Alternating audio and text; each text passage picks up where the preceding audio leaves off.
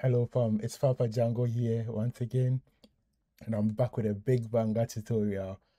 Okay, so I've been away for a while, and I'm back with a new tutorial for you guys. Today we are going to build a podcast app, something like a Google podcast or an Apple podcast. Yeah, this time around we are not going to use Django. It's going to be a pretty new React framework, which is already popular. You're going to be using Remix for this. So we'll be building a Remix clone of um, clone of Google Podcasts or Apple Podcasts. Okay. So this is how it looks like. So the design is very simple and plain. So you come here, you click, and let's pick this one over here. Let's try to play this one. So you see it plays automatically for you. You can see forward. Teaching club. We will do that with the health department with 6 months in C and really to decline. Pre-morbidly, he was a new one. Just switch. Yeah, so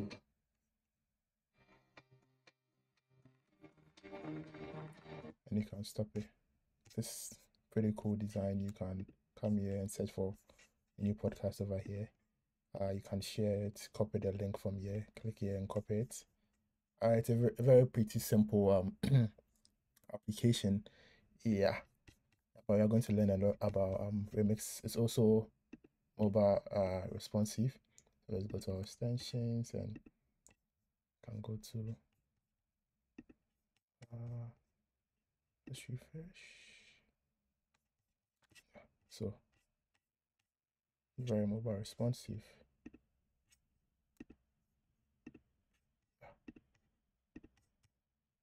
You can go to the index right and see how it looks like from there. All right, so you click on it. You can look for something this. Yeah, and you can see pretty much everything, just as you would have gotten it from Apple Podcast or Google Podcast. All right, so yeah, let's jump into it and build something cool. All right, so before we start coding, I have to give a bit of a disclaimer. So application that you just saw was the whole idea was not for me. I saw it from a very beautiful website, and I decided to rebuild it. So it's called pod.link. There's the pod.link. There's the original website. I try to build it as close as possible. Same idea.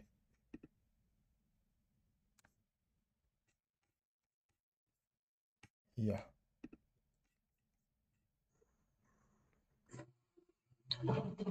Hi guys, yeah. So this is the original application or the original website. Yeah. So in case if you want to check them out, That's why I listen to most of my podcasts. They're pretty good. All right, so now let's jump into coding. All right, so before we go ahead, I'm going to provide you some boilerplate code. It's not a lot. It's just so that we just cut some of the process of starting up the remix code, putting in Tailwind, because we'll be using Tailwind for this application. Yeah, so when you come to this repo, which I'm going to provide a link in the description section below.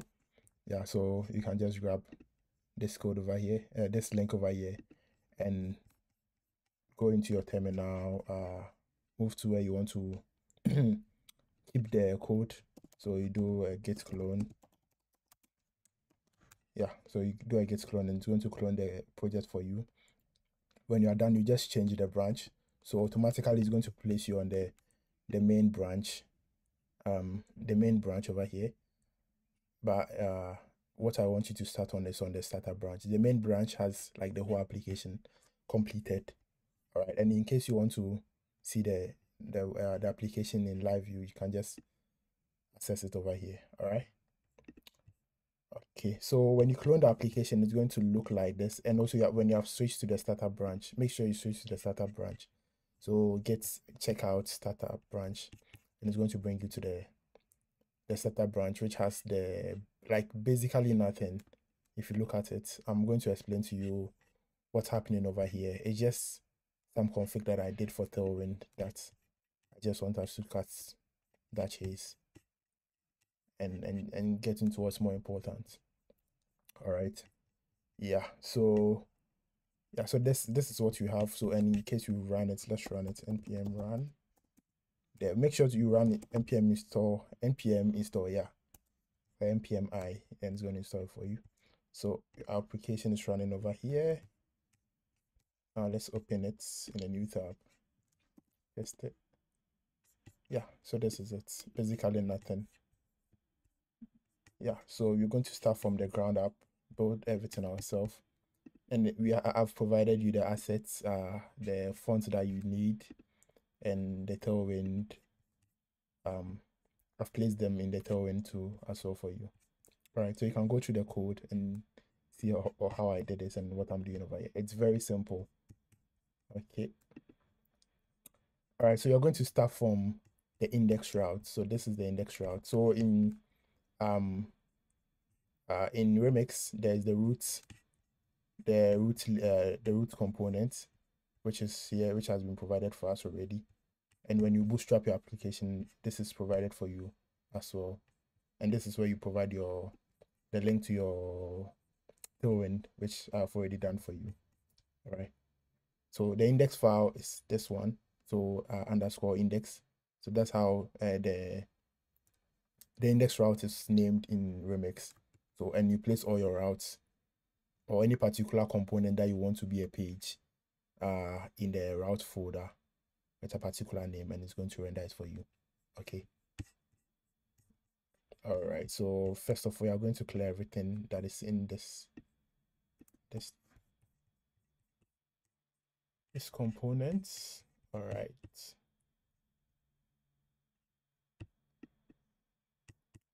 Yeah, let's clear everything out.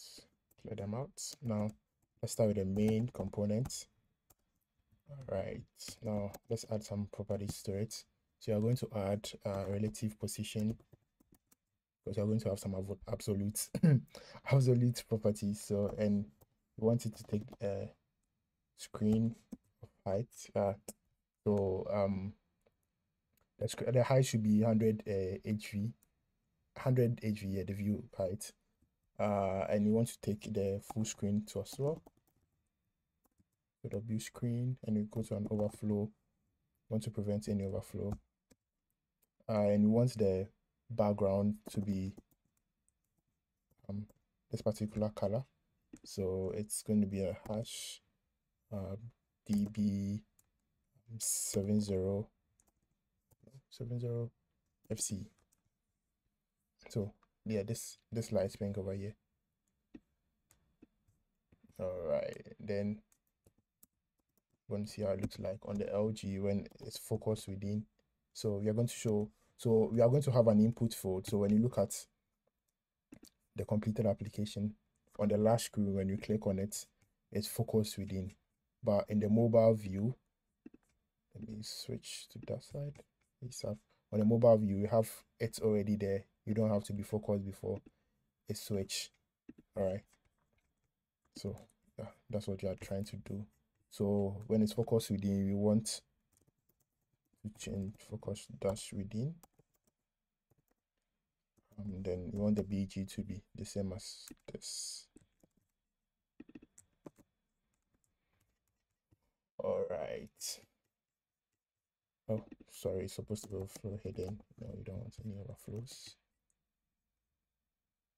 All right, then we are done. So this is how we are looking so far. Yeah, nothing. All right, now let's go on. Okay, the next thing that we need is our nav bar. We had this nav bar over here, this simple nav bar. All right, so let's do that. Div, you can probably take it, let's just keep it. So you're going to have a div that's going to have our nav bar. So let's change this to a nav, not div. Then you have a class name of that, and we are going to give it some, we're just going to use a normal text for that. So it's going to be called pod link,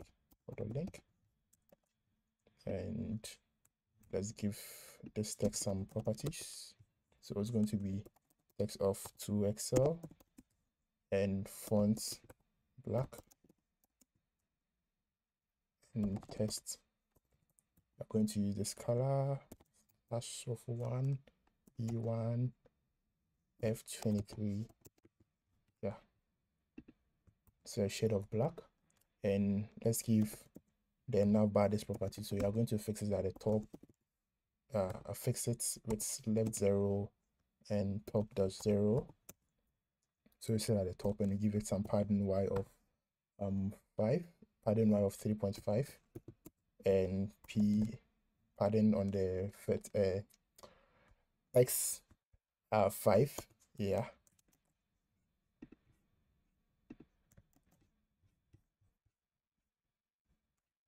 Okay, there's no prettier setup, but we are okay. So that's how it looks like now. Very simple, very easy. All right, now let's move ahead. Now let's move to the main content, which is where we have the share podcast and this input field. All right, let's do this. So we are going to have a div over there, and the div is going to have a class of margin top of 14, and we want you to take the full height, and we want it on the LG, on the large screens, we want the height to be ortho. I'm going to explain to you why we added that.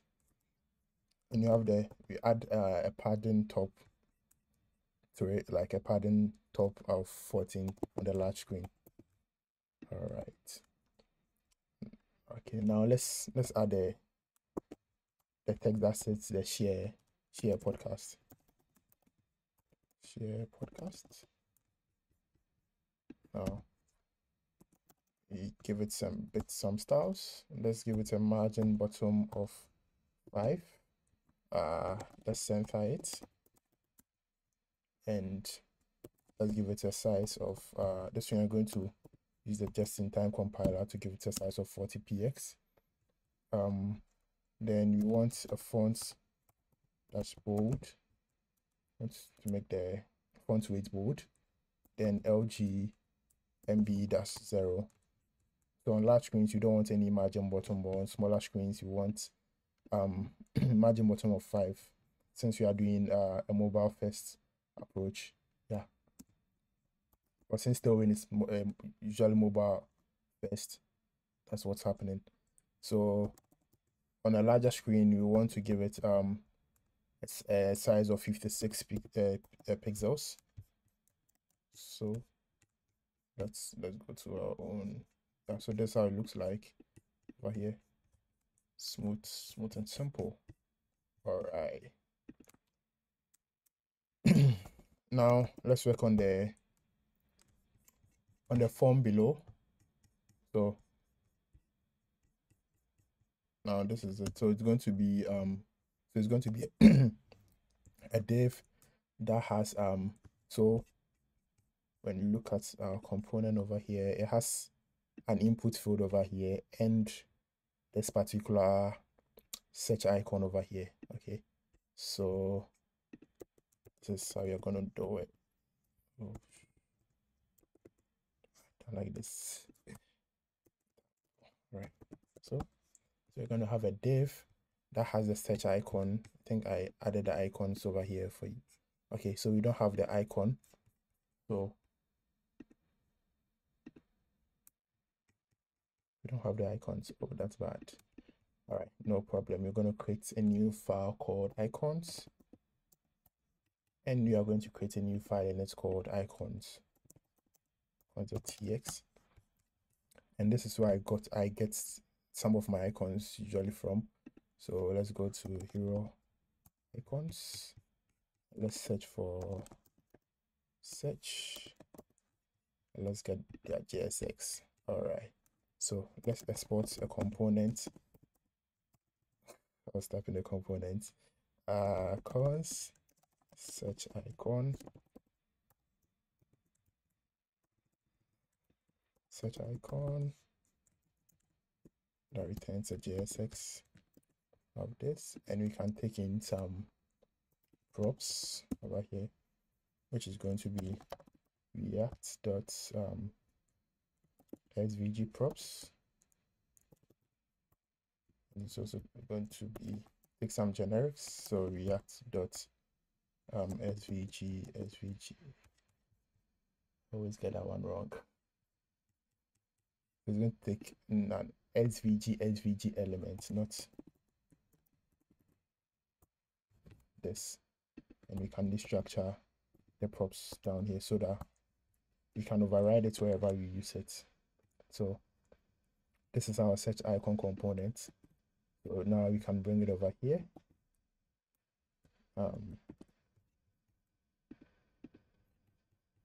Search icon.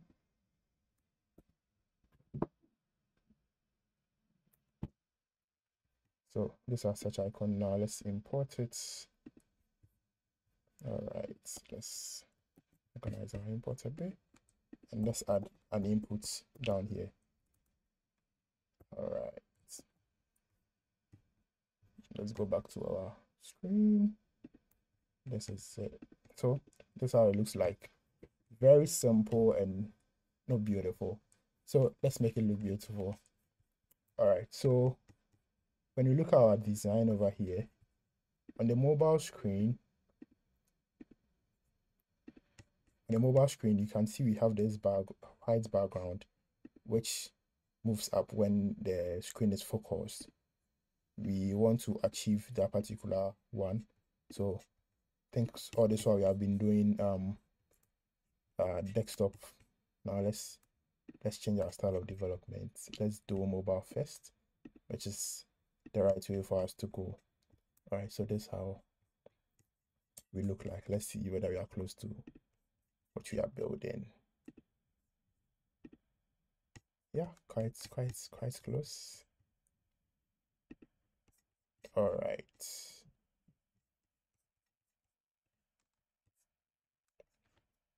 So first we are going to provide a height.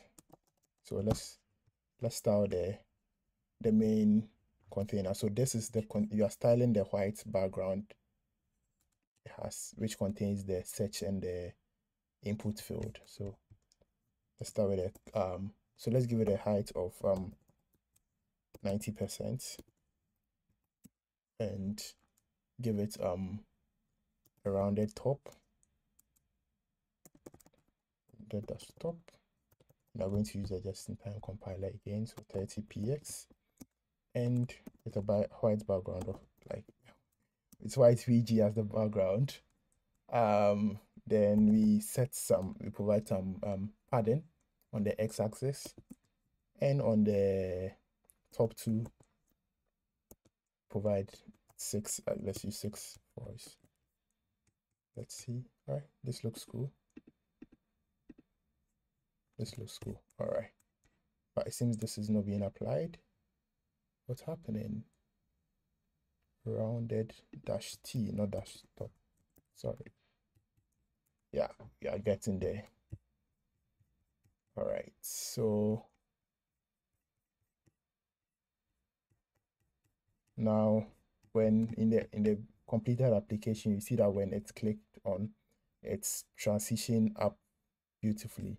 All right, I'm going to do that by providing the transition dash all property so that we're able to achieve that.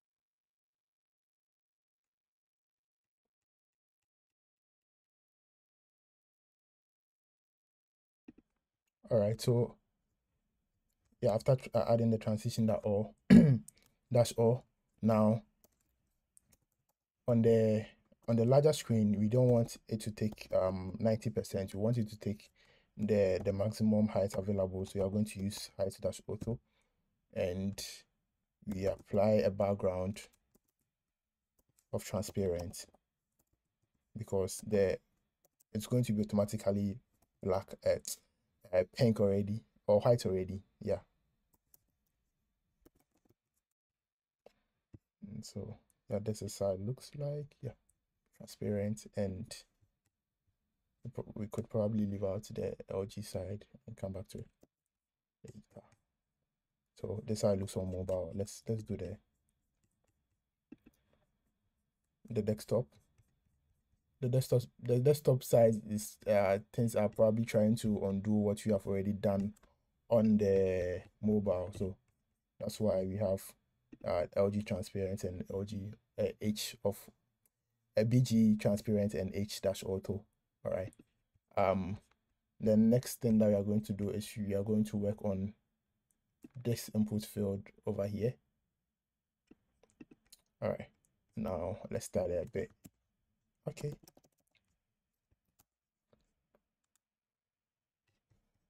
Okay. All right. So now you're going to have, we want to center this in the middle over here. So first you are going to use margin X of auto, and it's still not moved. All right. Now let's give it flex and give it a max width, so that even on very large screens it still looks beautiful and centered. So 928 px, and we have an items that's center. So it's centered now, but we inspect, see this how long it's going. All right, so let's go on. So let's give it a gap. Let's put some gap between it. So gap of 4 and rounded dash 4. You see the roundedness soon. So now let's put a border dash 2, and give the border some color. We're going to be using the same color over here. All right, so this is how it looks like. We are getting there. Let's go on. Now let's give it a padding X of 3 and a padding Y of 2, and focus within. We change the background to dash white, and on large screens we want to increase the padding a little bit, so we use padding of X of 4 and large screen of padding of X, padding of Y 3. All right, so see we get in there. Small steps. Let's go on. All right, now let's start this input folder build a bit. This guy is already looking a bit good, but we still have to style it more. So we'll be back to it. Now let's come here. Class name. So we want it to take the full width available, and the text in it, we want to be text LG, and we want it not to have that outline, this bluish outline when it selected it has. So we want to remove it, outline dash none, and the placeholder, we want to start the placeholder a bit. So currently we don't have any placeholder in there, so let's put in a placeholder that says search for podcast. All right, so let's start there. So for the placeholders, you want it to have a text size of base, and the placeholder should also have a font weight of 10.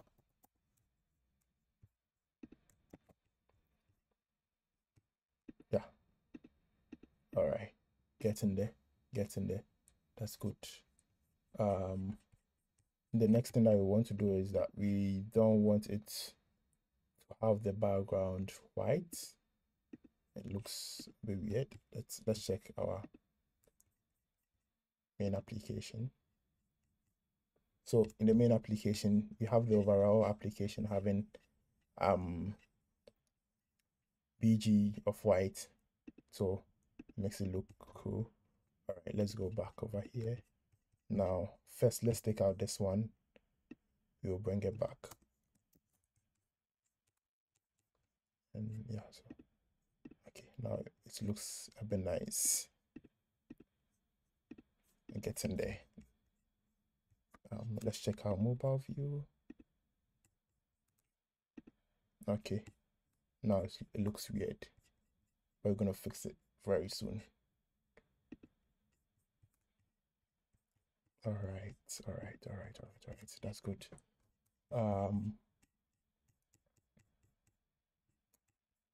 Let's finish with just the templates. Then we come and fix the functionality. As in pushing up the design app, pushing up the sidebar app on the mobile, pushing up this thing up on the mobile, and also fixing up the issues with the background as well. Okay, so just follow along. All right, now let's put in the footer at the bottom. Okay, so it's going to be a div. That's going to be so that's going to be a div. You can, let's just make it a footer. Let's follow the HTML semantics. All right, so now we have an icon over here. When you check it, it's an icon, this icon over here. Yeah, so let's bring in this icon.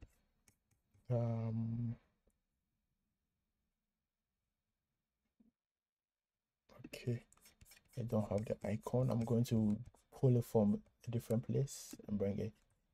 I'm going to make sure I add all the icons that you're going to need in the starter file so that you don't have to copy it up and down. Okay, so yeah, so I bring in the footer component. So this is how it looks like, and the footer icon, sorry, footer icon. So let's put in the footer icon here.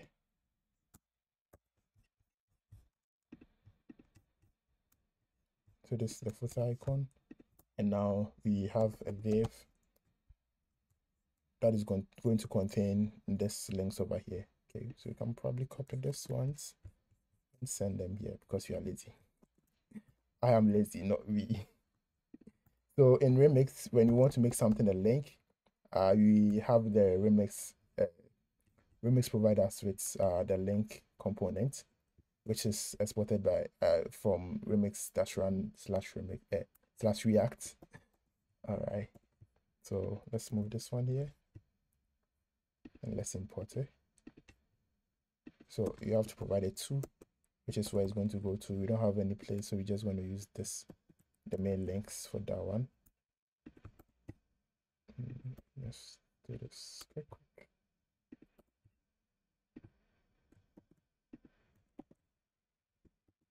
Same for all of them.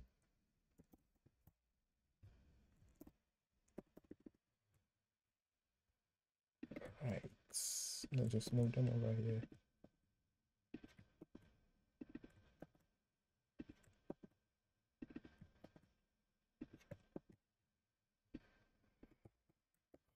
All right, so let's go to our application.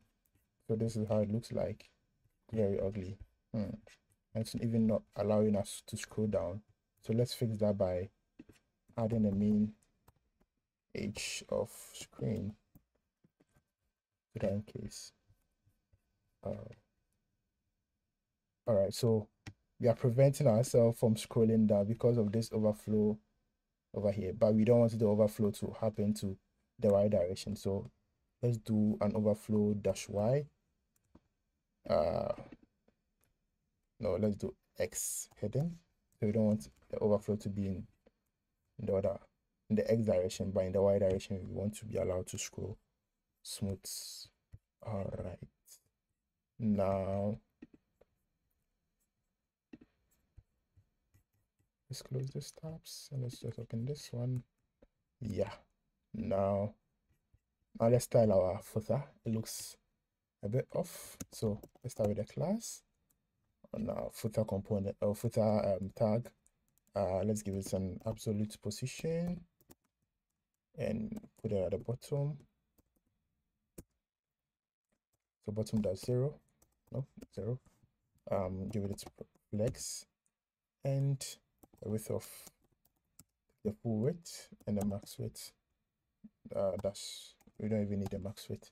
So flex, we want to give it a flex direction of column and a justify content of center, and we give it a padding bottom of 10. Yeah, so still big, very big. Okay, now let's style our icon a bit. So let's give it a margin of X of ortho and give it some width. So the width is going to be 70 px or 70 pixels, and on large screens you want it to be 100 pixels. Okay, so now we are almost close to that. Now this one is in the center, this one's a bit off. Let's move them to the middle. Okay, so let's use a flex over here and give it a margin top of 2, and let's use justify center and provide a gap of 3. Then we want to change the font weight to font-10. Beautiful, right? Okay, we're getting there. Okay, let's check on it on our smaller screens first. So yeah, looking nice. All right, now let's put in the aesthetics. On the desktop screen we are almost done, but on the mobile screen we have a lot to do. So let's change to the mobile view. Now we want to keep track of this focus, knowing whether the user is focused in this particular input and having some functionality or animations being done. So first we are going to keep a state of that. So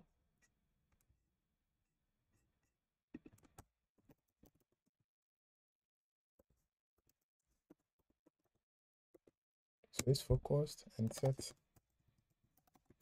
is focused. We are going to use that with states. It's going to be false. So by default, it's going to be false. And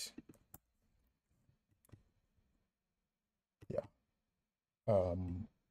Now we are going to use this is focused to turn on the BG. So we previously I made us remove this style over here. So now let's bring it back again. Let's put the BG back again. All right. But now we are going to use it to give the background of white when it's on a larger screen. Okay, when it's it's not focused. Okay. All right, let me do it and explain it to you. So let's change this one to templates. Oh, did it in the wrong way. And this, yeah. So here I'm going to add a string interpolation and check if it's focused. If it is if the focus is false, then we want you to add this style called LG BG-white. So when it is not focused and it's on a bigger screen, we want the background to be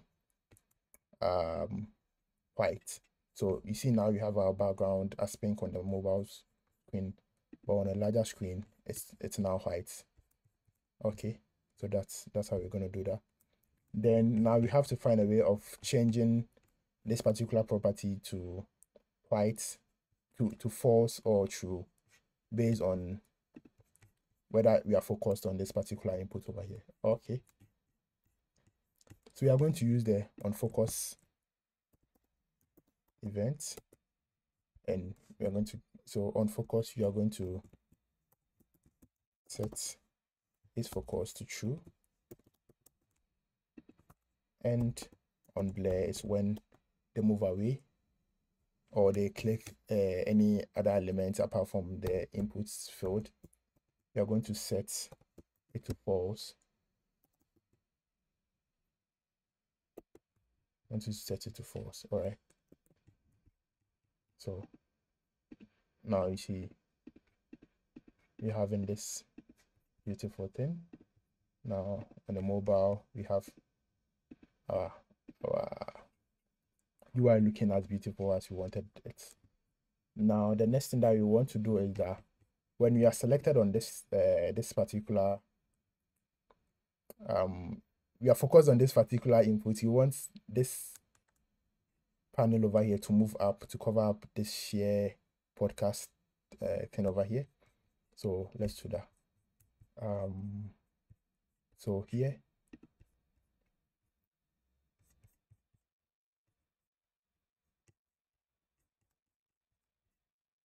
all right, so on this particular div, we are going to also do the same thing over here. Wrap it,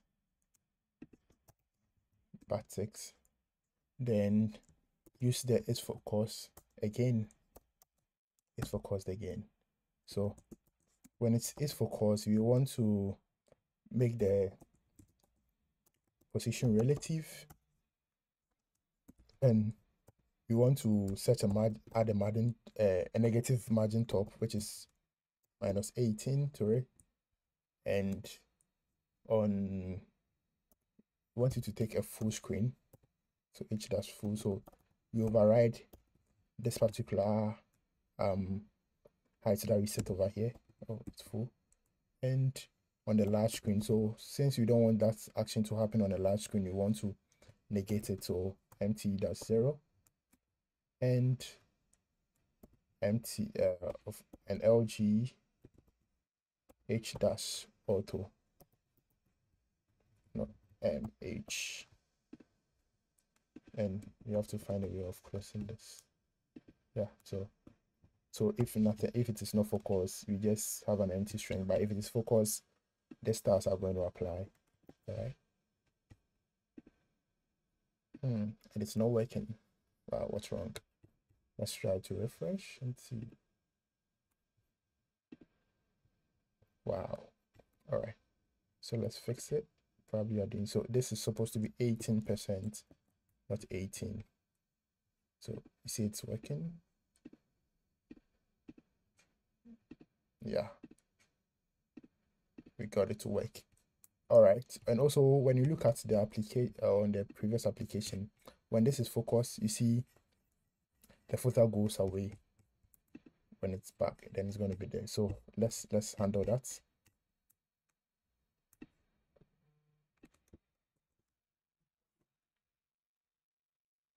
So let's use isFocus. So if it is not focused, then we want to show the footer. So when it's footer, then it goes out. Sorry, this is the old application. So this is the beautiful. Yeah. All right. Same for the mobile.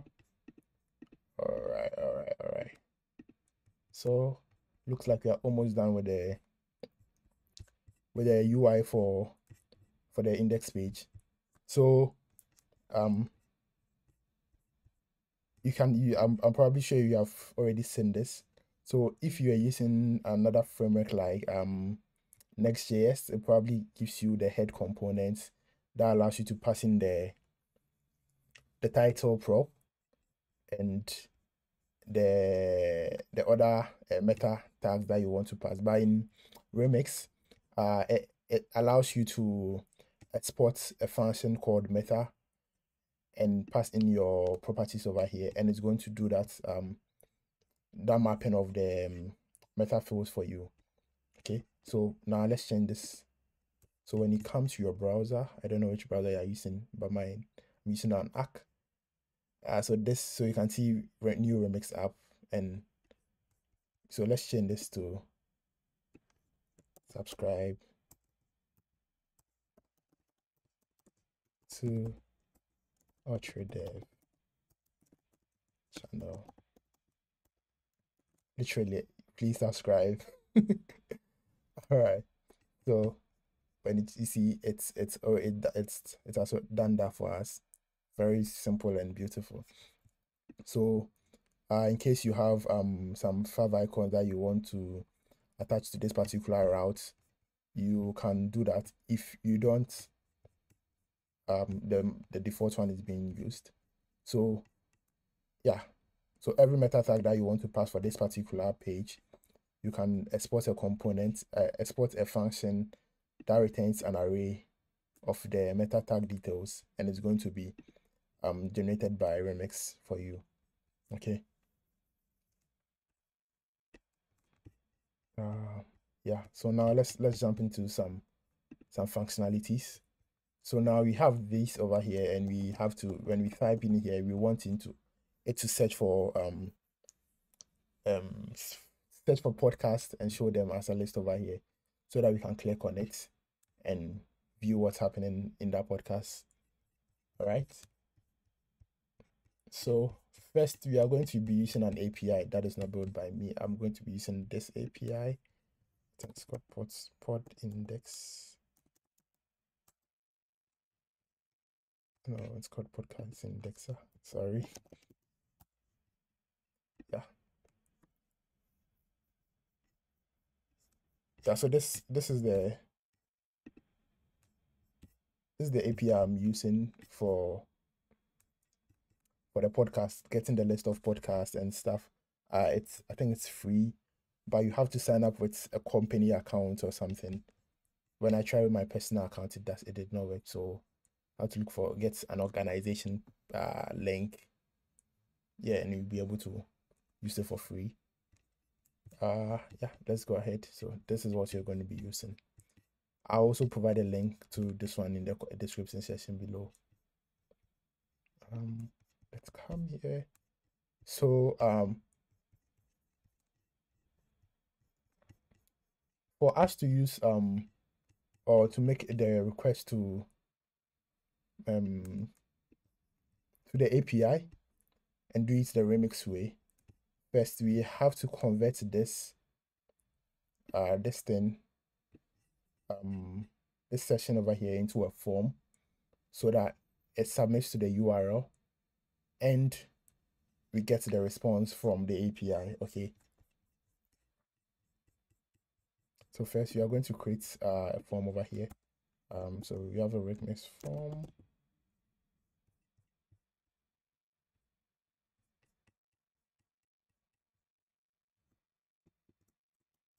So Remix provides you with this particular form already. So you can import it from Remix Randers React. All right, I'm going to show you what it does.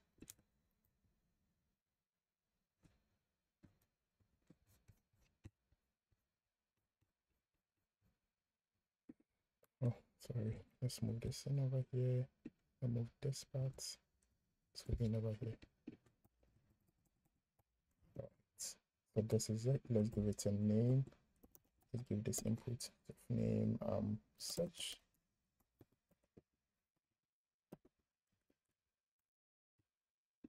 Now let's try to search for something. So you see it submits to the URL, just like how the native browser would have done. Yeah, so that's exactly what's happening. And it has an implicit method of get. Okay, so let's continue. So first you're going to create a loader. So in Remix, there are two very key functions on a particular route, which is called the loader and the mutation and the action. So the loaders are used for getting information, and the actions are used to perform a particular action. That's why I said mutation. So how, like, just as mutation works. So when you want to do a delete, you want to do a post, you want to do an update. Now you're probably going to be using a mutation. And when you are doing something like a get, you'll be doing most of it with a loader. Okay. So first you're going to create a loader and use it to make the request to the API. All right.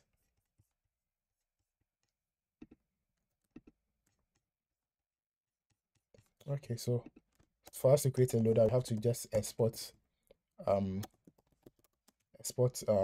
function called loader. So called async function loader. No, not config. Yeah, and it passes us some arguments by default. So called loader function arg has been imported for us. And from it, you are going to take the request. So from the request, you can get the URL. So just as I said, it submits the information. So whatever we type over here is being submitted to the URL over here. And from this URL, we can get what's the individual typed into the list. All right. So let's get const URL is equal to new URL and you pass in request the URL. Okay, so now we have a URL. We have the URL. Now we want to get the search param from it.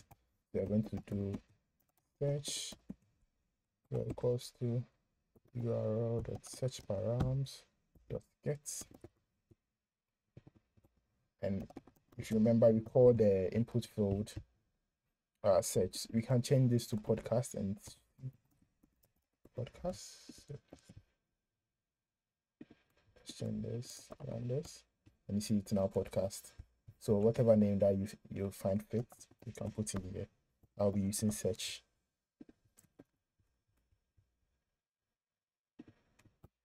So now you'll be getting that over here. So let's do a console log. Who does not like a console log?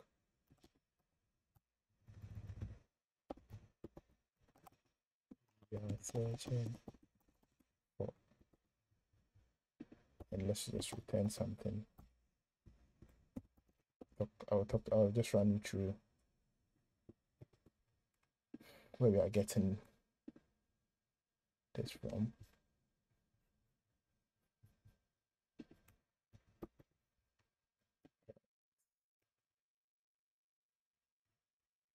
Now let's come here, type in something.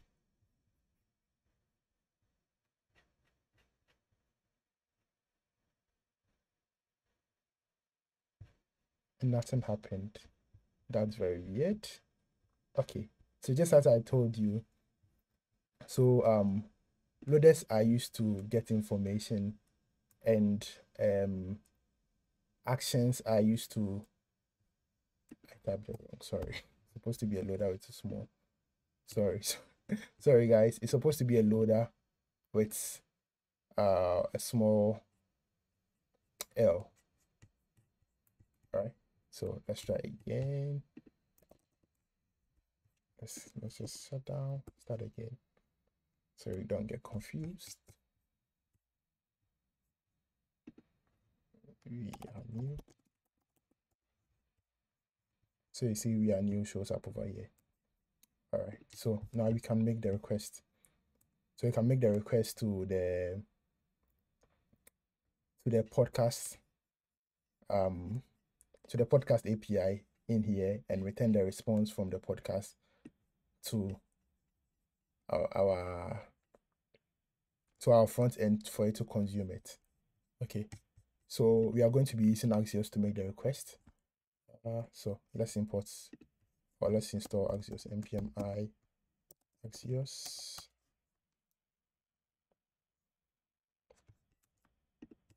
All right. So now we need to, so looking at the API, let's go to the API. So when you go to the API and you go to search for podcast by title, or just, so it has some authentication. So these are the things that it needs: the API key, it needs the API user ID, and it needs an auth ID, an auth date, an auth date. So we need to find a way of generating that on every request, and also attaching this particular auth key, and has a last one, which you have to use a SHA-1 algorithm to hash your API key, your API secret, and the Unix time. Okay, so we are going to write an Axios interceptor to do that for us. Okay, so let's create a new folder called utils, and in here we are going to create a new file called http://ts, not tys.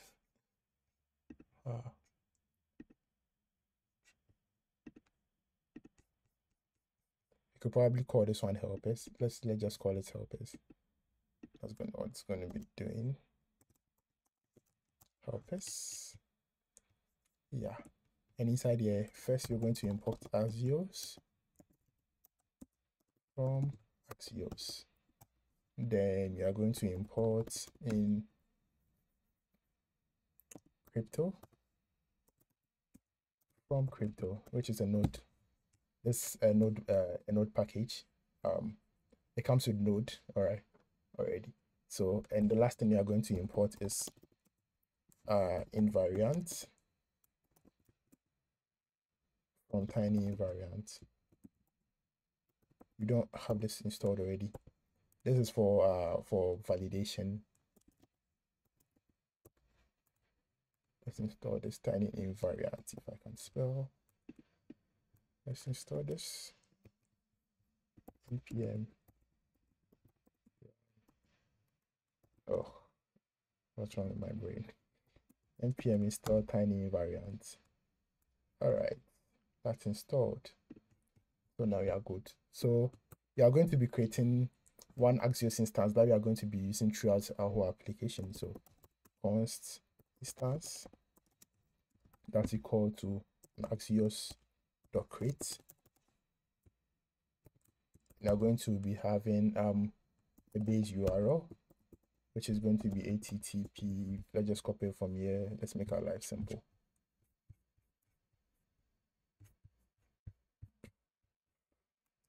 So here's the base URL.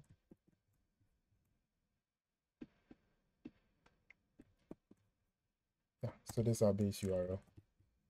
Yeah, I'm going to pause for a while for you to type it in, or you can pause the video to type in it in, or you can copy it from the website.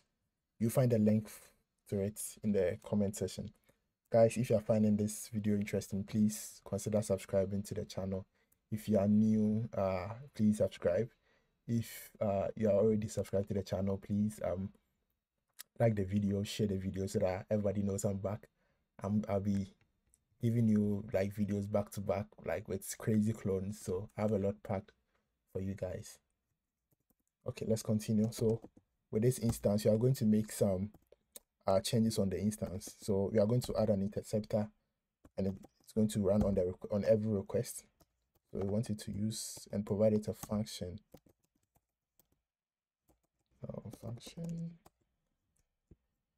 Function takes in a config. All right, so here we want to check some things. So we are going to be using invariants to check if process.env.authkey.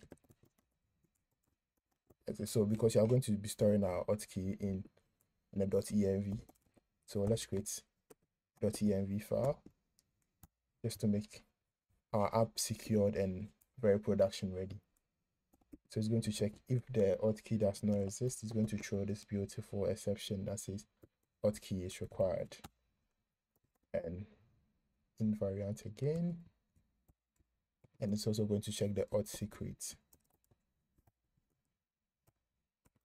sorry, process. Beautiful. Now it seems we are getting something wrong over here. It says function.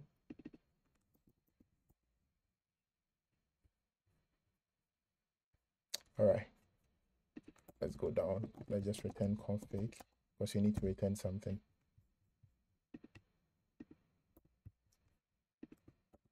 All right, now first we need to work on the time bit. So we need to provide a time in an epoch time. So I don't know if you know about epoch time. So epoch time.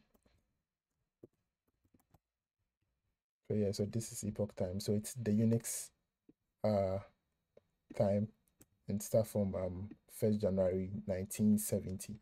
So it's a Unix time representation. That's widely used in computing. So that's how the API expects us to provide a time. So we're going to generate the time over here. So const epoch time. That's going to be a mat.floor of date.now. So date.now gives us the epoch time, but it's at the milliseconds, which we do not need. So we have to chop up the milliseconds bit by dividing it by 1000. Then we now set our key. So we have to and I showed you over here that it needs us to provide the API key, the authorization header as a SHA-1 of the API key plus the API secret plus the Unix time. So that's what you're going to do over here. So you're going to do the process .env.hotkey. No, not hotkey. Hotkey plus process env plus the secret key, and lastly the epoch time. All right, now we need to send it to SHA-1. Let's check what's the meaning of SHA-1 before we go ahead. This is what we use for the epoch time. So the SHA-1 algorithm. So it's a hashing algorithm. So yeah, this is the meaning of it. You can read more on it. Let's continue. Let's continue with our code. We have auth and we have crypto. So crypto.create a hash, and we provide the algorithm that I want to use. We want to use the SHA-1, and we update by providing the key that we want to use. And now we want it to digest it into a hex for us. Okay, so now we can set. No, we want to set it. We want to set the config headers .set. So every request that is going to go out is going to have these keys automatically generated every time here, and this is going to be attached to the header. So the header for the x dash auth dash key is supposed to be small letters. Key. If I can type, that's going to be the process. You could keep this in a variable, and instead of having to type it all over again, that's annoying.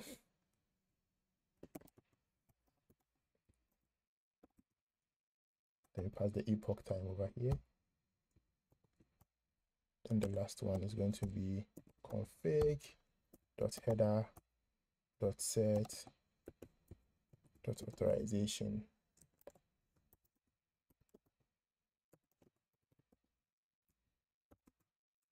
Then we set auth over here.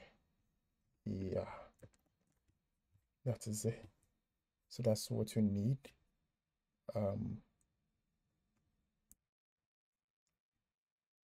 Yeah, the last thing that we need is a function that is going to handle errors which when it happens.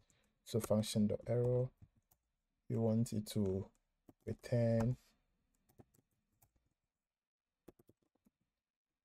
a promise dot reject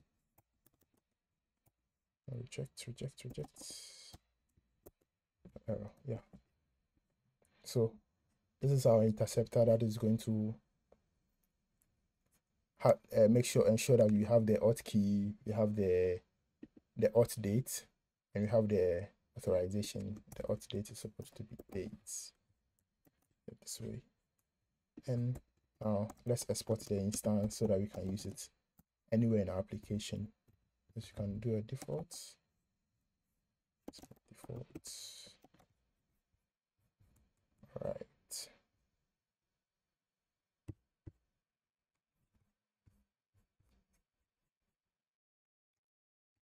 Now after this setup, let's go back to our loader and now use this our HTTP instance that we have created for Remixjs. Right. So now here I'm going to wrap our code in a try catch. So first you're going to only search if search dot length. Oh, if I can spell search dot length greater than 0. Then we go ahead to perform this try catch. This is already truthy, so if there's search if search contains anything, then we are going to perform the search. If it does not contain nothing, we are just going to return a default response podcast of an empty array. All right, so over here now you're going to make a request to the API. So let's call this response as equal to an await, and you're going to use our HTTP package that we created. So let's import that. Import HTTP from tilde. So in Remix, the tilde point to the app directory. So tilde, then we go to our helpers, go to HTTP. All right. Now, so we want to make a GET request, and we are making it to this endpoint. So it's going to be to search search / by term. Then you pass in a query like a queue like this. All right, so this is what you need. This is the endpoint you are trying to hit. So when the response comes, you are going to get it from podcast. So podcasts is equal to response dot data. All right. Let's handle an error instance. Let's say we have a network error. Let's just console log the error. You can do better error handling over here. All right. So if I can spell response, oh my bad. Yeah, so response.data. So but if you check from the API, if I open it, podcaster. Yeah, so if you check the API, so we are using this particular one, search by term. So it returns as an array. So if you check the response, it's going to return as an array of feed, and the feed is what contains the podcast details. You are going to pick some few stuff from there and return it to the front end. Okay, so so we have the feed, so we can do feeds.map so that we can take some properties from the list that is being returned to us. And you are going to return an object. So we take the feed, the ID, which is the feed.id. Oh, feed.id. Then we're going to take the title, feed.title. Then we take the author. So feed.author. All these properties are over here.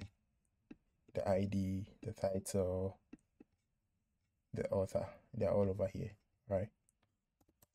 Then the last one is the image. You're going to return an image, which is going to be feed.image. All right.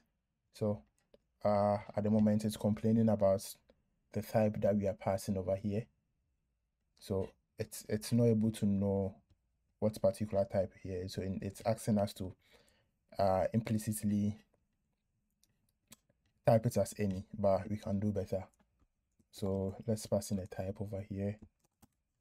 And since you know you are going to have feeds over here, which is going to be an array of the things that we are going to need, let's just keep that simple as possible. So string, you could also put this type somewhere in a different file and just import it, but let's keep it simple. String and image, so string, you are expecting an array of it, and our issues go away. So over here you can return. So even more better, we can create a constant over here called podcast and store it to an array and reassign it down here.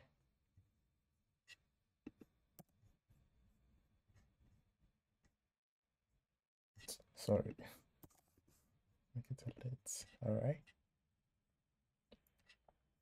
now let's back podcast over here.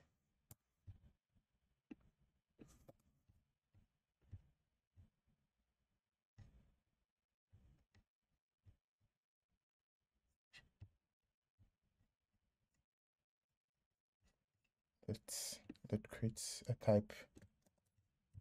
So we can create a type over here. Let's create an interface that says iPodcast. Just provided this detail so that we can use it in multiple places instead of having to type it all around. And we can use it here too as well. Now TypeScript is happy, we are also happy. All right, now we make the request. So let's put some console log over here. Podcast put 0. Let's just take the first item in the podcast. All right, so now let's go back to our application. Where do my tabs go to? Oh.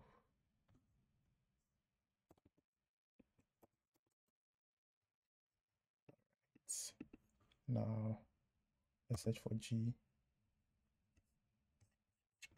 I hope it works. I hope we're supposed to submit it. And we are getting some errors down here. Okay, so we're having some issues that's saying that tiny it's the API keys and stuff. All right, I'm going to bring in my API keys.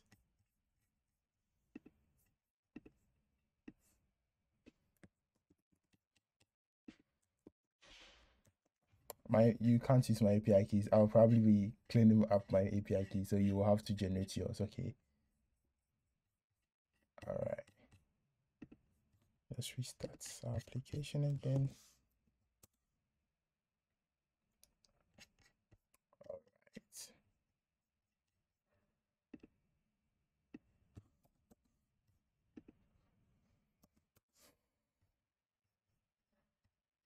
right. We are getting an issue. Sets loader cannot you define a loader in routing that returns nothing. All right, let's look at it again. So this is our loader. Let's always return something. So where is the issue coming from?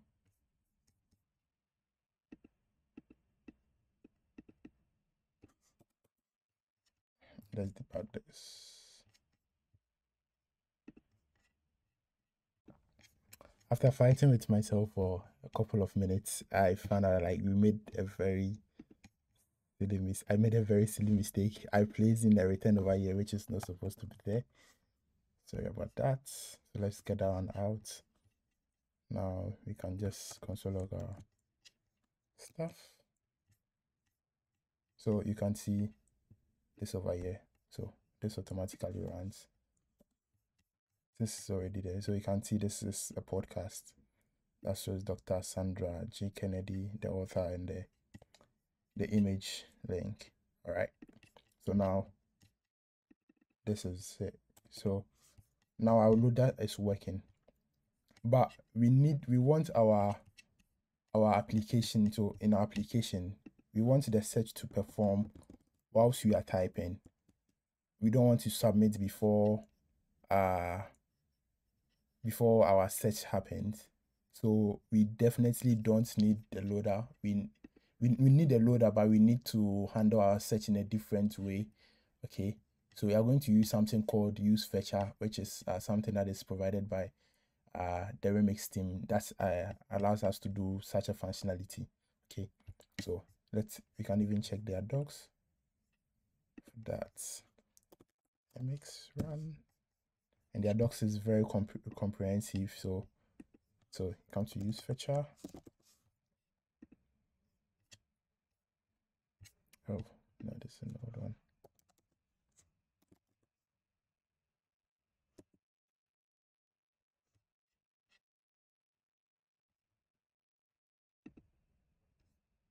So yeah.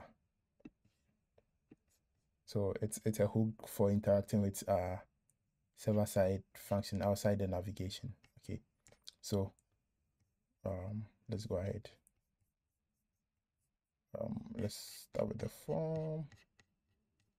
So first you are going to create the use fetcher hook. So let's call it search. Then use the use fetcher hook.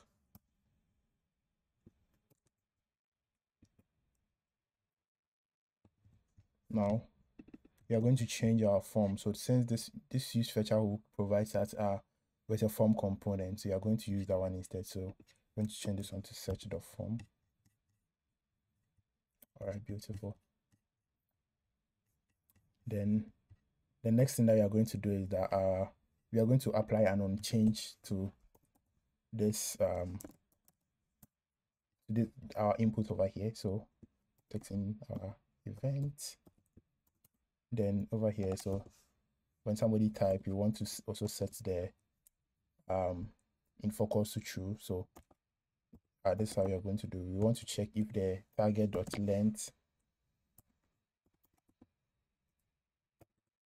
target.value.length, sorry, length is greater than 0, then just set it to the focus state to true, and also search just submit.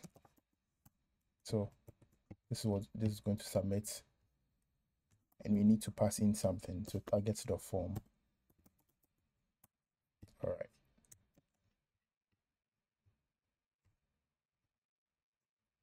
Okay.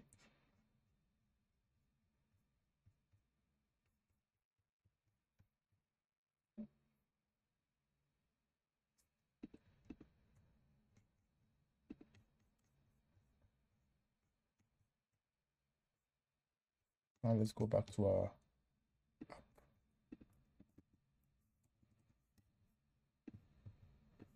Calculate this.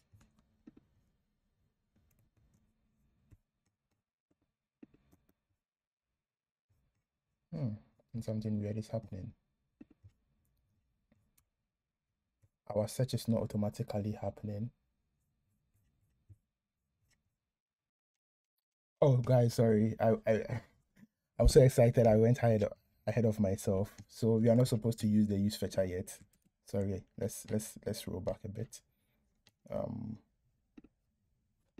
Let's roll back. Let's hold on this course. So now, for us to have access to the data that the loader is which is happening in the loader in our component, we have to use something in Remix called the use loader. So use loader data. Then we pass in type of our loader. All right, so this is going to give us the type. Are we getting an error? Okay.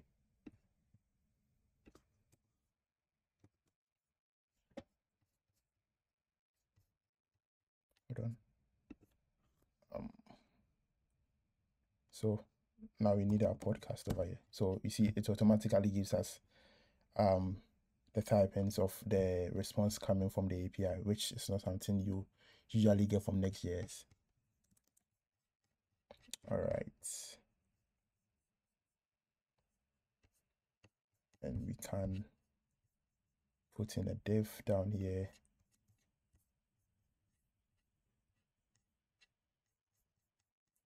Can put in a div down here. Let's say a div that has let's say a class of let's just do it this way. So we can just map our podcast map, then put which one is podcast. There's some JSX over here. Let's do a div that contains piece of the podcast title, and another one that contains the podcast author.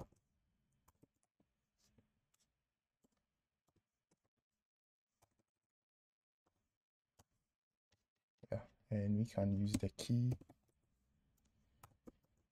You have to always provide a key when you are doing a map. So podcast.id.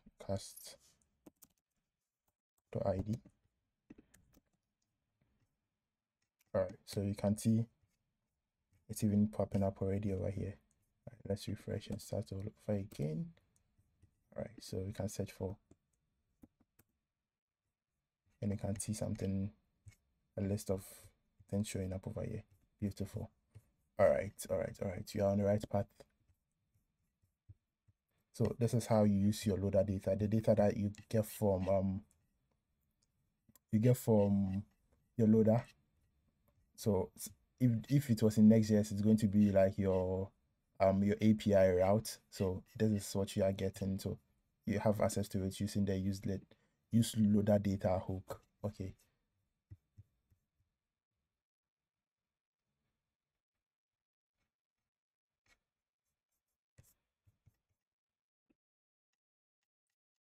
All right, so now we can see that we are getting some response so far from our API or from our loader.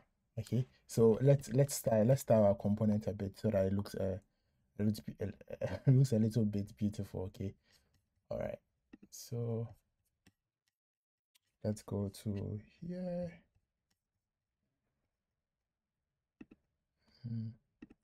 Let's move this bit in over here, and let's have this particular styles. So we're going to have margin X of ortho and have a max height of 90%. Let's do 90% and a max width of 298 again. A 928, sorry. All right, now let's go to an overflow off scroll, overflow, I can't spell, scroll, and a padding X of 2, padding Y of 5. And on a larger screen, you just want to have a padding all around of 10. All right. Now if you remember, we are bringing in some image, so we want to display the image as well. We just don't want to bring in stuff that you're not going to use.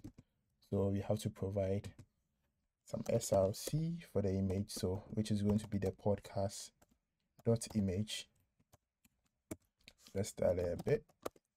It's going to have a width of 60 pixels, and we are going to leave the height so that it scales on its own. All right, rounded. Let's apply some roundness to the borders and add LG. So on a larger screen, you want to increase the size a bit to 80 pixels. All right. It's also important to add some alt text for accessibility. Let's just call it banner. All right. For the main components, let's add this particular styles. Let's flex it so that they sit side by side in items of center. No. Then the center. And a gap of 4. And now we want to we want to change these ones to length so that when they are clicked, and also as well as the image, when they are clicked, it sends them to the different page or the detail page, more specific. So let's move this over here. Let's say 2. Let's just do this to style it well. Data.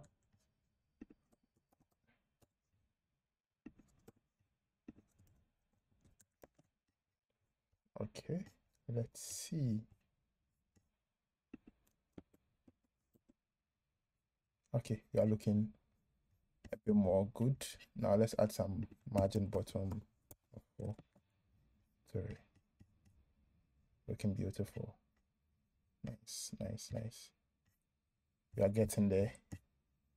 And when you click on it, it returns to the index route. All right. Now so in the main application, you find out that while they are typing, the search is happening. Okay, so there are 2 main ways of doing that.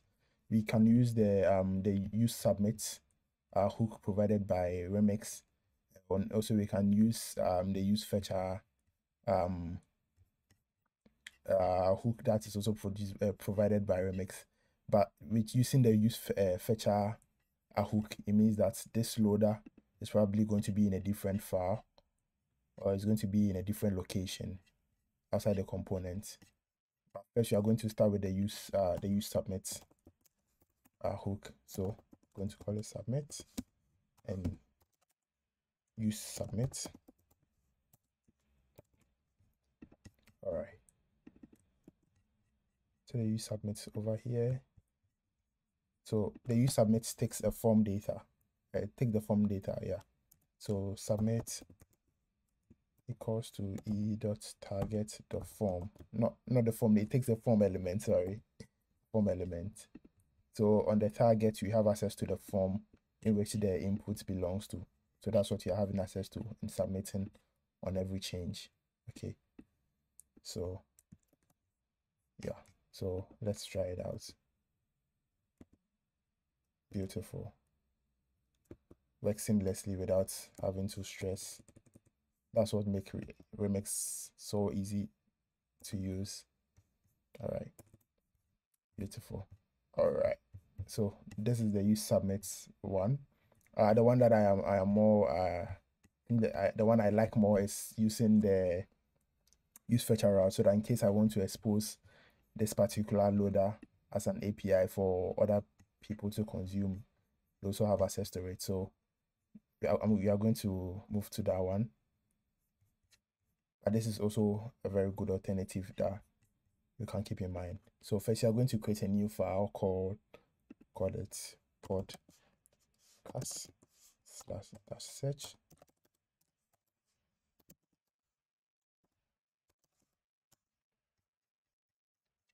CSX is fine, and you're just going to export function called loader.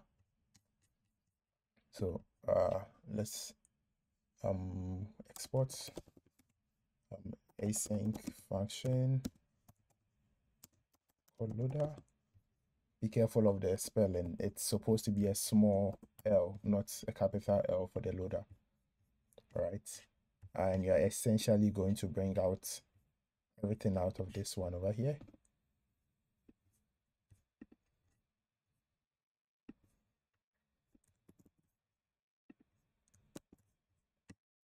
All right, it also has the type of the loader function args, and we have the request over here, the structure, the request out of it.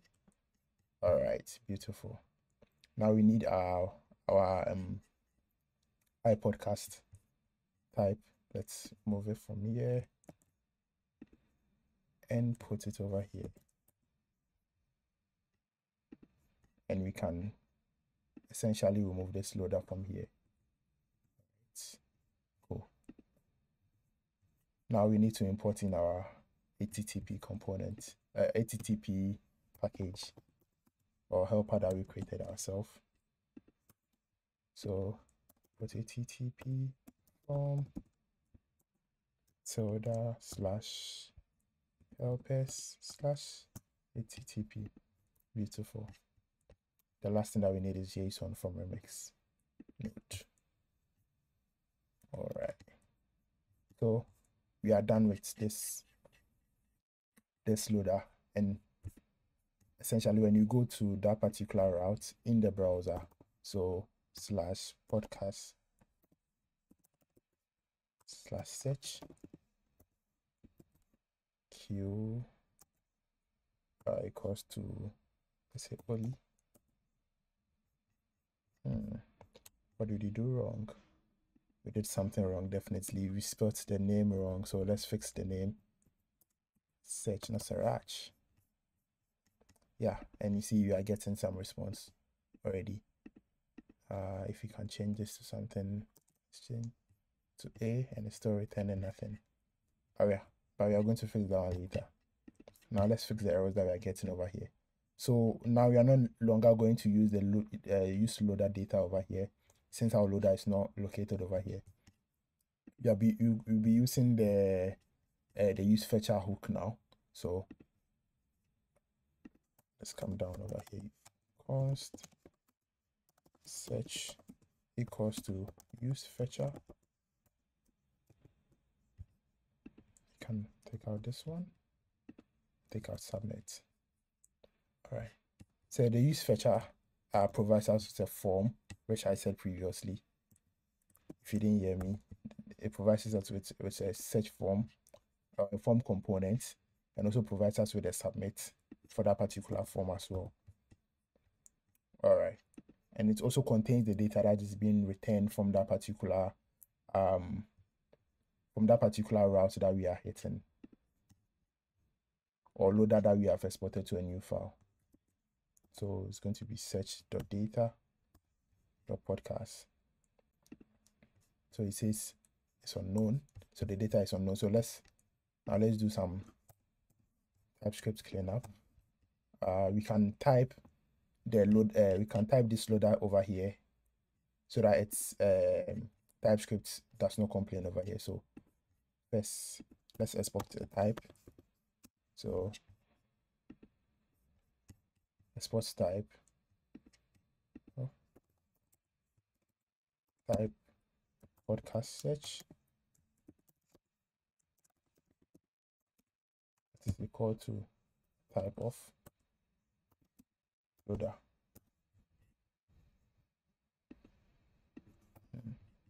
Type of loader. Now we can use our podcasts. We can type our use fetcher effectively with that one.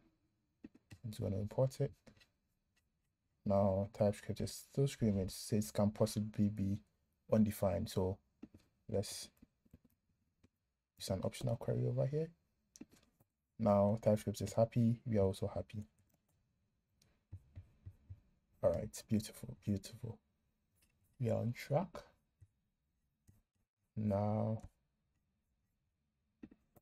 let's see why this is not working.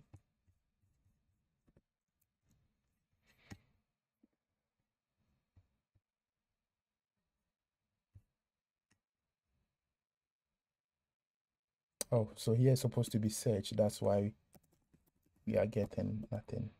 So you can see it's working as an API. Simple and smooth.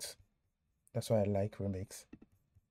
All right. So now let's go back to our main application. We effectively took out our loader. So let's clean up a bit.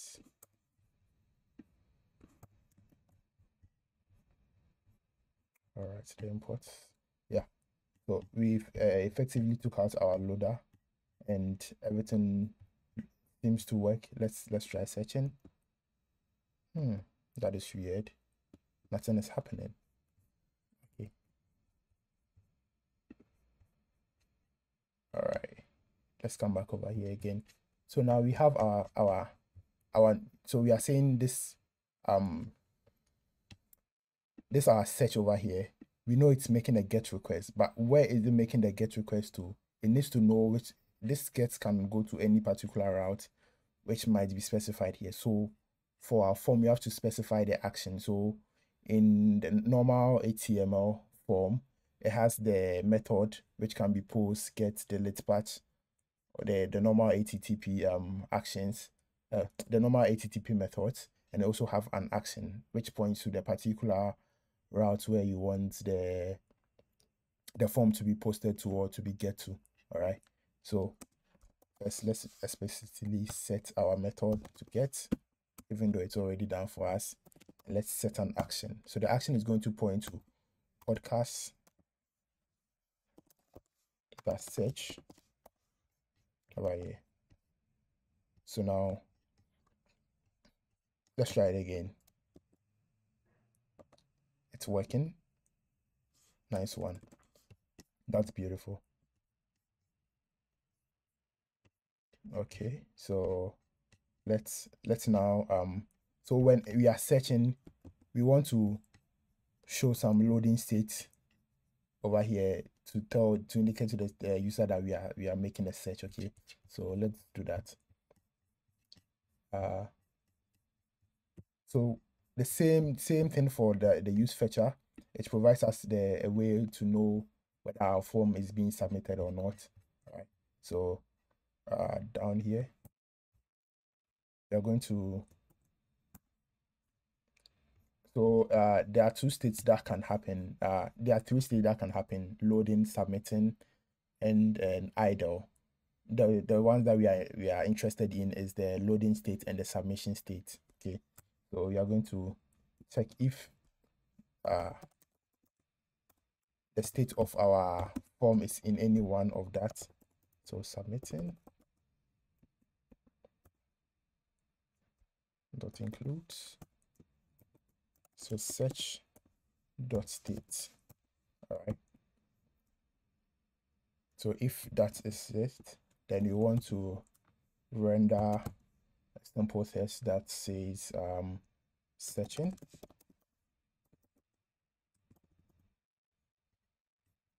Now let's start it a bit. So let's put in the middle, x-center, and margin top of 3, and the last thing that we want to do is we want to move up this one so that it only shows when we are not searching. All right. Yeah, it looks good. Let's take out this search and let's start all over again. So you see the search came and it went away. Beautiful. Very simple. No need for a lot of necessary packages from NPM. All this been handled for us by Remix, right? So I think we are almost done with. We're almost done with what's the name? the index screen.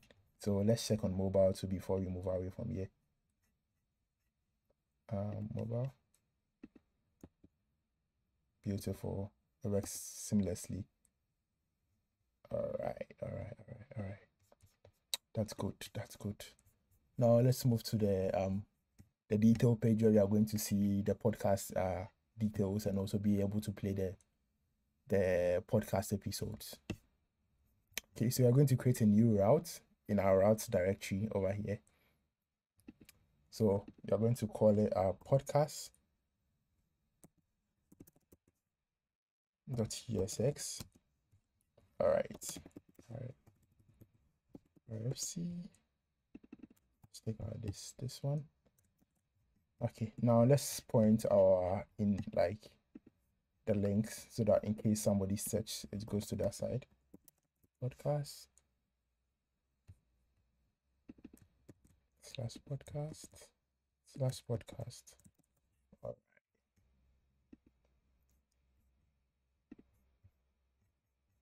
So what you want to happen is that when somebody click on the podcast, we want it to redirect it to this podcast link, but we also want to take the podcast ID as well.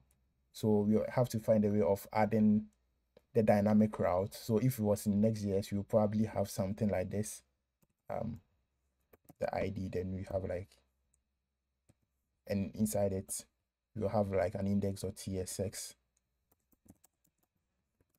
something like this, where we have a section of the route that's dynamic, right? But in Remix, we don't have that square brackets. We have a different one, which is more beautiful. So it's going to be podcast dot $, because I like money, so $. I think that one's more nicer than the square brackets. Podcast ID, so the name of the param, so .txx. It's quite long. So this particular one is going to be the file. So let's say we had different routes. So let's say we have the main podcast. Let's say we have podcast spell podcast /ID1, and let's say we want to have another one that's podcast /ID1 divided by then I update.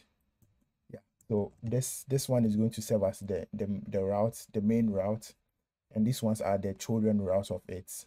Okay. All right.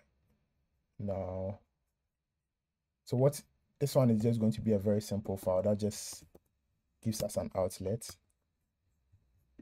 and the outlet is from remix.run, remix/run, remix/run/react. Sorry guys. Yeah, so that's it for this particular outlet. Then let's go to the main page. So let's first start with some design. All right, so RFC, let's name this as podcast details. All right, now you're going to have a main session. All right, now let's have a nav bar. You're going to have a nav bar. So when you check the old application, let me see if I can find it. Let me open a new one. So the old application, when you click on it, it has this nav bar over here that has from there you have the image here, and then you have the details as well. Okay, so let's start with the nav bar, then we come to this session. All right, nav bar. So we're going to have a class of fixed. So fix it to the top. They have a flex of take the full width, and items dot center, and justify between. All right, and give it a background of white, and padding on the x-axis of 4 and the y-axis of 4. So you can just do p-4. Right. Now for the main class itself, it has to have some classes to as well, or styling a bit. So flex, let it take the whole screen, and the main screen is supposed to be h-screen, and the flex direction, we want it to be column.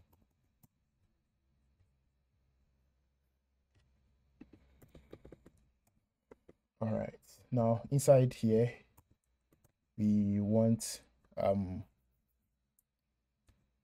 text, so pod link, and we want to show the ID of that particular podcast we are looking at over here, so which is going to be random. So let's just put something over here. We are going to change it later, and let's style it.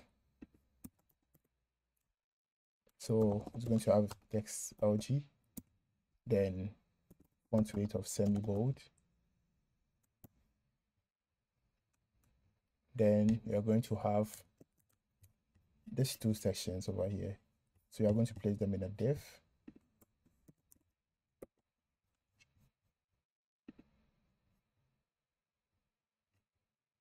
Going to place them in a div, and we need this share icon over here. So always hero icon first. So just come here, look for share or upload. I think it's upload. Yeah, so upload, and you just pick the JSX. All right, I'm gonna bring in my own form here, but first you're going to place them in a button.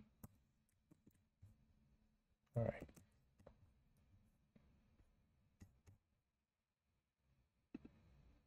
Uh, 400. Oh. Yeah. Let's just update our routes.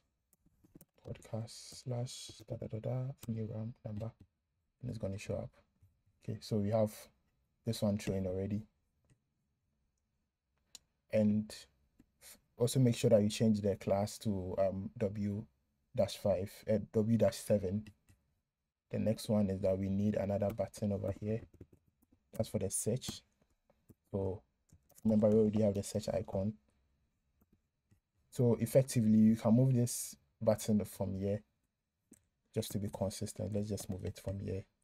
Let's put them in the icons folder. Spots, icons, share icon, call props, just react, just svg props, and text in svg elements, then pass in then we can destructure our props over here.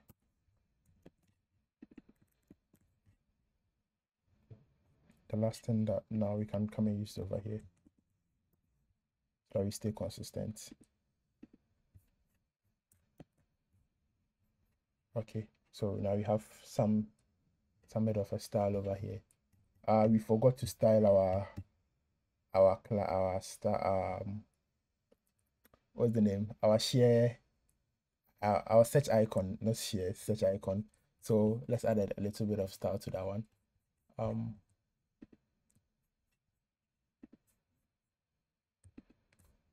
So we needed to have the color. So we just want to change the stroke color a bit. So the stroke color over here, you can change it to this DB70FC. Yeah, and you can increase the font, the stroke weight to 2.5, and we are good. Yeah, I think we should be good. And it's the same thing that's being used on the index route, so it fits in nicely. All right, so let's go ahead now. Yeah, Now we want to flex these two over here and give them a gap of 4 or a gap of 3. So okay, so there's a bit of space in there.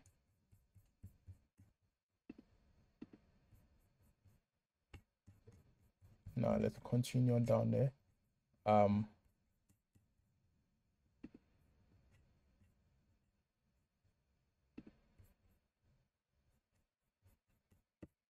Now we want to do the main section down here. Okay, so let's have, so outside our nav bar, let's have a div that has a class name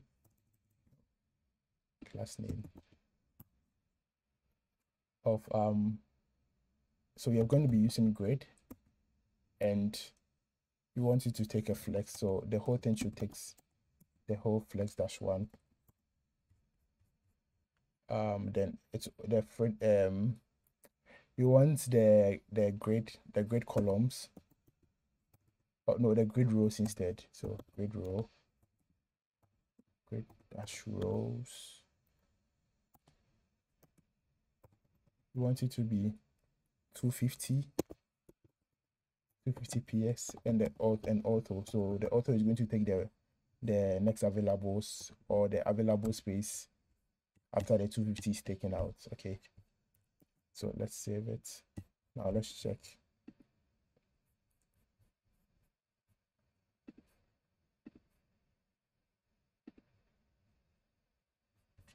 what's happening.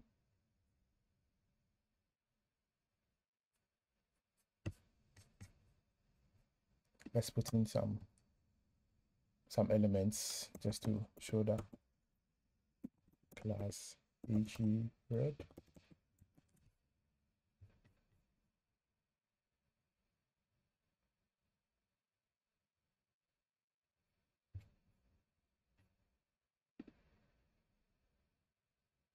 Oh, PG dash red 500, sorry. All right, so we have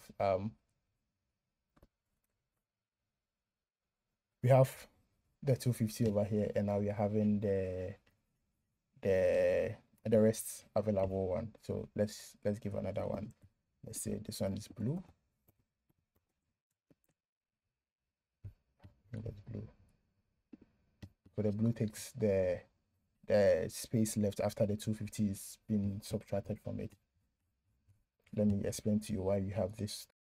So the reason why we need the row is because on the mobile view over here, let's switch to the mobile view, we have this section over here and the rest of the section for the for the details. So the top section over here is what is taking the 250 pixels. So yeah, that's why we needed that column. Now let's continue.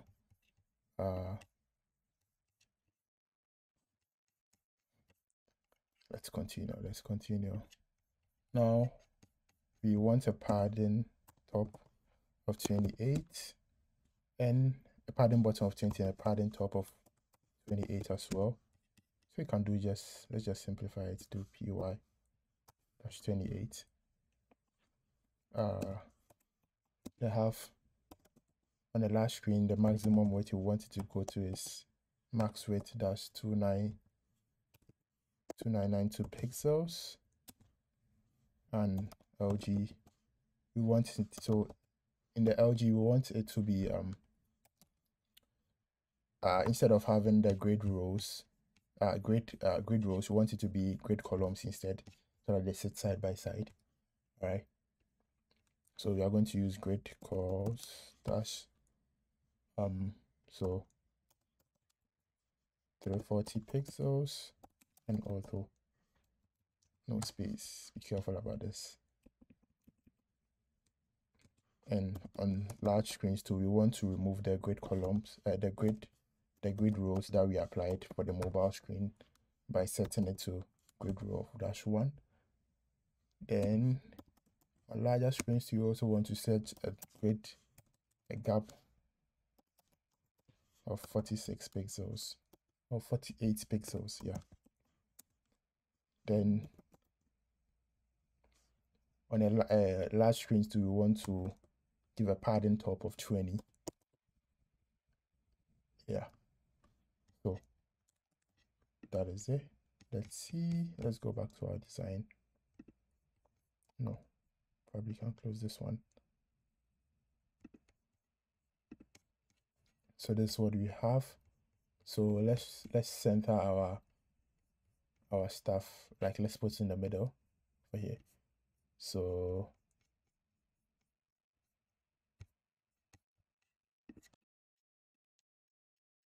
all right, so we can center it with LG of MX-ortho, and our blue part goes away. Let's just put in some content in here. Now you can see it's taking shape, or most of the shape that we want it to be. All right. Now let's continue. So first we want to put in the image over here, and also put in the details over here. All right, so let's continue.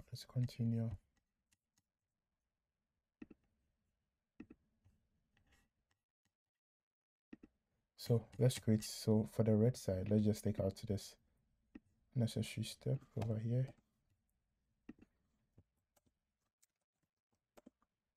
So we're going to just create a div over here, and inside it we're going to have an image.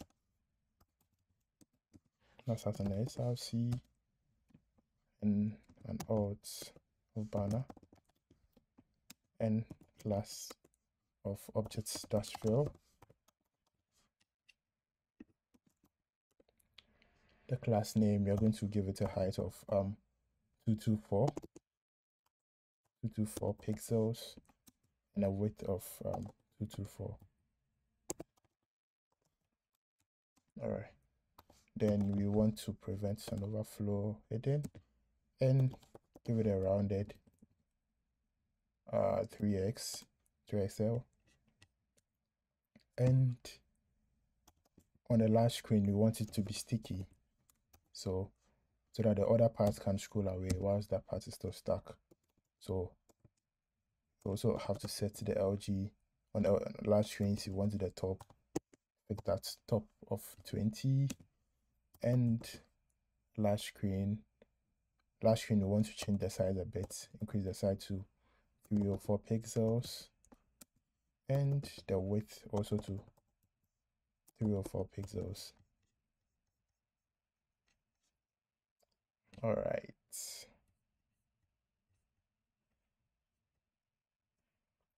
That is it. Now the last thing that we need to do is we want to center our item. So we could probably just do an MX-ortho over here. So we don't need to, we're still going to need this particular grid, so we don't need to style it. Right. But there's no banner showing there. So let me just grab a link, copy image, copy image address. So I just copied an image address. Let's just paste it over here. Okay, so it looks pretty good. We can add a little shadow dash MB. Yeah, this looks cool. Lift it up a little bit. All right, now let's go to the other side. So for that side, we know we are going to have some few features, some few details that we are going to show. Let me show you them. So we have the title, we have the particular category, the particular author, the description, and we have this icons over here, and also we have this episode session lined up. All right, so let's start with this side.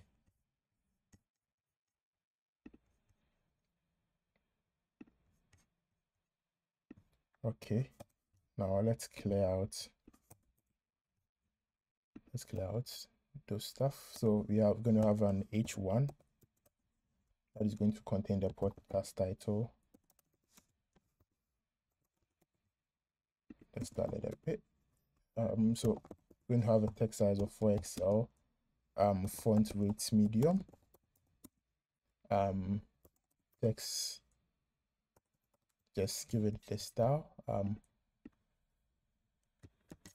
1BF, 1B1F23, yeah. And on larger screens, what's blocking?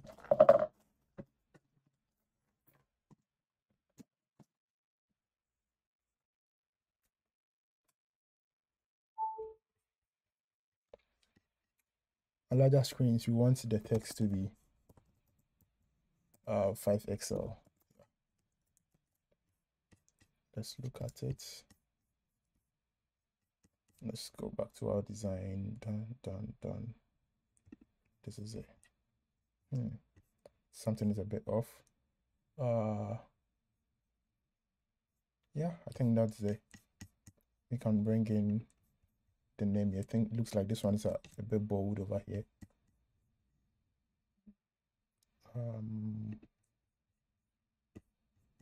Let's just paste this one over here and see whether it's going to be a bit different.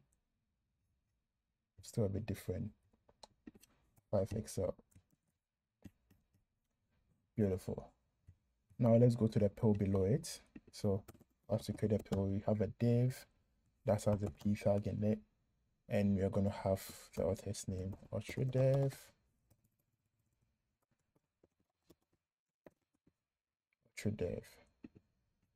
Then it has a class. Let's add some class names to it. So margin top of 1.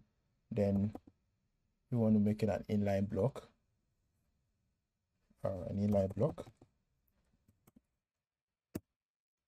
And we want to make it rounded dash full. So that the left and right are fully rounded. And we want a background of black and padding X of 3, padding Y of 1. But the text is not visible. That's sad. Let's style that. We want to give it a text of dash SM and text dash white.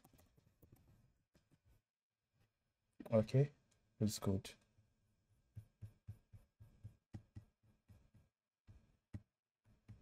Nice one. Now let's continue. Let's add a description part.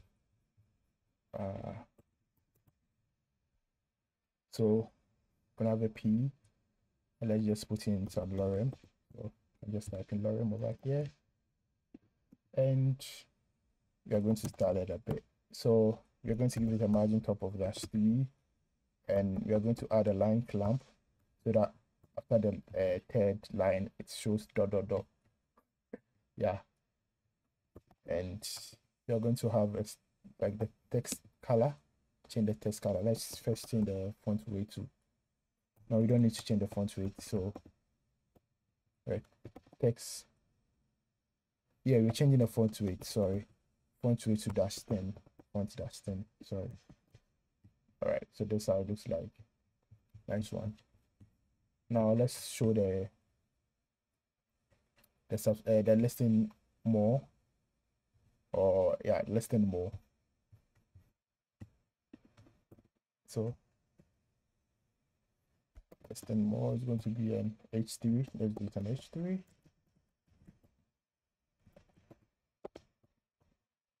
So listing now. Sorry, listing now on.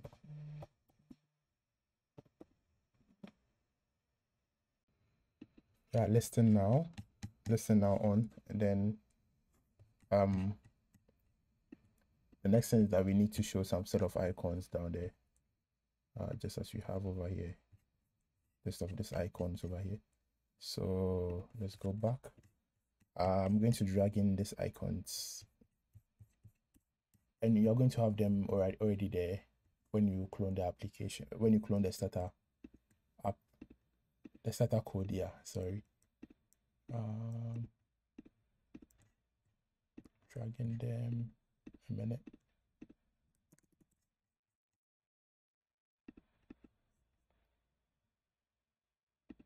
Paste. All right, so these are all of the the icons that you're going to need. All right, then you're going to create a sample array. So up here, let's create an array that contains all the icons. Since I think we'll be using it in a different place. So let's call it constants. How to spell constants? Yeah. Then let's create a new file called socials.tsx. And let's import in all the icons. So instead of having to type it, I just copied and pasted them in here.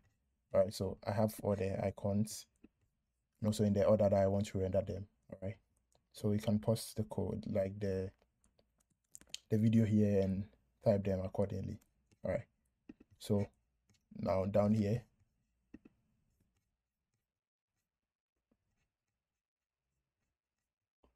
we now we want to render it. So first, let's create a div, and now class flex. So we want to flex with no wrap, so that it doesn't wrap to the next line. And we want to make it items.center and gap -3 and overflow y for visible,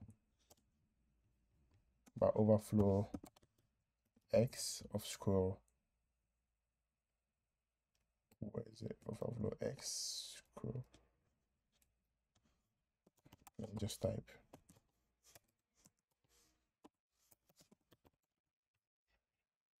Yeah, I think I'm right. Now let's give a padding x of 3 and a padding y of 4. And on larger screens, you want it to take the max width of like take a width of 90% of its container. And on large screens, you want it to wrap, so we don't want it to continually scroll. And we want the padding x to be 2 instead of 4, or instead of 3. All right, so now we have access to our icons. So from the constant that we created, then we just map over it over here. So you have the icon and you have the index. We're going to render them using the image. So src equals to icon. Are we getting an error?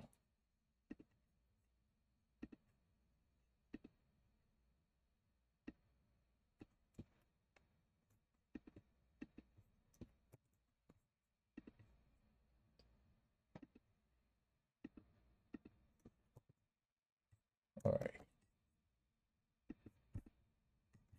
Yeah, looks like we are getting there. So let's provide some alt of icon, playlist icon, and let's add a key of the index. It could be something better, like let's give it a style. So we want it to have a width of 52 pixels, and once you take the flex of -1 and cursor of pointer, and when you hover on it, you want it to scale a little bit. So scale -1.1. So scale to, I think, 1.10. Oh yeah, 1.1. So LG. On large screens, we want to be the strength to be 0.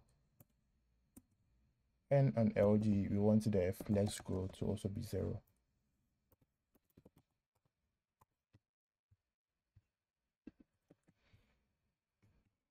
So we have our beautiful design over here. Now let's switch to mobile and see how you're looking. You're looking almost good. You can scroll over here. Beautiful. But our whole application is touching the edges, which I don't like. So I think we screwed up somewhere. So let's fix that before we go ahead. Pattern X.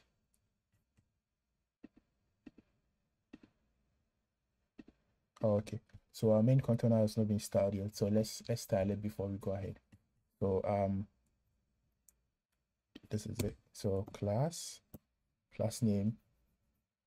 We are going to add padding X4 and padding T-4.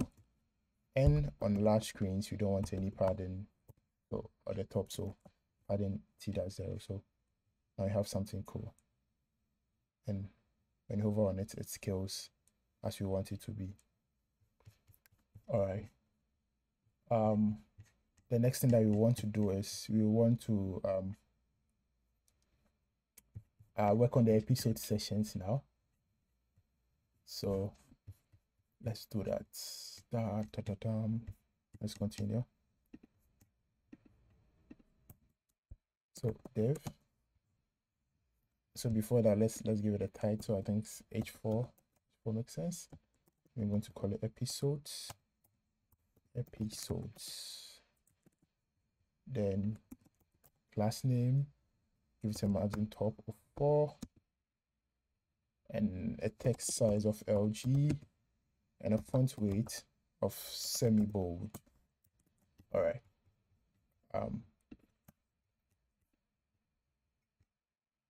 Okay, that's cool. But we are outside our div, which is not supposed to be.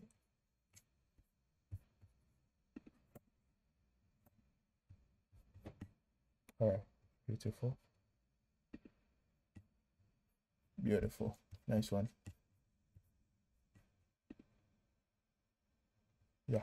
So now let's do the list of episodes that are showing down here. So let's add them. So we're going to have a div over here, but effectively it's going to be an array of divs. So let's simulate that, having 1, 2, 3, 4, and let's map. Currently, we are not doing any data fetching yet. We'll be doing that soon. All right. So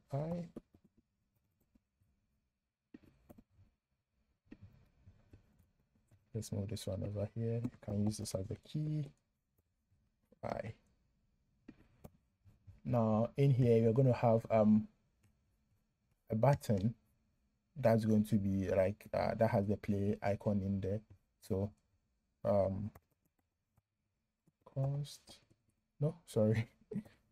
button that has a play icon. So we go back to our icons over here. Let's add in the play icon. Sports course play icon.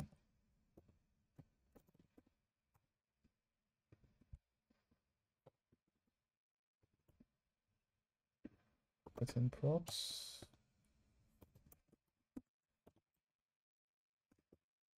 .svg props. Let's just copy this so it can be fast a bit. And I'll bring in the SVG again. And to mention it again, you have all these SVGs in the starter projects and the starter file when you start using it. So oops, over here. Now you can use play icon. Now you can see them over here. Beautiful. Then beside the play icon, we have some details about the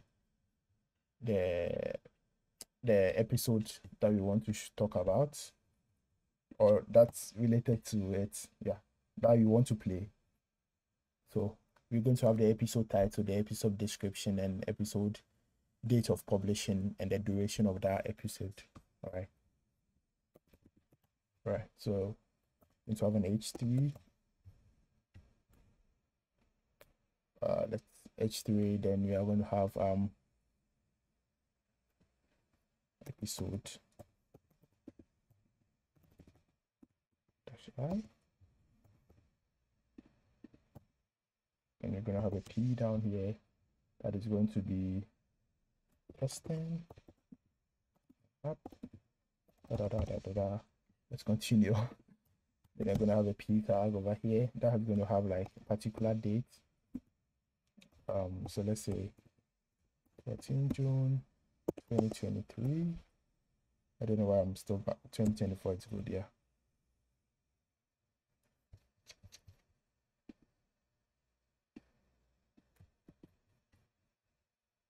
In this particular sign, there's a dot. I don't know where to find this on the keyboard. Yeah, but you can put a dot in here and I think it should be good. Just a separator. Can use anything that you want to use, and you can put in the duration over here, 100 minutes. Yeah, looks good but not beautiful. So let's style it up. So class name, I'm going to provide it a class name of margin top 4, a grid, and a width of 90 pixels, and 90%, sorry, and you give it a grid column of 40 pixels. That's also, so the button is just going to take 40 pixels and the rest is allocated to the content. We're going to use an item, just item that starts, and the large screen OG MT-4, and a large screen you also want to give a gap of gap-3. All right, nothing happened. Great calls. Okay, all right, we are getting there. Now we want to start this side too, and also the button as well. Class name, you want to give it a margin-auto so that it sits in the middle of the 40 pixels that has been allocated to it. The next thing that we need to do is this side. Let's start the text itself, the title. So I want to give it a font weight of medium. Font weight medium. And on the description, we want to set MT-2, a line clamp of -2. No, let's do 3. It's okay. And text size of SM and a font -10. Lastly, on this one, we want to, on the timeline, we want to make the size relatively smaller again. So MT-1, text-SM, and fonts-10. Type fonts-10. And on the last screen, we want to add a margin top of -2.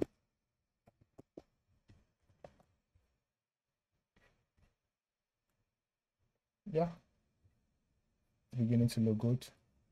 All right, but before we go any further, we need to bring in the data from the API. So whenever we click on a particular podcast, we are redirected to this particular screen, but we want the details of that particular podcast to be populated in here. So that's what we are going to do next.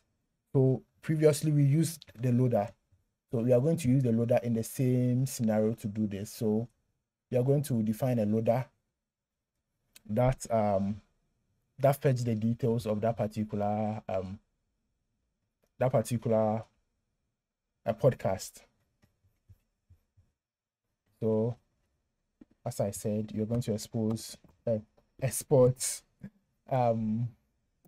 async function or a function called loader. No functionality function.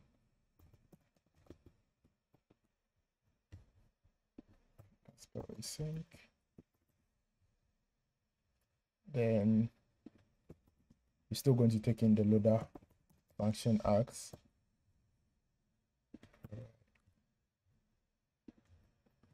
Let me import arrange my imports.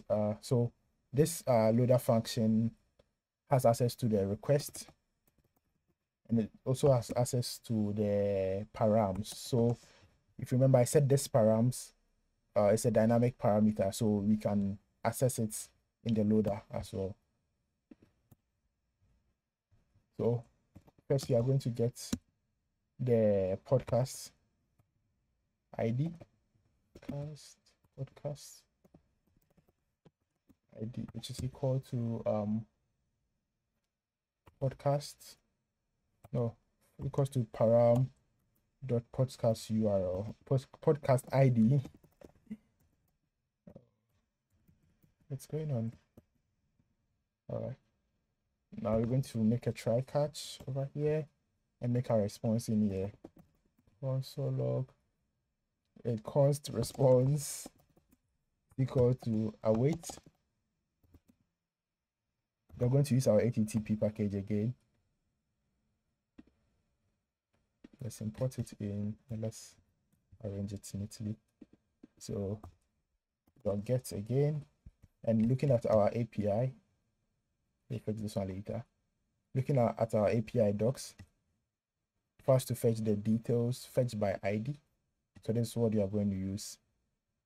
Fetch details by ID. So let's copy this podcast. So from here, all right.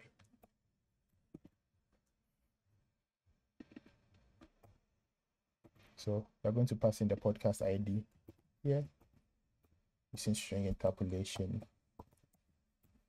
Podcast ID.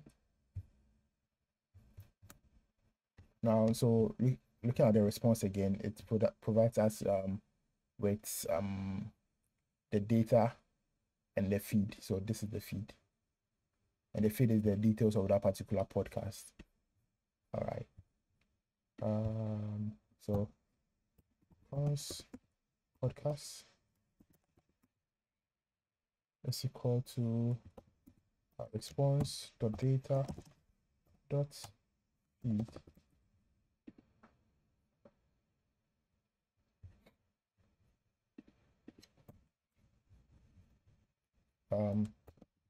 So when you check the detail, you check the schema of the feed, it does not contain the episode.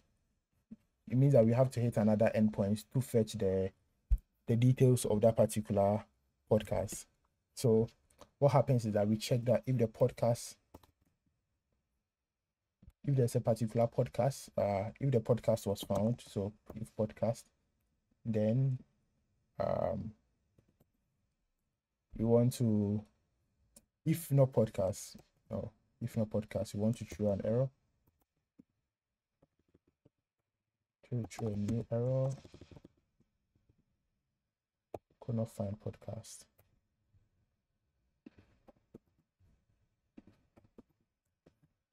All right.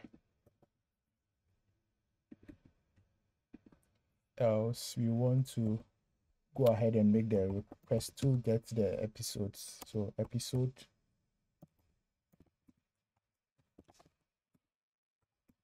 So it's an await the response. Await http.get.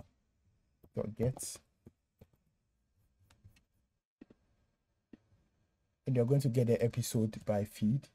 So this is what you're going to get. So this is the API route you're going to use. Episode by feed. So this is how it look like. Let's just add on pretty. Yeah, it's not necessary, but makes the response nicer. the next thing that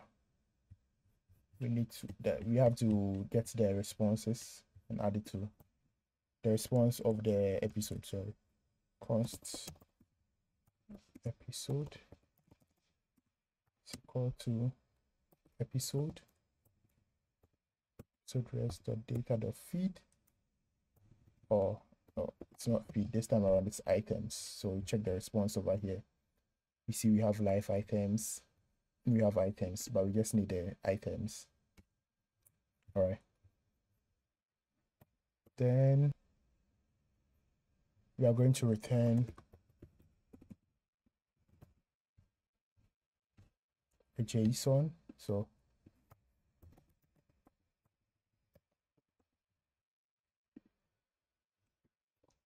and a JSON that contains the podcast and also the episode.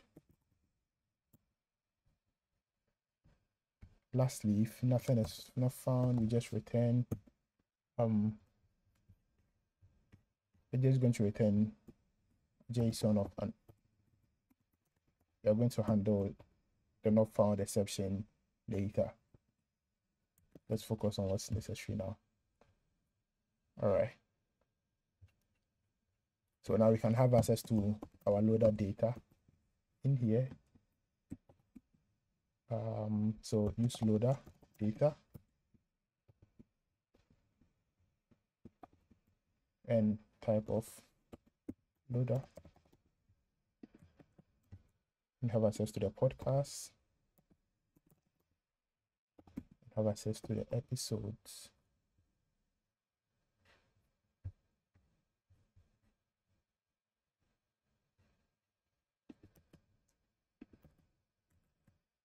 Yes. And inside here we can pass podcasts, an empty object, an episode. It's an empty array. All right, now we have access to this thing, but the types are just any, so which are not great for us. So let's type our application effectively. So in here in our app directory, let's create a new folder, call it types. Inside our types app folder, let's create a new file called if I can, new file called index.type.ts, and let's add in these types. So for the podcast, this is the type, that's the type that we're going to have, this one being a string and this being a number. Yeah, so you can pause the video and type in this one, and the episode is going to have a type of this. I don't want to waste a lot of time typing all this. Yeah, so we can type them effectively now. So inside our loader, where we are making the request to with Axios for the podcast, we know we are going to get a response.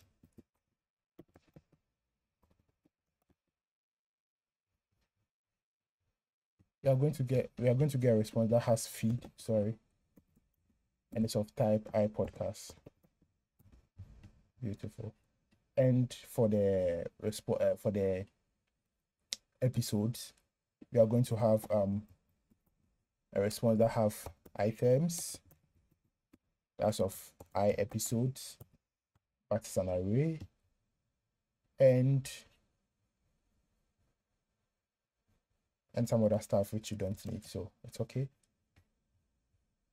So now we can see the types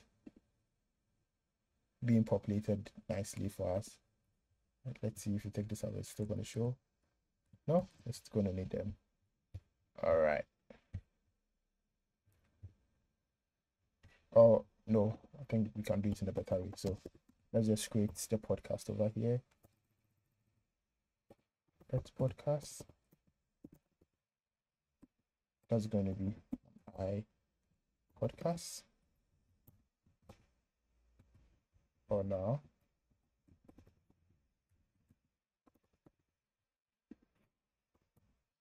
Or let's episode,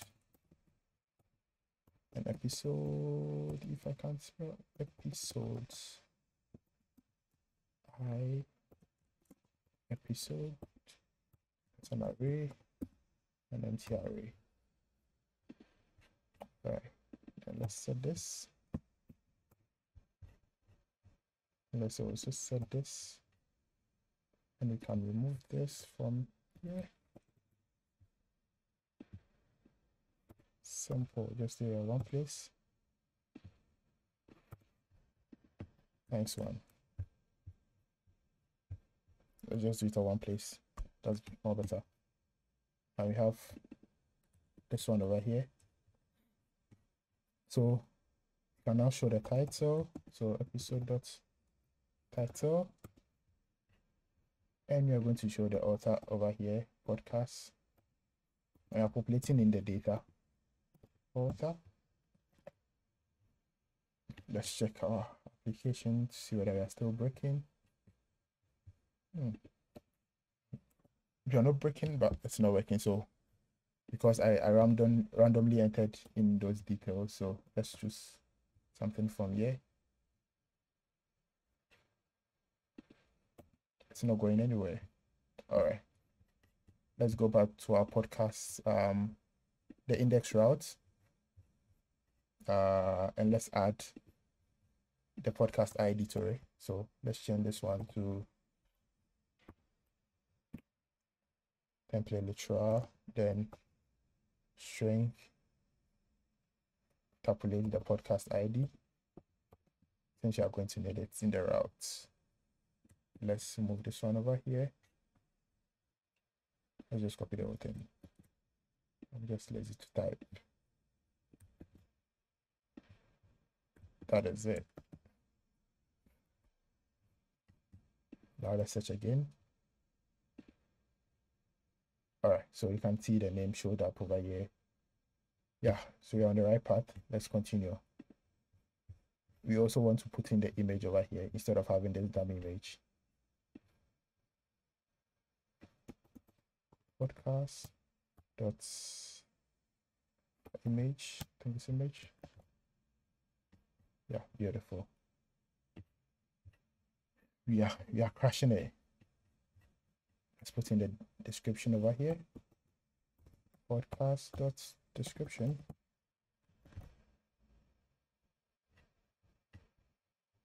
All right. Oh, we forgot to start this listing now. So let's start it a little bit. So class name of mt-8 and have a text size of text LG, font semi-bold, and a text of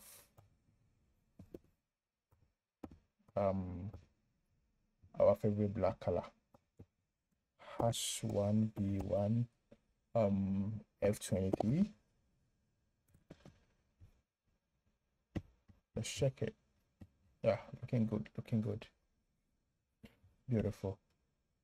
Now we have most of the items in here already. Now let's find a way of rendering the episode. So since you already made it easier for us, we can just put in episode over here.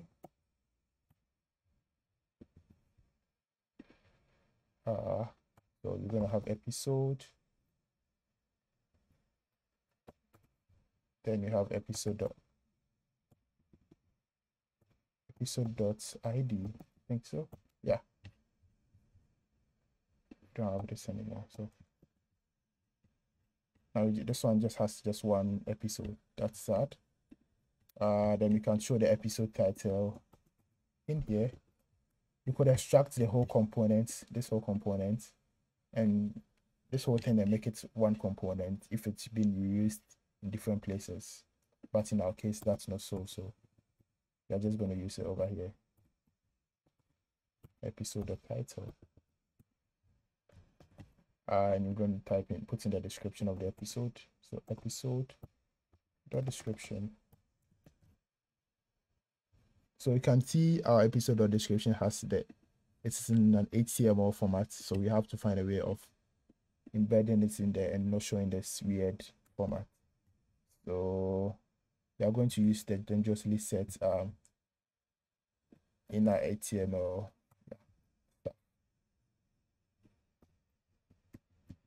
Dangerously setting HTML, then HTML, and passing the episode ID, the episode description, and voila, it's there for us. So yeah, we are almost done. The last thing that we need is to change show the time and the particular date over here. All right. So for us to do the date stuff, I'm going to create a new function, a new helper function here. So create a new file, format time. Call it, yeah. So now you're going to create a couple of functions over here. So first, you are going to create a function that help us get the minutes from the like minutes and hours from a particular date. So what am I typing?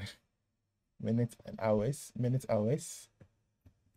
it returns fixing the date. That is a number. Usually JSON formats dates, some are numbers, and in our case that's so it's using the epoch date and it's going to return the number again. So first I'm going to do a max.floor of that particular date and divided by 60, sorry. Now we need another function again.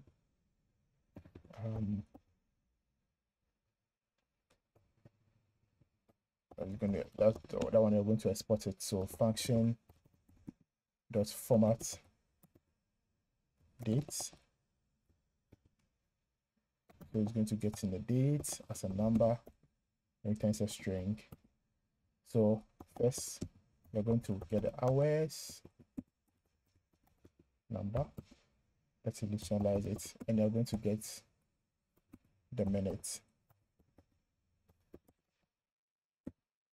That's going to use the get minute hour, passing in the dates, and you check that if the minute is greater than 60,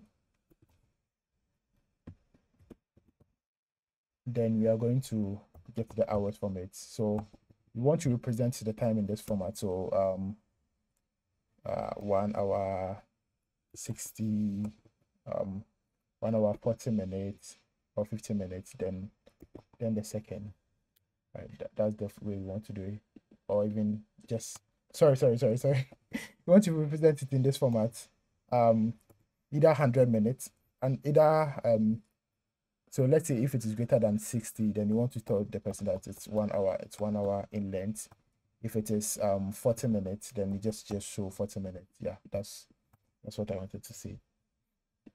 So this time around, you're going to get hours equals to get minutes hour, and this time around, I'm going to pass in the minutes. What's this thing doing? Yeah. Now you're going to get the minutes by finding the modulus of the meeting, modulus of the minutes with the hour times 60, which is going to give us the minutes left after we taking out the hours. So let's say if it was 200, we are going to have 2 hours and 60, 2 hours and 200, and if let's say it was 200, that means you are going to have 180, so that's 3 hours and 20 minutes. Yeah, so here you are going to have 20 minutes left, and this is going to be 3. So you're going to return a string just as we want it. So we put in the hour,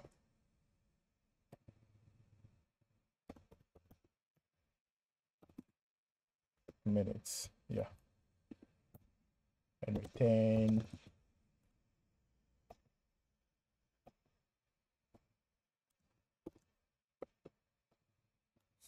minutes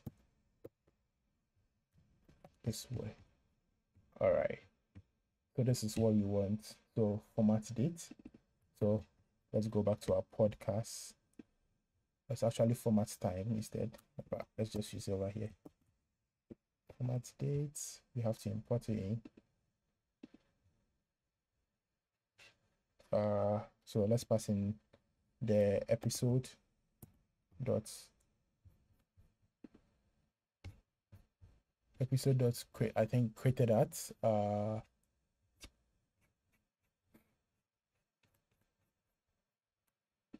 it's not created at episode dot duration. Let's check the formats.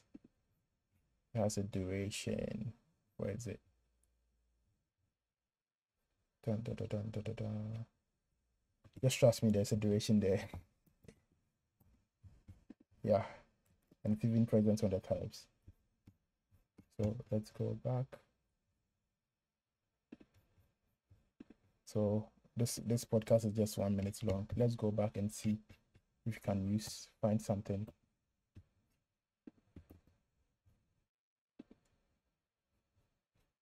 Yeah, so you see these ones, they work effortlessly.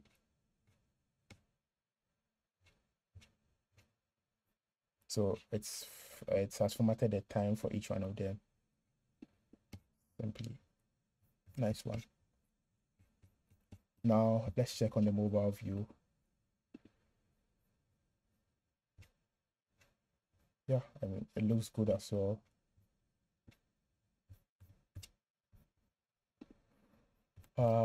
The next thing that we want to do is that we want to be able to play the podcast. Yeah, that's a very important feature that we want to have. So we are going to create a new component. So before we go ahead, we are going to create a new folder, because our podcast detail screen file is becoming already huge enough for us. We almost have more than 200 lines, so it makes sense for us to have a different component that handles the playing of the music. Yeah, so let's create a new file called music bar.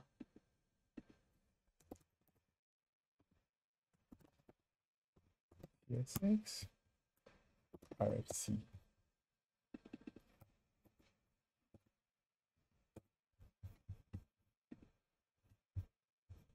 Yeah, so the music bar pops up. So this is how it's supposed to work.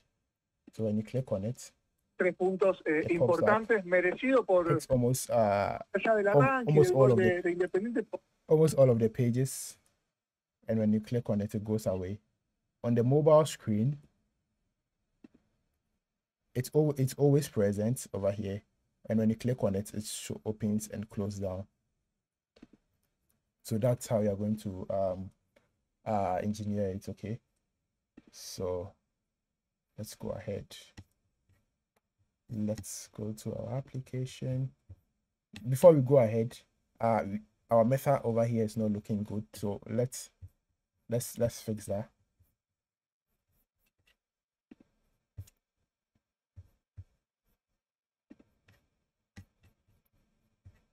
So Remix knows that there are some instances where the meta or the title that you want to provide that particular page is going to come from the response from the loader. So it allows you to get the data from the loader, and you can use it as part of the title. So let's do that. So export. So we want to show in the title that you are listening to this particular L football band and failed, debug failed. Yeah, so that's what we want to show in the title over here. All right, so let's always export a method.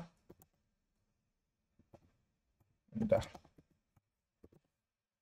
meta function, and let's go ahead. Oh.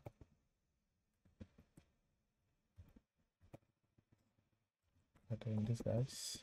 All right, so we're going to return a function. We're going to return an array, sorry. So in here we're going to have our title as always, and we are going to have our description.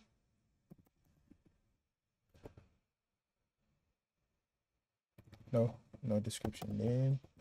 It's going to be description, if I can spell, and the content. Okay. So this time around the data is coming from the loader, so we can type this meta function, which is a generic with type of loader, and we have access to the data over here. Even without it, we still have access to it. It's just to provide us with the type safety or the type hints that we need from this loader. Okay, so in here we have access to data dot podcast dot so we want to show the title.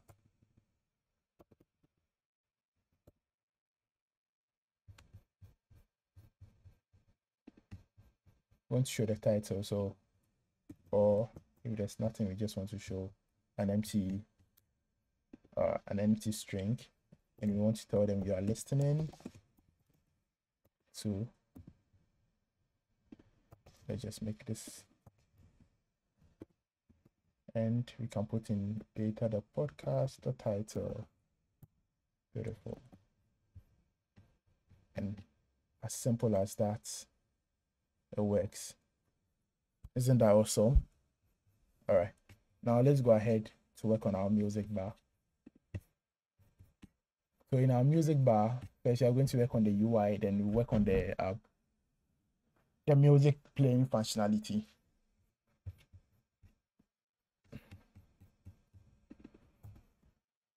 So we're going to have a class.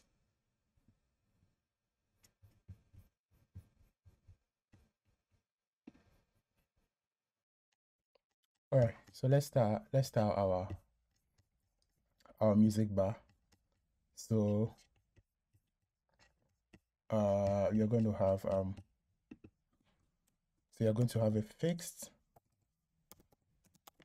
at the bottom, that's 0, left, that's 0. We want you to take the full width, dash full,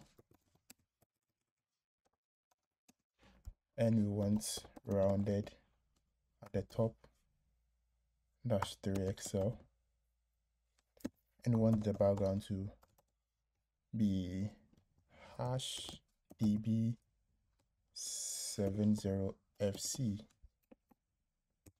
and we want to add a transition dash O so that it animates smoothly when it's being opened. All right, we are also going to add max width, so when it's open down. So let's first start, we are going to start in the mobile view. So let me switch to the mobile view, and let's use our components down here. Music bar, I think so. Yeah, music bar. Let's arrange our stuff a bit.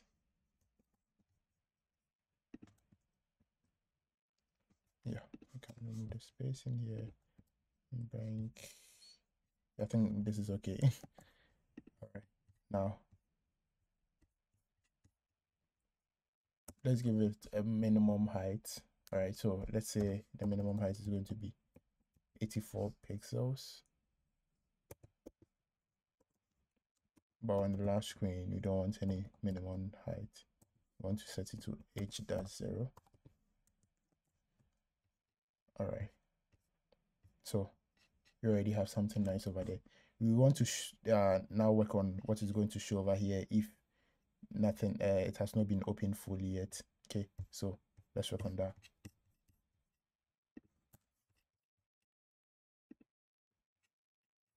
So we're going to have a div that has a class of block. By default is block, but I'm going to tell you why we have a block. We have a block here. We're going to change it toggle it to heading or block. So let's just keep block for the meantime. Now let's go to div. Let's have another div in here, and this div is going to have class of grid. I can spell grid well, and the grid dash course of 48 pixels. Then we have the middle as auto, and we have 32 pixels. Make sure that no spaces here. Sorry, 32 pixels. So this one is going to hold the image, and this one is going to hold the play or pause button. Okay. Then we are going to have an item center and padding X of 5, padding Y of 4. Then, and on larger screens, we want it to be hidden. So we don't want to show it. And we're going to have an image. So also we can call it banner. Let me just get an image from here. Let's just copy the URL from here. Copy image address. Let's paste it here. All right. This is our image looking nice over there. Now let's style it a little bit. Let's call it H. Let's give it a height of 48 pixels and a width 48 pixels. Then cursor, a pointer, and a rounded MD. Beautiful. Nice one. Now let's work on the text that is going to show over here. So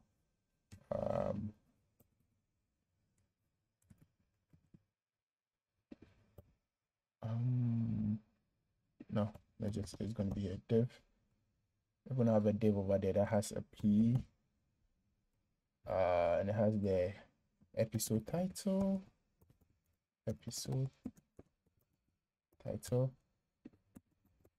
class name.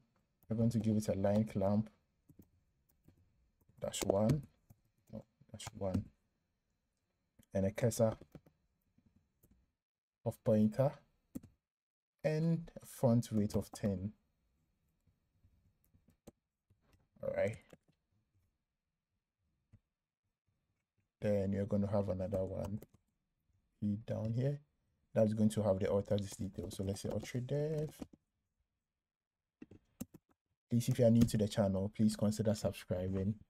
If you are already subscribed to the channel, please like the video, comment, and share it with your friends. Okay. All right. Cursor dash pointer, then font -10.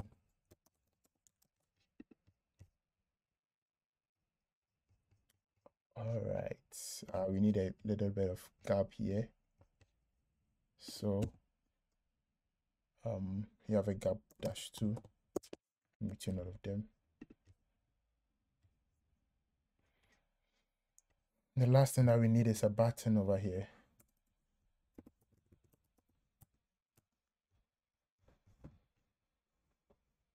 So we're going to be showing two icons, either play or pause icon. So inside our assets and in the icons file, we are going to add a new icon.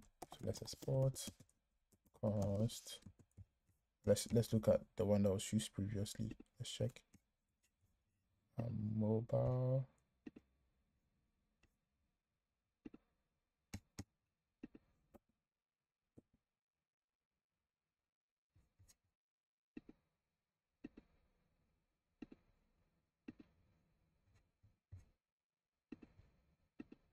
Tres puntos importantes.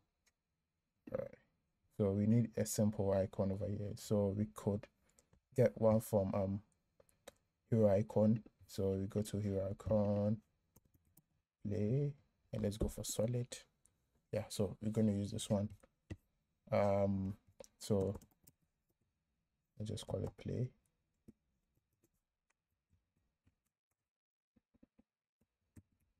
Then I just copy this, put it down here, and let me just bring in this component or this SVG from hero icon. All right. I'm putting the props down here. Let's call that one play, not play icon. I think that other places you are going to use it to as well.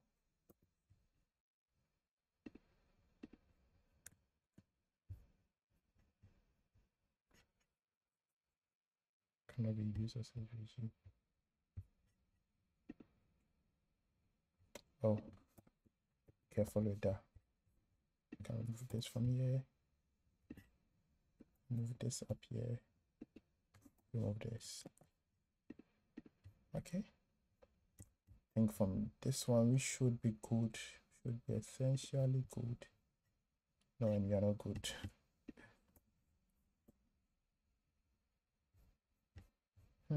What's going on?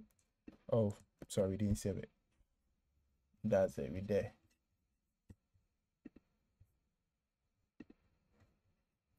All right, now with that one out of the way, now so we have essentially everything that we need over here, but we need to pass down the podcast details so that we can render it here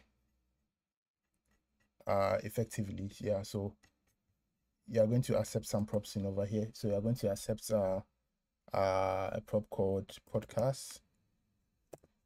You're going to accept the episodes too as well. So podcast, episode. So let's just type it. Well, iPodcast, just as I did previously, and let's do this one as episode. That's an array.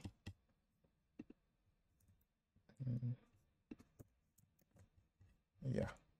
Now let's pass it down to this component of the podcast. So it's going to be a podcast and it's going to complain. So let's do as iPodcast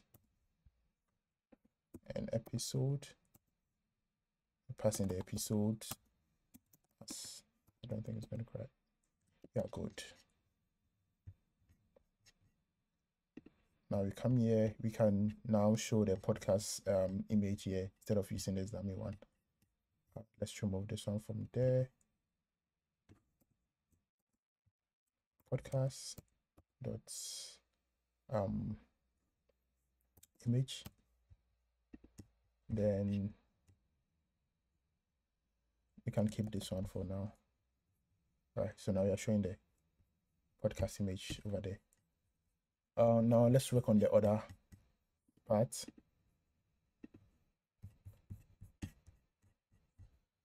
The other part is now we being able to click on this one and it's opening up to the top section over here. Okay, so let's work on that one for now. So let's work on the opening ability. All right, so for us to work on that, we first have to manage the state of open or closed state. So first we're going to keep a state in the main component or the main page. So it's going to be called is open, set is open.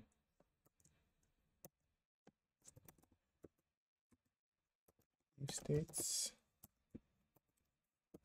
be false by default.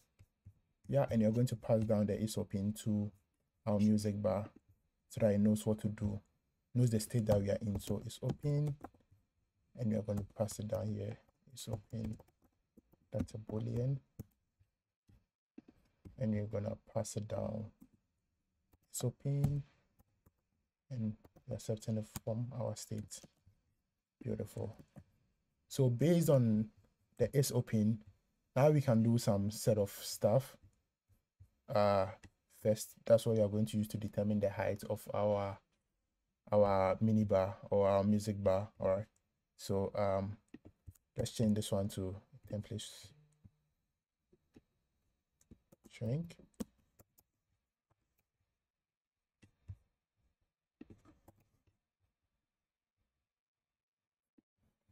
Let's just take the whole part of this one. Is open. If it is open, then we are going to have some set of classes. If it is not open, then we want to apply the previous styles. So if it is open, then we want to have the height being calc. So we are calculating 100% of the height, and we are subtracting 3.5 rem from it. So the 3.5 rem is for the bar or the nav bar up here, okay, so that we don't cover it. And we add a padding bottom of -5 when it is open, just when it is open, okay. All right, now we have to find a way of opening it and closing it. We always want to open it when you click on the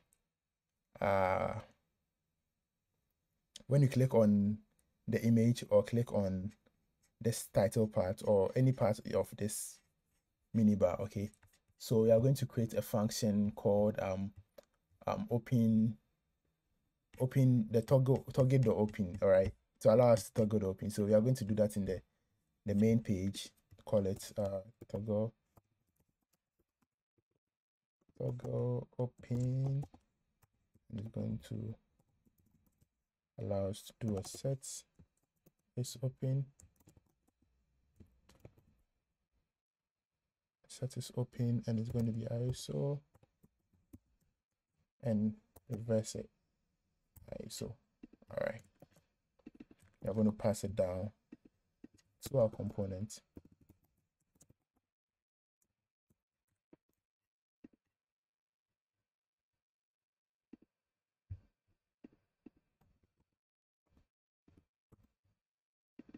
And it's going to be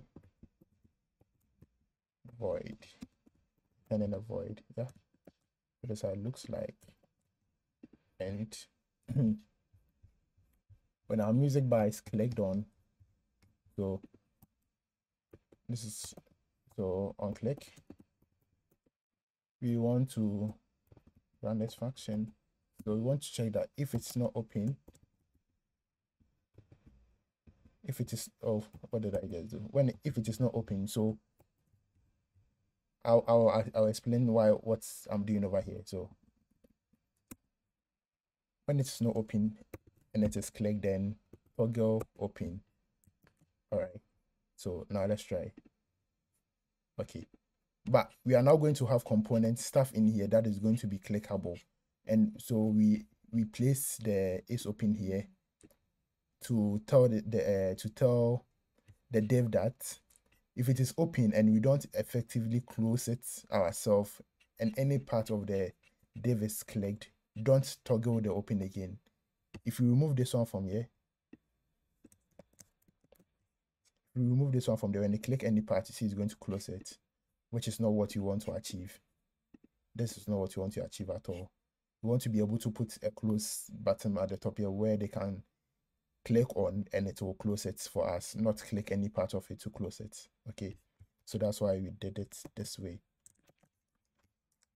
All right, now we want to remove this thing from here if we are in full state, because when you are in full state, we want to show a different UI, which is having the big image over here and the other content. So this is where this block part comes in. So when it is open, if it is open, we want to apply so if it is not opened, then it should be blocked, but if it is open, then go away, which we are going to use hidden, so display none. All right, so you see now it goes away. Now if I can just return this part, okay, now you see it shows. Beautiful, right? Let's go ahead. Now let's start the content that is going to be in here if it is opened. So let's create a new div over here. No, not inside here. Let's have a div over here that is going to have the class of if it is open, it's going to have this set of class, and if it is not open, then we want it to be hidden or display have a display of none. But if it is open, then it should have a display of flex. And the flex direction should be column, and have an LG. On large screen, you want it to take h height of 92 DHV, which is the dynamic viewpoint. Okay, view height, dynamic view height, and a large on larger screens you also want to have a padding top of 4. Okay, all right. Yeah, nothing wonderful in there. Now let's go ahead. We are going to put in a chevron at the top here, where it's going to tell the user that they can click to close the application, to close not close not close the application, but close the music bar. Okay, let's do that. So in here, we're going to create a new div, and in the div is going to have some class. It's going to be flex and has a width dash full, and have an items dash center and justify dash center, and has a padding. So you just want to center like the content, which is going to be the chevron in the middle of the div. All right. Padding of dash y2, and on large screens you want it to be hidden. So on large screen we are not going to be showing the chevron, we'll be showing the close sign, right? So now we need a chevron. As always, you're going to get it from what's their name, Hero Icons. So you look for chevron and you use the chevron down. Where is it? This one. So you get the JSX, which you are going to have in your asset file already. Okay, so I'm gonna bring it from my own right here. So let's go to icons. I put this down here. Okay, all right, now let's put in our chevron. If I can spell chevron down. All right. Chevron down. Now we want to allow them to be able to, when they click on the chevron down, it should close the music bar. So click, toggle pin. Let's go to application. Isn't this beautiful? All right, let's go ahead. So now let's continue. So we're going to work on different parts now. So after the chevron, we have the image section, which shows the podcast image, and let me show it on the working application already. The podcast image, then this list, the title, scrolling, and all these particular functionalities. So let's work on that. Okay, let's come here. Let's look at ours. Before we go ahead, let's do the chevron for this for the larger screens. Okay, so for that one, it's going to be a cross sign, so it's going to be within div.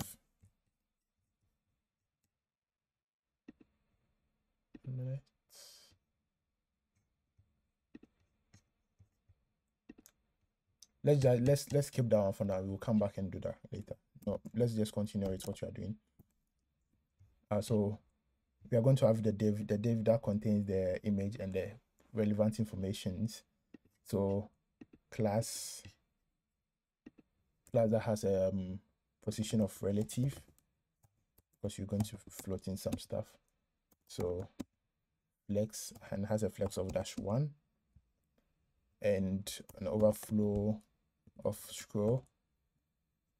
Then on larger screen, we want to have an mx-auto, so this is centered in the middle. And also on a larger screen, we want it to have a display of grid. And large screens, we also want to set a max width of 922 pixels. 992 pixels. And we want to determine how the columns look like. So grid dash columns -2. So it's going to share the columns into 2 equal sides. And we have a part on larger screen. We also have padding top of 12, or which is equal to 3 rems, or 48 pixels. Yeah, okay, that's a lot of talking. Now let's have a session for the image. So let's work on that one. So it's going to be the div that is going to have a class name. So the class name is mostly going to be for the larger screen. So we want this particular div should take should span from the first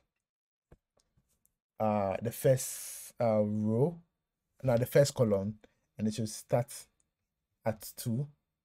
Okay, let me open it for you. Let me, that'll make it more easier. 3 puntos importantes, merecido por allá del arranque y del gol de Independiente por el 3 puntos importantes, so merecido por this side allá del arranque y del gol de Independiente. This side of the music bar, that's what we are trying to work on right now, and it's going to span from 2. So start from 1, 2, and 3. So it start from 2 and span forward to 1. So it's going to end over here. So that's what you are going to use core-span-1, and it's going to start on LG core-starts-2. Okay. Beautiful. Now in here, you're going to have the image. But it's going to be an SRC, the podcast. Is it a podcast? Yeah, I think you have the podcast.image. Yeah. And as always, you have to add the alt and the class name. So we want to center it, so mx-auto mt-4 h-192 pixels, and we want a width of also 192 pixels. Then we want to round the edges a bit. Rounded -2 XL. Let's go back to our application. Okay, so this is how it looks like. Now let's work on the other parts. So we want to show the image. We want to show the title of the podcast down here. So let's go here. Dun, dun, dun, dun. We're going to have a class of div, and it's going to have class relative and an empty margin top of 6. All right. In here, you're going to have a div. So if you look at this side and this side of the box, it looks a little bit blurring. Yeah, so that is what you are going to do for both sides. So for that one, I'm going to bring in the styles and I'll just explain it to you. It's very simple.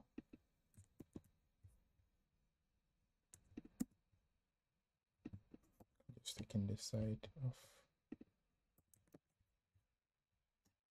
Just do wrapping so that. All right, so we create an absolute.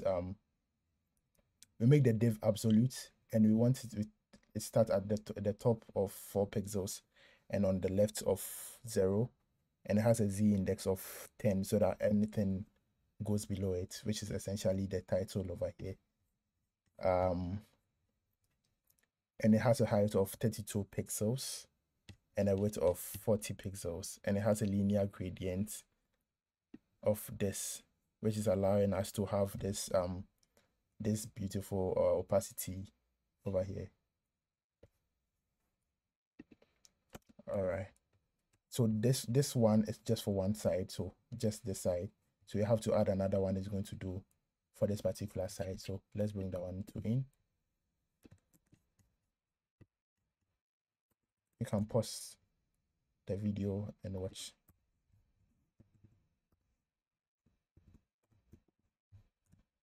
And type in this side. All right, so after that, now we can do the parts that contains the the title itself. All right.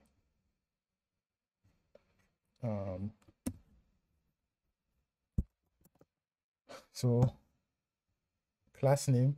So we're going to add a class name over here of overflow. No, if I can spell overflow dash heading. And over here, we want to make an animation of the title that is like in a continuous loop. So it goes, another one comes in, goes in, another one comes in, and you're going to do it in a very simple way. So we're going to have this div over here, which is containing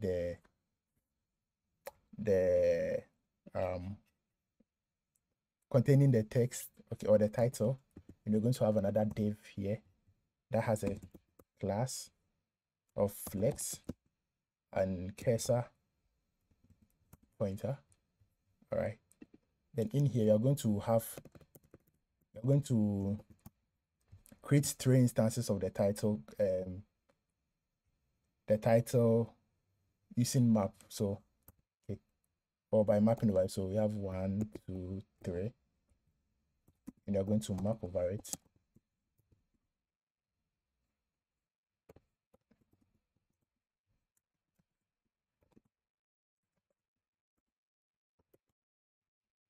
And in here, let's just use a span instead. Lorem. Let me see if I can get Lorem times 0.5. Oh no. 0.5. That's still a lot. Let's see if I can crop it out to here. Let's do a lot for a title. Let's say something like this. This is the title.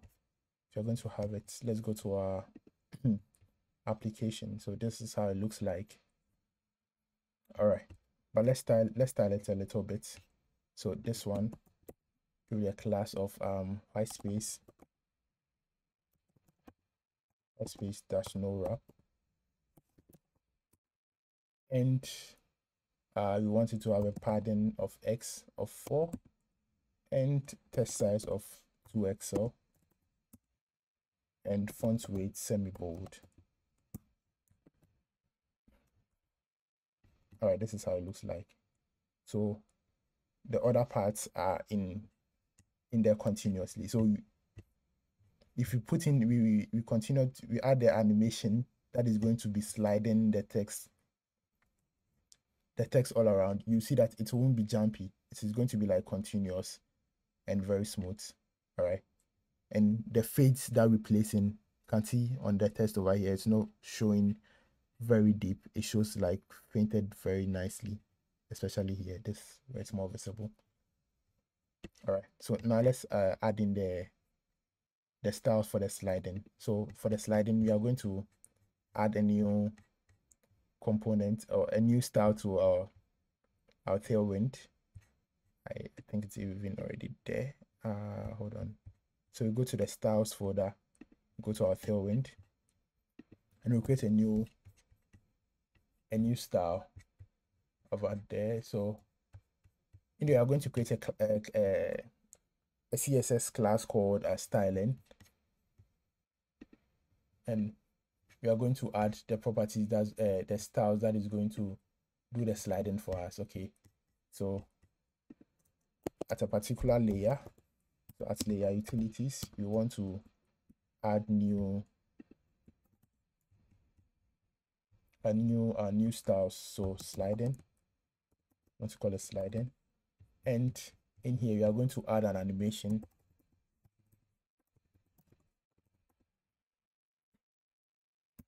The animation should be 37 seconds long. It should be linear. It should be infinite, and it should be normal and no repeats. And the name of the animation should be and it should be running like, yeah, so running, and the name of the animation is slide. So now let's create the animation. So keyframe slide, and at 0 we want it to transform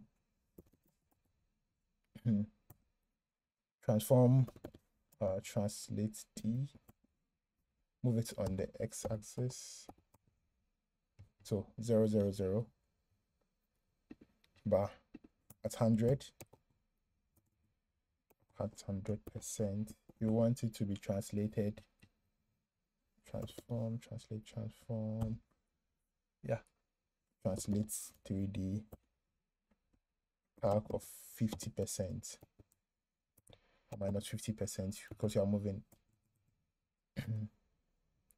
minus 50%, right? 0 and 0.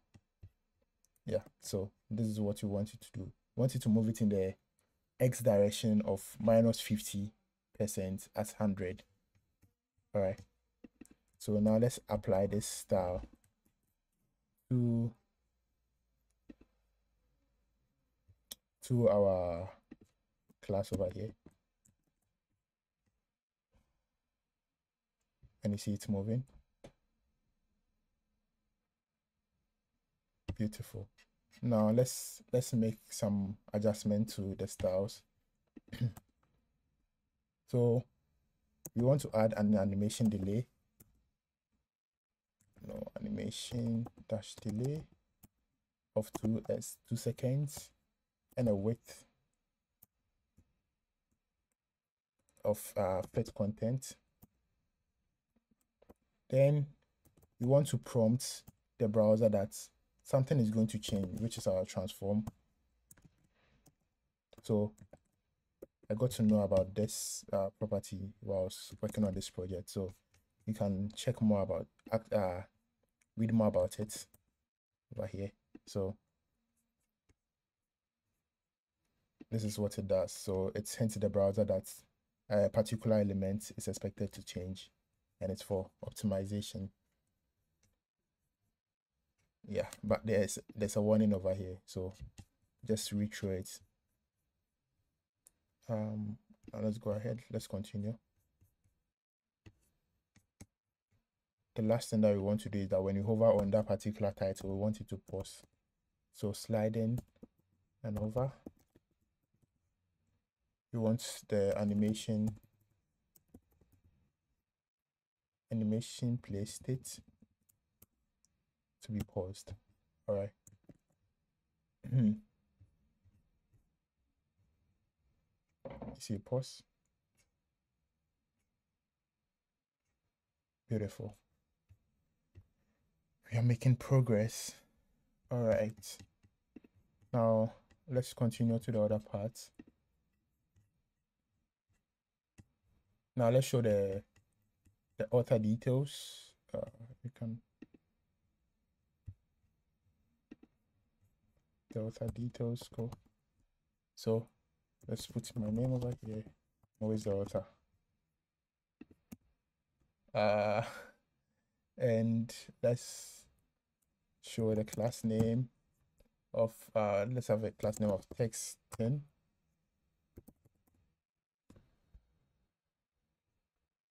Text10.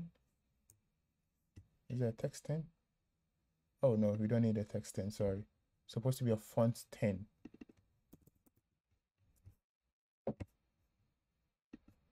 And text dash center and text LG. All right.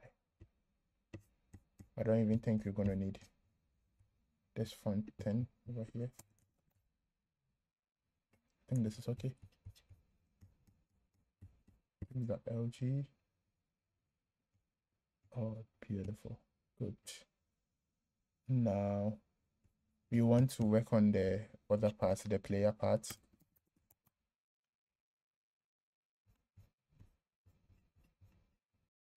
All right. So before we do the player side, let's look at the design itself. So looking at the design, let's switch to the mobile view. Tres puntos importantes. You see there's a plane inside there, and also when you seek for it, you see there's another item in it that is being filled, and we have this knob over here. So let's work on that. So first you are going to have a div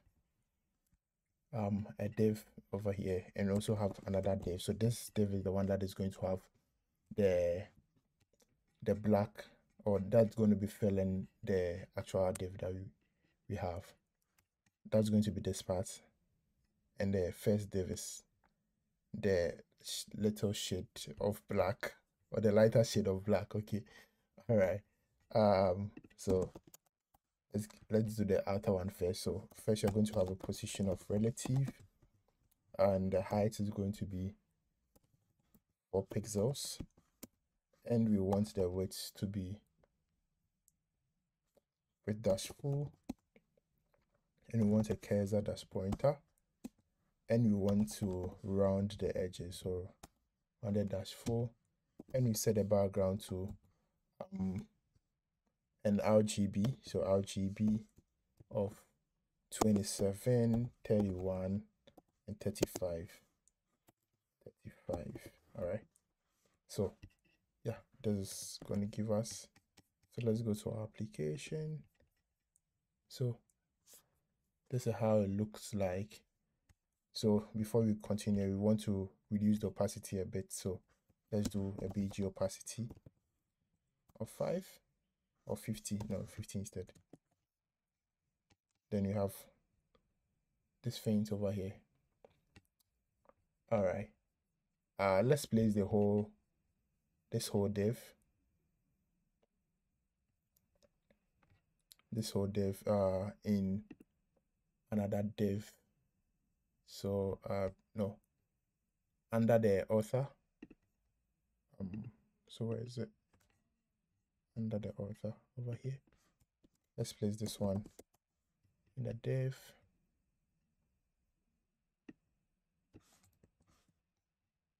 In another div again. All right. I'm going to explain to you why you have this many divs. Then let's give a class of empty-top3 and a padding of x3. All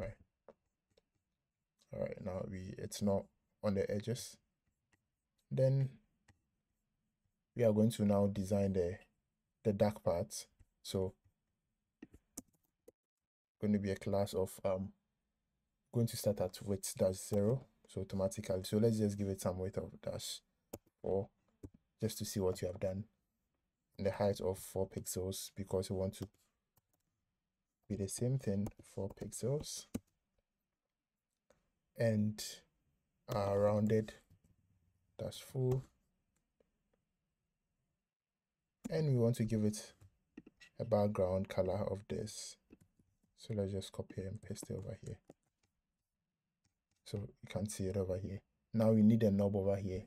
So we could use the after, or we can use a div in it. A div in the dark shade and position it absolutely. Okay.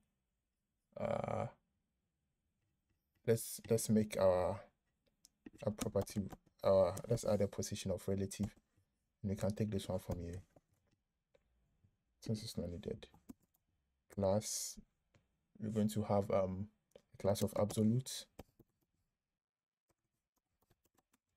and we want it to be on the right, minus right -2, no, like -2 px 2 pixels. So 2 pixels. Since you are going to give it a height of 8 pixels and a width of 8 pixels. Then we use rounded to make it circular, and we add the same background again. Sorry.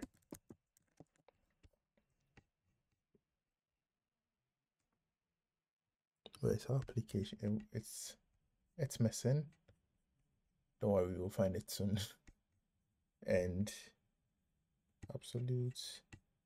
Did we add a relative?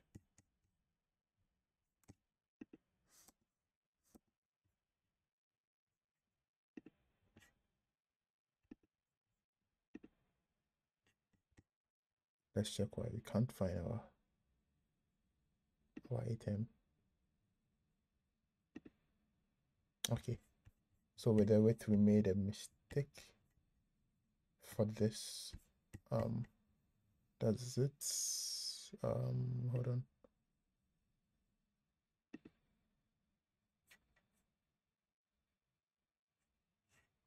It's actually there, but it seems something is preventing it from showing. That's weird. Okay, let's add a top. Let's first add a top of -2 pixels. Sorry, probably that's gonna fix it. All right. So it's showing now, but some part of it is being clipped off. So let's add an overflow to this one. Overflow visible. No, that's not a problem.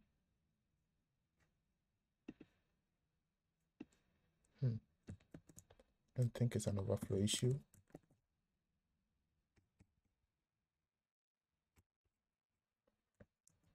Hold. An absolute. What am I missing? What am I missing?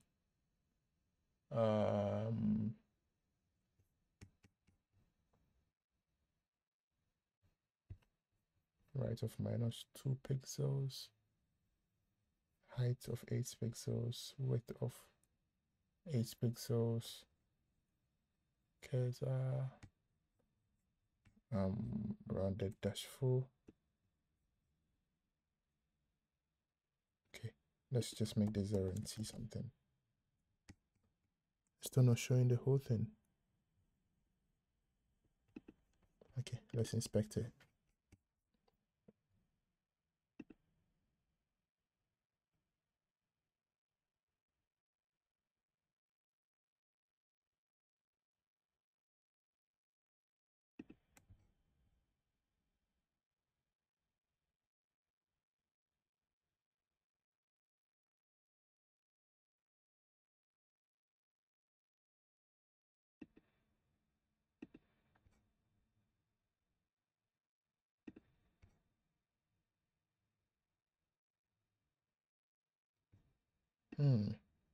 Such a big mistake. So this whole part is not supposed to be here. I think we gave it a height. We gave the whole column a height of where's the grid? Down.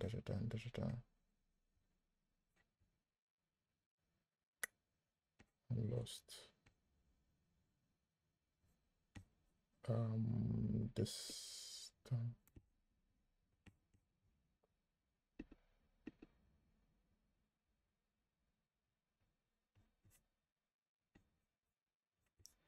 Let's try add another float just to see something.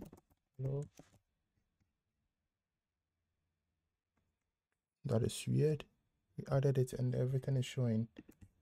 So it seems something is clipping us down here. Let's remove this and add a pad in the bottom down there.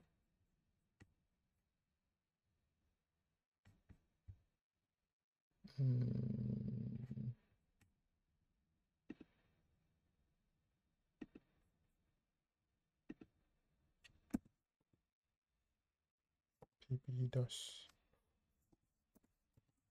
5. Think this.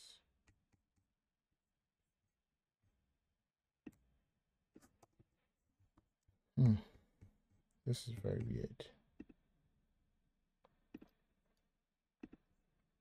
Anyway, let's just leave the text down there. We'll come back and replace it with something else different, so that we don't have to waste time on this thing. So we can make our width of this -4, and it follows. It goes with its beautifully. All right. Now the next thing that we need is the seek item and the play button. So then we have to also show the timer. So let's do the timer first. So over here we are going to have a div that has a p tag, another p tag in it, and it's going to show usually start at 0.00 and goes to, let's say, 1.00. Yeah, first we are going to flex it, give it a margin top of -2 and justify between. All right.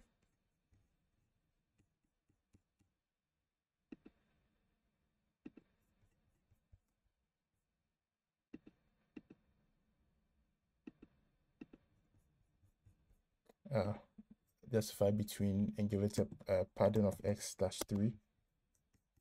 All right. Then we also set the x size for the two of them. Then it looks, yeah, almost beautiful already. And the next thing that we need is the buttons. All right. So let's go down.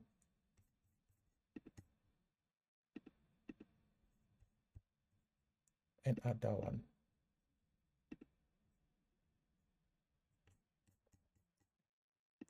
So we're going to have a div with 3 buttons. Sorry, the div I needed. We're going to have a button.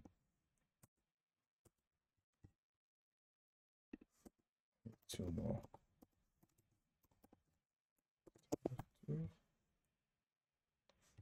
All right. So we're going to need the play button and the seek button. So we already have the play icon already. Play. And since you are passing the prop, we can override it with a class of width dash 56 pixels, since we want it to be a little bigger than the usual size. So this is it. Let's flex it and let's justify center so that they are centered, and give it a gap of dash 6. And we want an items of center, like align item center, and a margin top of dash 6. All right. You're already making progress. Then the next thing that we want to do is give the icons for this too. So the seek forward and the seek back. All right. So I'm going to bring in those two and add them here.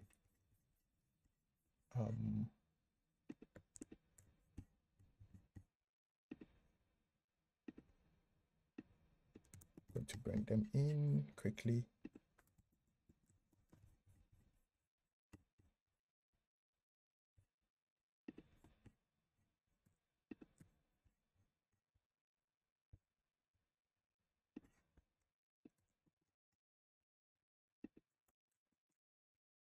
All right.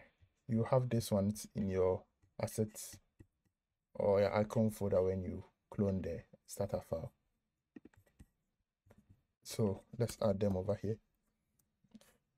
Replay, back, and replay forward.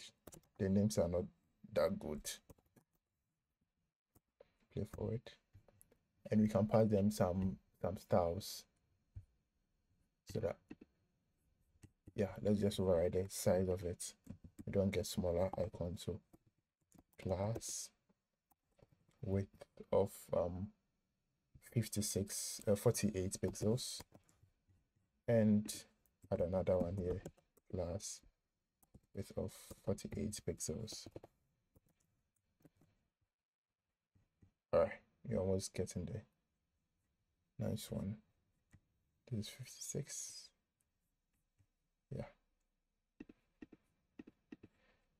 Yeah, we work on the functionalities later. Now below we are going to show the podcast title and the podcast details down there. All right, so let's continue with the other session of the music bar. So I think we first div ends here. This is the grid. So this is the first div. Now we have the second div over here. So class of first we're going to give it an overflow of scroll. Overflow, nice spell, of scroll, and we want it to take, on the last screens, we want it to take column span, column dash span dash 1, and last screens this is also column dot stats dash 1, stats dash 1. All right, and on last screens we also want to start the row on row dash stats dash 1. All right, and inside it we are going to have an H1 that has the podcast title. So podcast the title, and let's start it a bit. So we're going to give it hidden on smaller screens, and let the size be 4 pixels, 4 XLs, and font medium, and text color of our favorites black, 1B, 1 F23. F23. And on large screens, we want it to be a block. And on larger screen, we want to increase the size a bit. If it's even hidden on smaller screens, we don't even need a size at all over here. We just need to make this X, that's 5XL. So nothing is showing. Yeah, let's continue. Let's keep cooking. All right, so below we are going to have a div that shows the the author of the podcast. Okay, so that same div is also going to be hidden on the mobile screen. So let me show it on the completed application. Tres puntos importantes. So we're going to have something like this, but on a smaller screen we don't need them, or we want to show it differently. Let me go to mobile view. So you see mobile view, there's nothing like that. If you play something. Tres puntos importantes, merecido por. Yeah, there's nothing like that. Allá del arranque y del gol. Let's go ahead. All right. So we want to show the author, yeah, for the large screens. So trust me, let's just switch this guy to true so that it's open always. You don't have to be clicking. Tres puntos importantes, merecido por allá del arranque y del gol de Independiente por el trabajo.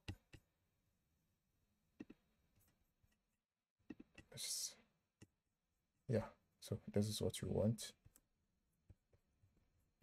All right, now let's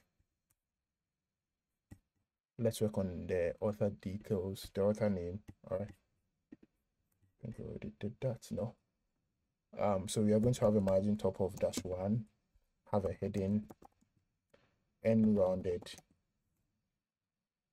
-4, and background of black, and text padding X3, padding Y1, and on large screens you want it to be inline block. Then we have a p tag in there that is going to have the podcast, the author, and having a class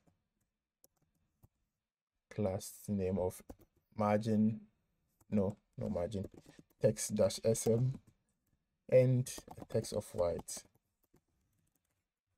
All right, rounded -4. I think I made a mistake. Yeah. So now, good, looking beautiful. Now the next thing that we want to do is we want to show the podcast title, but on a smaller phone. So we're going to start a little bit different. And the reason why we are not using the same tag over here is because the order is a bit different. So we're going to have let's just use a p tag over here and put in the podcast title.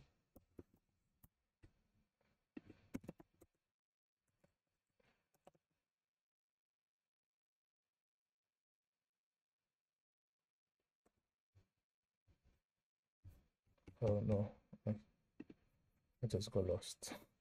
Tres puntos importantes, yeah, we need to show the podcast podcast description, and not the podcast title, the podcast description over here. But it's not going to be showing on the mobile view, so it's going to be hidden. And we have margin top of 3, font font -10, and LG you have a block. So podcast description, which we know is going to come as, yeah, there's a string over here. Okay, beautiful. Now the next thing that we want to show is this listing now, which is showing on both mobile and the large screen. So let's go on. So dev, and we are going to have a padding X. So since you are repeating the padding X of -3 all around, why don't we just put it somewhere that has, okay, let's just go ahead. You can optimize it or reduce the code as much as you want. Let's get it working first. Okay, so H3, and let's say listing now on. So class of mt-8, text size of -XL, and a font weight of semi-bold, and text for our favorite color, #111B1. Since you are repeating this color too much, we can move it to our Tailwind config so that we'll be able to access it instead of having to type it in always, which can lead to errors. So now I have this thing now on. This space over here is a bit disturbing to me. Let me see. I think that's how it's supposed to be. All right. Now let's go on. Now I have another dev which is going to show the icons. So the icons that we stored in the constant, we use it again. So map, and you map over an icon and its index. So I can use it as the key. You have the image src, which is going to be an icon, and alt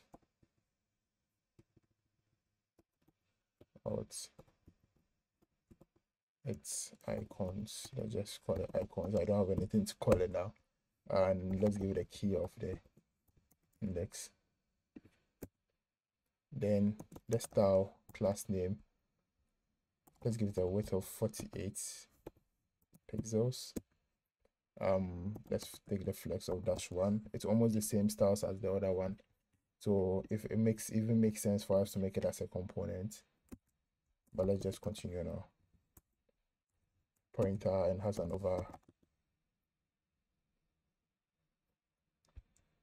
hover of scale. Retyping it is giving me crabs. 1.1, and on large screen we want it to be flex-scale or flex-grow-0 and flex-shrink-0. All right, let's see. Let's go back to application. All right, okay, cool. Now, but we have to style it. It doesn't look good. So we want to add some classes over here. Let's add a flex, flex-no wrap, smaller screens, and items center, and a gap of -3. Overflow Y visible. I'll just change this one to Y, and overflow X scroll. A padding of X -3, padding of Y -4, NLG. On large screen, we want to take a max width of 80% of its parent container. And large screens, you want it to be flex-wrap.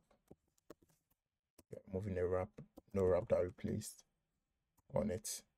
Flex-1. It's a flex-1. PS-1 on large screens. Okay. Alright, so this is how it looks like. Beautiful.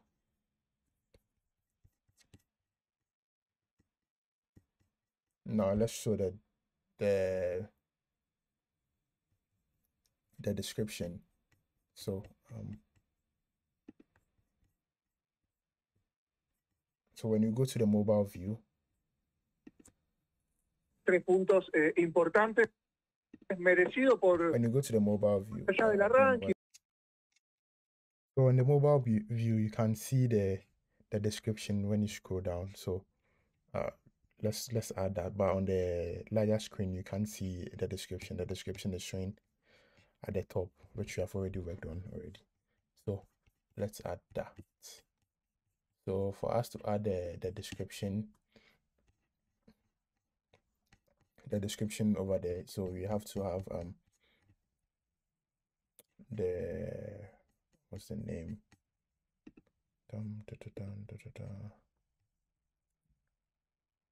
First, let's have ptag. Where is this thing? This is going to be outside this one over here. It's going to be a div that has a class of px-3 NLG hidden. Then inside we are going to have class this description, a text description, and a class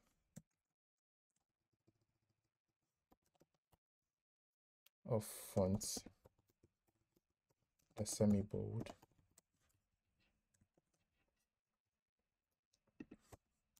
Then in here we are going to show the description, but it's not going to be the description of the podcast, but the particular episode that you're watching. Okay, so let's just put description test goes here. Let's start it. We're going to give it a line clamp of -3. All right, so let's go to application. Let's switch.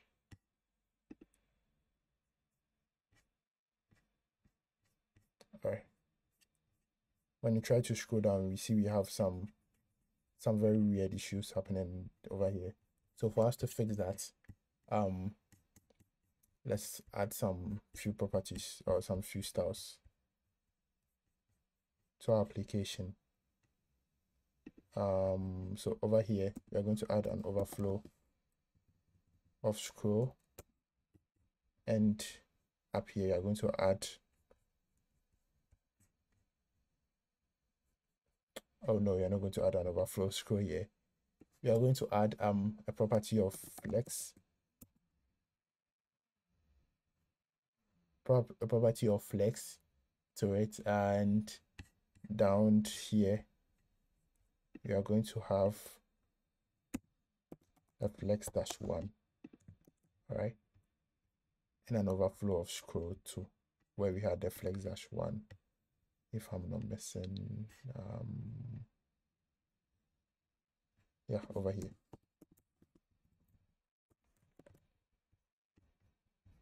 So you can scroll inside without any issues. All right, now the next thing that we need to do is show the list of episodes down there.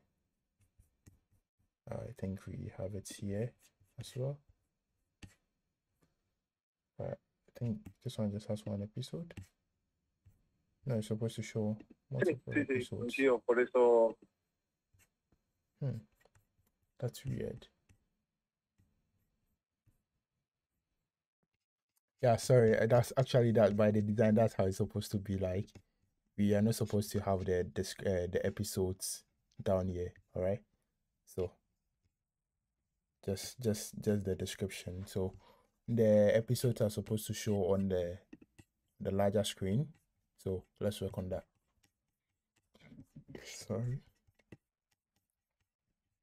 All right, so let's work on it. So let's have a div that has a class name of hidden, so we don't see it on smaller screens. Padding x of 3. In the large screen, make a block, display a block, and you're going to put in p tag or an h4 tag, and it's going to be an episodes,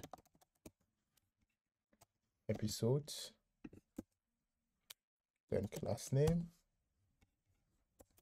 mt-4, text lg,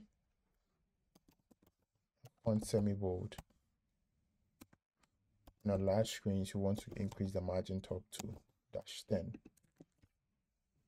All right, so this is it.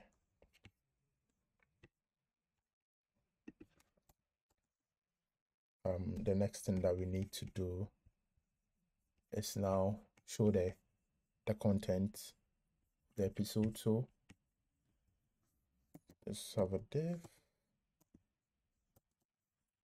that is going to have so we are going to map over the episode that we are passing. So episode.map.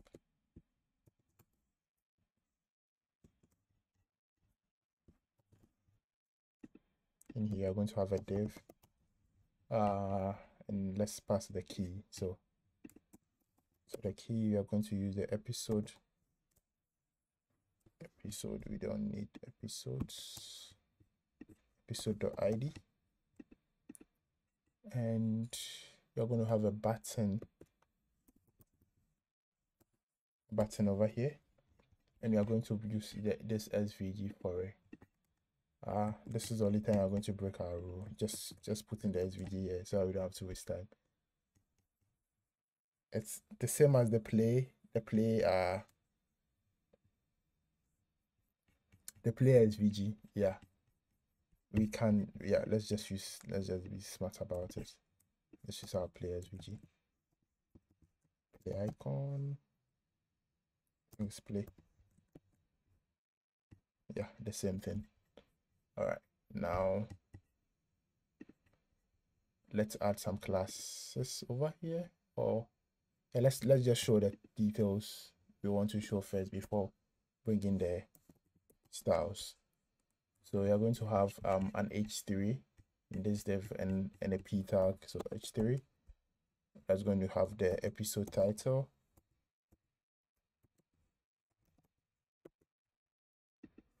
and a p tag that is going to be the episode description.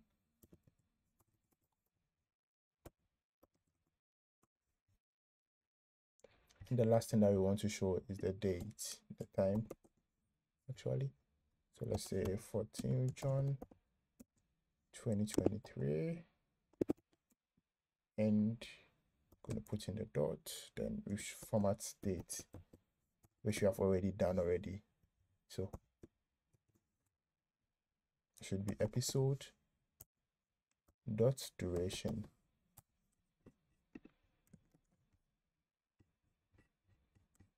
Now this is an HTML content, so let's place it in. Let's do it as we did it previously.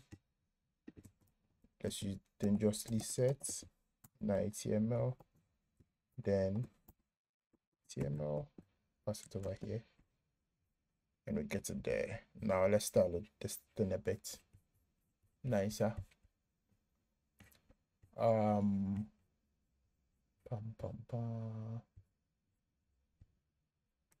Now let's start the whole div.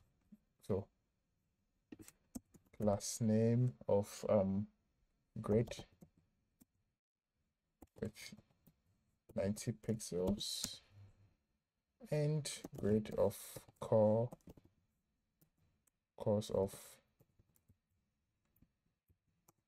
40 pixels dash auto. Okay. Now we want items that start, so align item of flex starts. And we want to give in a gap. Let's put in a gap. -3. Gap -3 is okay. And add rounded -LG. NP-4. MT. So on a larger screen, we want to add it's even showing just on large screen, so let's just add gap of 4, margin top of 4. Okay, and we can change this gap to 3. Then that's it. That's good. That's good for us. Almost good. We are making some nice progress. Okay, good. Now the next thing that we want to do is I think we have the UI really done. Now we want to concentrate on the playing of the video, playing of the soundtrack, and now keeping track of the our slider over here. First, we need a button that is going to close, since we don't have the chevron showing on the larger screen. So I think we're going to go up a bit and have the close button.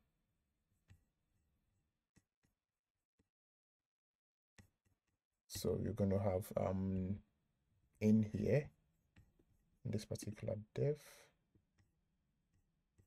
This is the second, this particular div.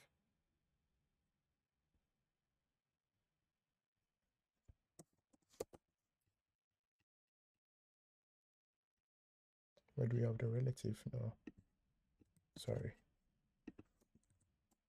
up here. We're going to have a class of let's just make this a button that has a class of absolutes,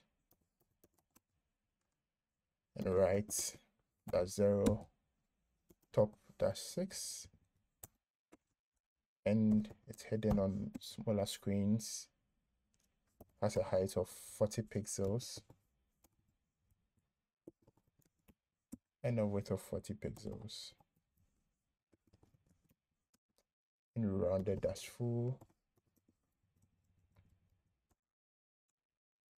And let's apply a background color of hash 36 2D 31.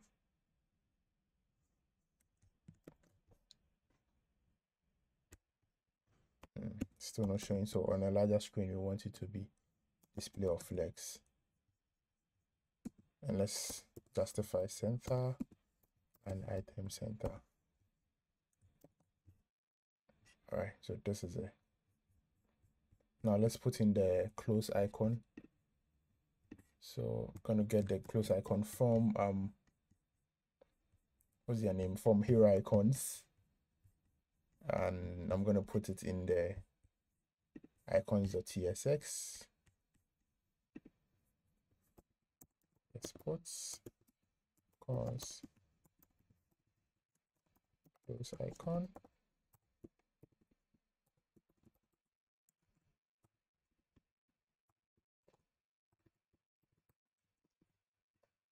Close icon. Let's just pass in this prop.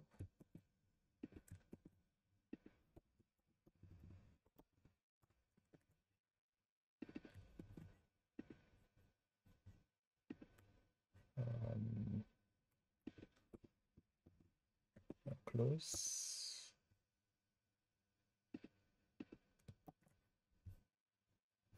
Yeah, so you see it over there. Beautiful. So yeah, we are done with the UI for the music bar, which is like a huge step. So the next thing that we need to do is working on the playing of the items and being able to play it from this side, and also being able to play it from the main list, and toggling of this this button over here, or toggling of the whole music bar on both desktop and large screens. All right, so let's work on the functionalities.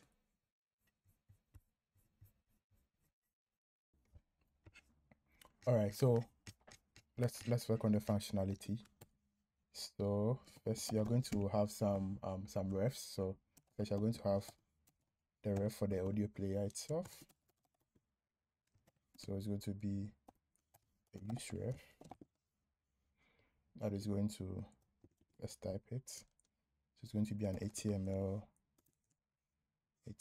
audio player or the element. For now, gonna be now. Let's import in use ref from React. And then you're going to have you're going to also access our track plane. All right, use ref.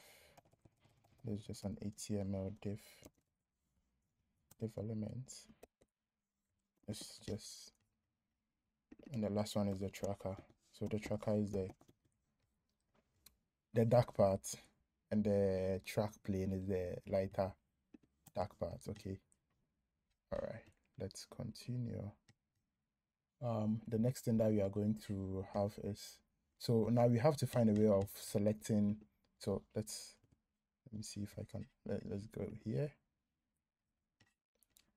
You have to find a way of selecting a particular episode that is going to play. So you're going to use the query parameter in the route to handle that. Okay, so yeah, so come back. Let's go back to our page to do that. When something is clicked on, we look for the play. So let's say you click on a button like this, you are going to attach a query parameter in the route with selected, and it's going to be the episode ID. All right, so this you are doing on the home page. So let's set this one to false so that we see what you are doing. All right, now let's go down. Let's find the button. So this is the button. Let's wrap it with a link. So the link is from React, from Remix/React, and you're providing it to 2, and you're just going to pass in here template string, and it's going to be selected is equal to episode.id. All right, so let's test it out. Right, so you can see it.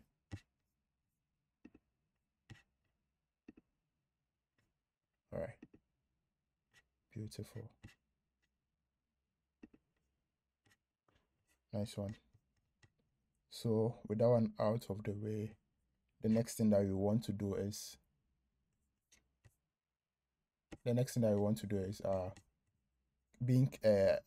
allowing them to toggle the play. So when this is clicked on, we just don't want to do this. We just don't want to append the, what's the name? Append the query parameter of here. We just also want to open the modal as well. So let's go on. For us to do that, we are going to need to update the toggle. So let's write a little function that is going to do that. So over here, I think we already even have that already. Okay, so let's change the name. Let's make it show full screen. No, that's fine. It's open, it's okay.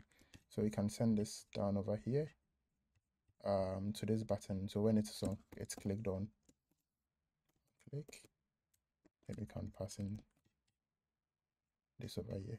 So all right, Now let's figure a way to close it when it's clicked over here. So we have to pass this this function that is doing the toggling. So it checks if it is true, it makes it false. If it is false, it makes it true. Okay, so we should pass it down to the music bar, which we are already doing. So let's go to the music bar and let's make use of it. So where is the close button? So this is it. So on click, we can toggle up in. Now we are now making it go away, and we are showing it. All right, now we have access to the selected what's the name, the selected episode that we want to play. So now let's go ahead and fetch it and play it in our audio, in our music bar. All right, so let's go back to the music bar. So in the music bar, we are going to have a function that is called set src. So cons set src.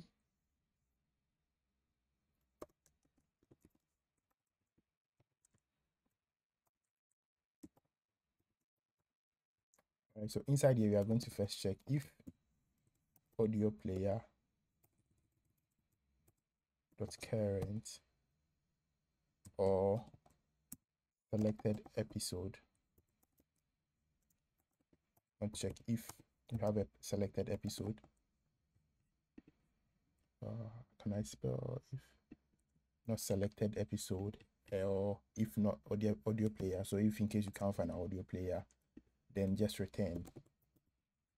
But if it exists, then you are going to set our player equals to audio player dot current, which is going to give us the audio player element. Then we can set the src on it. So set src is equal to selected episode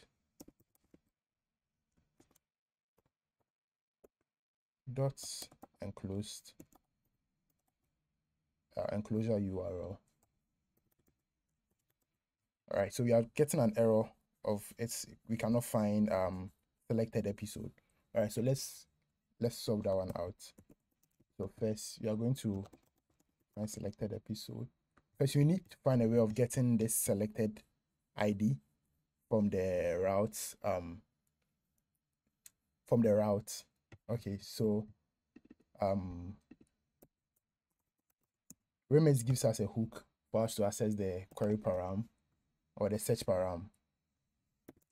So let's call it search param, and this also gives us a setter function that allows us to update the search param, which we are going to need later. So let's just put it there for now. So it's called use search param, which is very simple, and I think it's very smart of them. Then in here we are going to have episode. Selected episode is going to be equal to, not this, going to be equal to, now we have the list of episodes, so we can find the episode based on the episode ID. So episode, the p.id equal to, we still don't have the selected parameter. So selected is going to be equal to search params dot get selected. All right, then we can check if it is equal to selected. All right, so this is a string, and this is a number, so let's convert it to a string so that TypeScript is fine. We're also good. Yeah, so you use the toString, then we compare it to see whether it's the same, then we set it as the episode. So it's going to be I episode or now, and now we are almost good. But all this while we don't have an audio player in the whole element, and we have set these two refs these three refs which are not being used yet. So let's make use of them. So let's check whether we have any audio. I don't think we have. All right. So let's go down over here.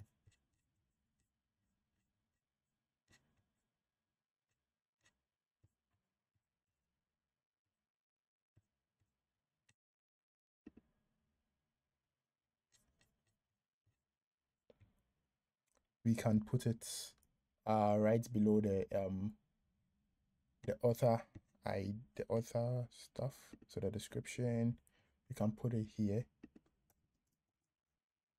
We are not going to show it, so it's not that much of a stress for us. It's not going to show in the HTML, so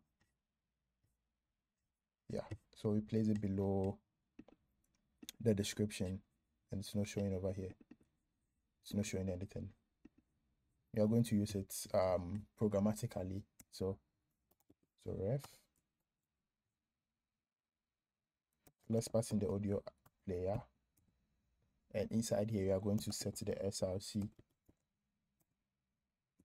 to equal to selected episode dot enclosure URL.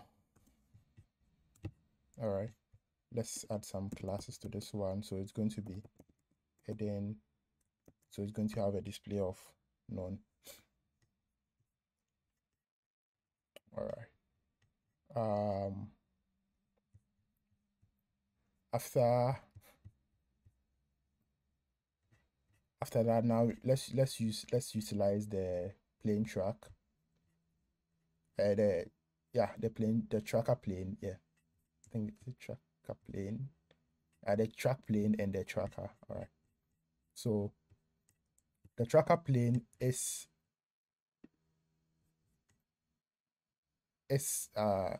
this part, and the tracker is the dark part with the dots. Okay, so let's look for that particular element and let's give them the styles as needed. So let me remove this and see. Yeah, it's not showing, but just to be safe, now where are we going to?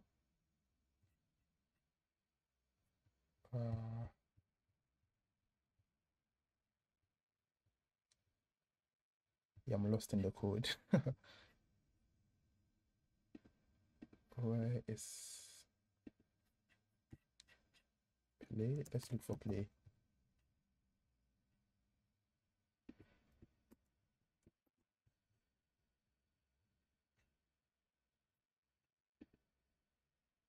Yeah, so I think it should be here.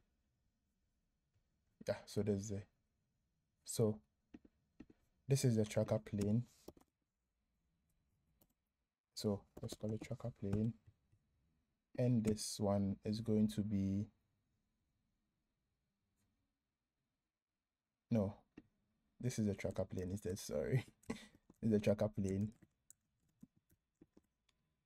and this is the tracker.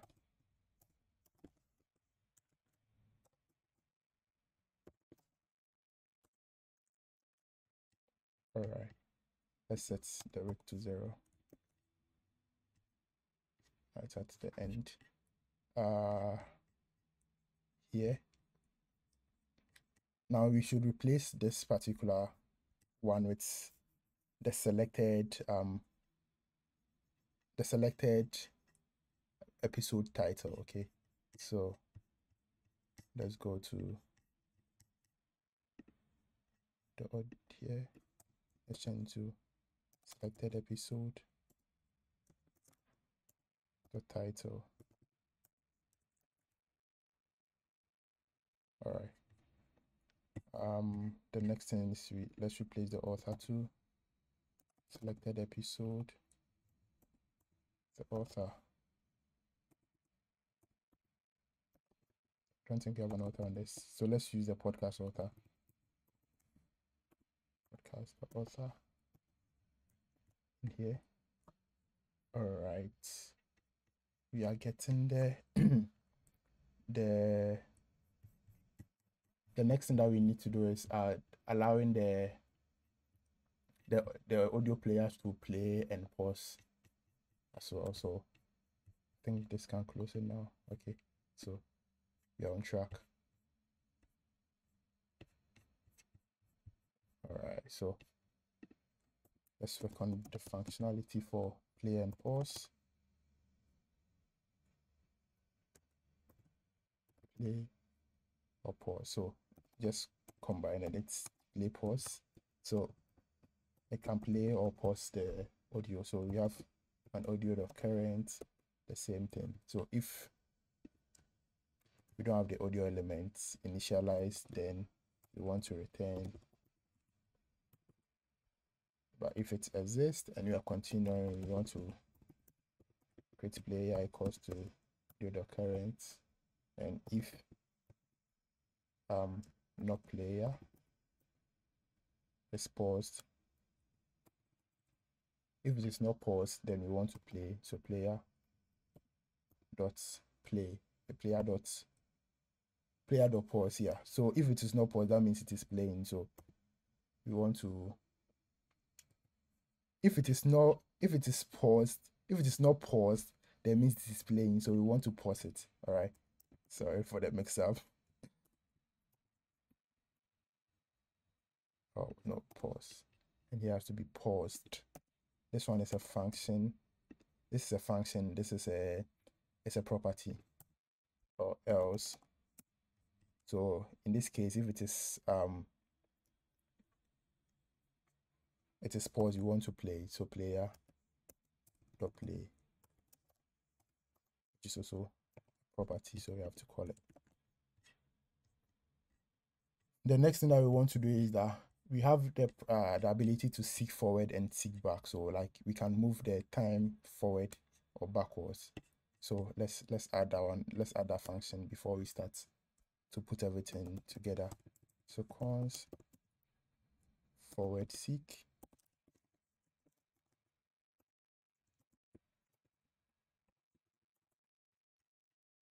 And the last one is const backward seek.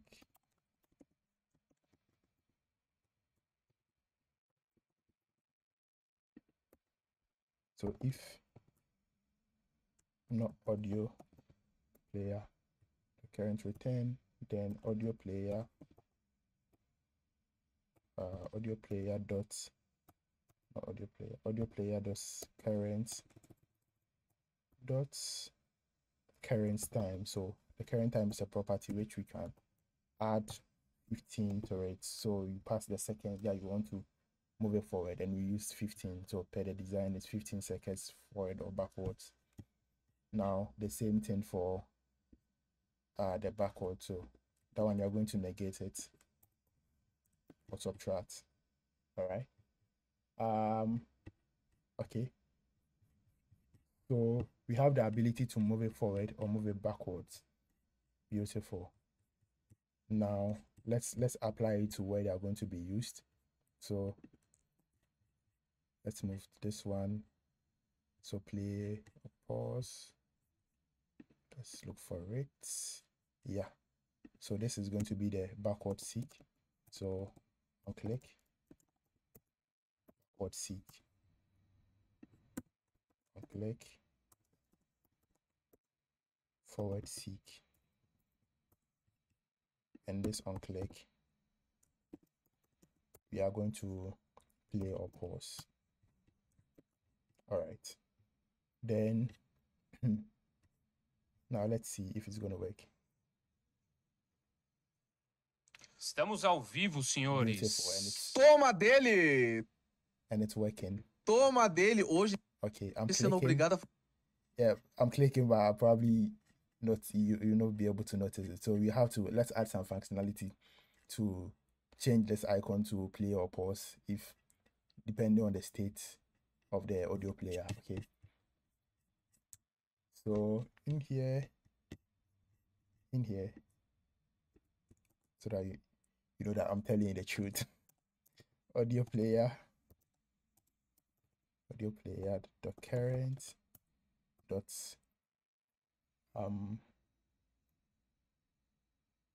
dot what was the name, dot playing dot pause. Okay, so dot paused. If it is paused, you want to use the play button. So at this point, it means that it is playing. And here we're going to put in the paused. And I think we don't have the paused icon. No, we don't have the paused icon. So let's add the paused icon. Come here. Pause. We don't have, so I'm going to bring in the pause icon. Same place, it's going to be coming from your icon always. And you're going to have this when you clone the starter app, a startup project. So paused. So what's it called? Paused or pause icon? Let's pause. Let's import it in. So fazer as honras. What's wrong? So if it is paused, you want to play. Why is it not showing? Okay, let's see. Let's refresh. All right, now let's open this. Lá ele. That is very weird.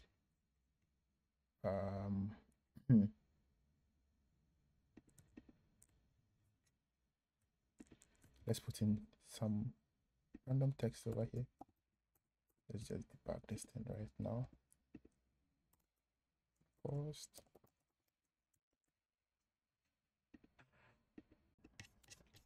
For some weird reason, it's deciding not to. It's deciding not to work. So let's continue. We'll come back to fix it later. Don't worry. All right. So let's work on the track plane, updating the track plane over here. All right.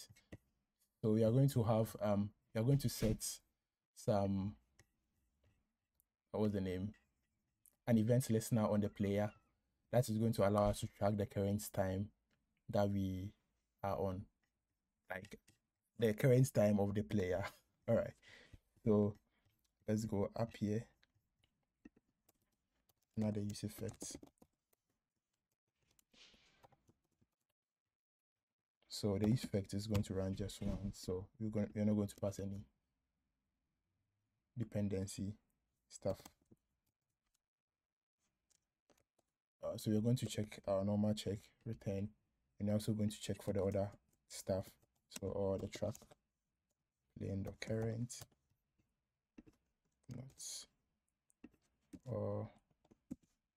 not the tracker, the current.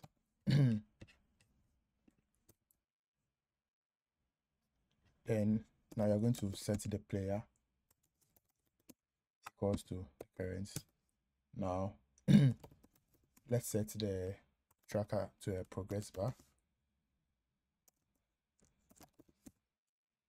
Progress bar, then call it tracker plane dot current, then cause progress equals to tracker dot plane tracker dot current. All right, then let's have a function in here. So const current player time. Yeah, let's call it current player. Let's just call it, it's current player time, but current player is okay. Let's keep it short a bit. Now we're going to get the seconds that has been played by the player. So it's going to be player dot current time, not minus progress,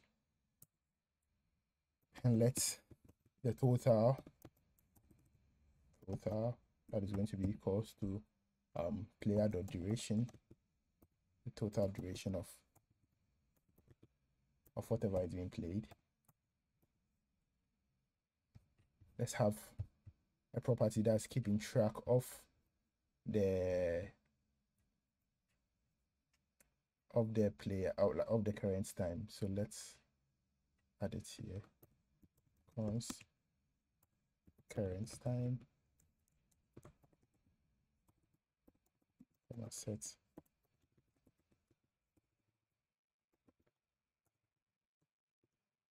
and spell current time.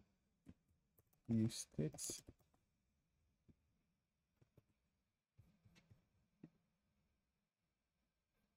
Going to have a number, so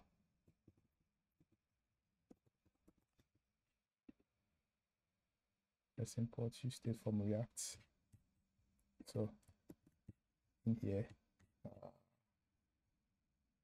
down here, we're going to set the current time equals to the player.current time, which is the seconds over here. And let's find a way of calculating how far this thing has moved in the total duration over here. So let's the progress bar width progress bar width equal to progress bar width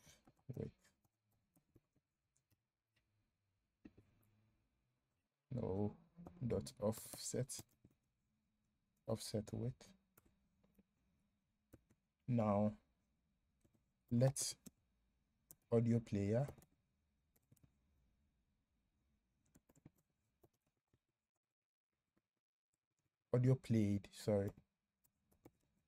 be equals to the seconds that has been played divided by the total times 100, not times progress.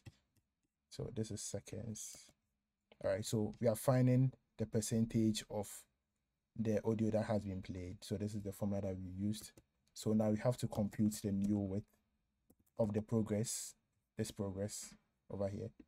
So it's going to be new, let's call it a new width, which is equal to progress bar width. So the containing div times the audio played divided by 100%. And with that, we can now set the progress elements styled or width to the new width over here, but it needs to be a string with the pixels. Okay, now we have this function. Now we have to pass it to an event listener. So the player is going to be on the player item or the player element, which is the audio element. Let's add an event listener. So on time update,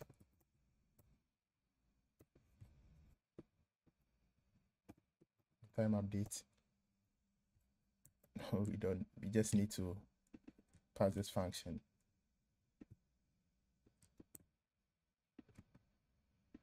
Last, we need a way of cleaning up our component. So we have to remove our event listener that we set on cleanup. So here dot remove event listener. This is it. Okay, that is good. Let's try it out. Let's see if it's gonna work. Lá ele. 3, 2. E estamos ao vivo, mas all right, it's not moving forward, so we are probably doing something wrong.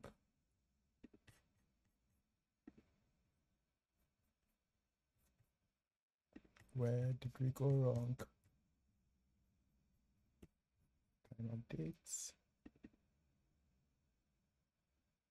current player, remove current player, and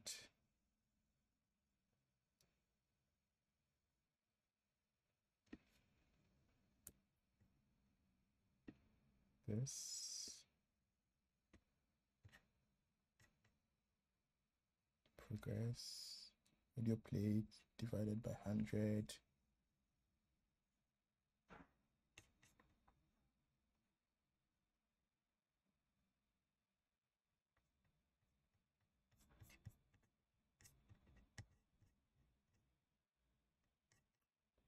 All right.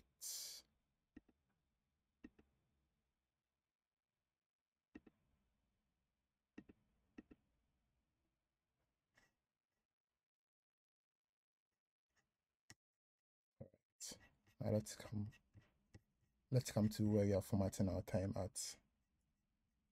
So over here, I'm not showing the right time over here. So let's work on that, and we'll figure out why this stuff is not moving as we want it to be. Yeah, these things happen, and we're going to fix them all. So first we need a function in our utils.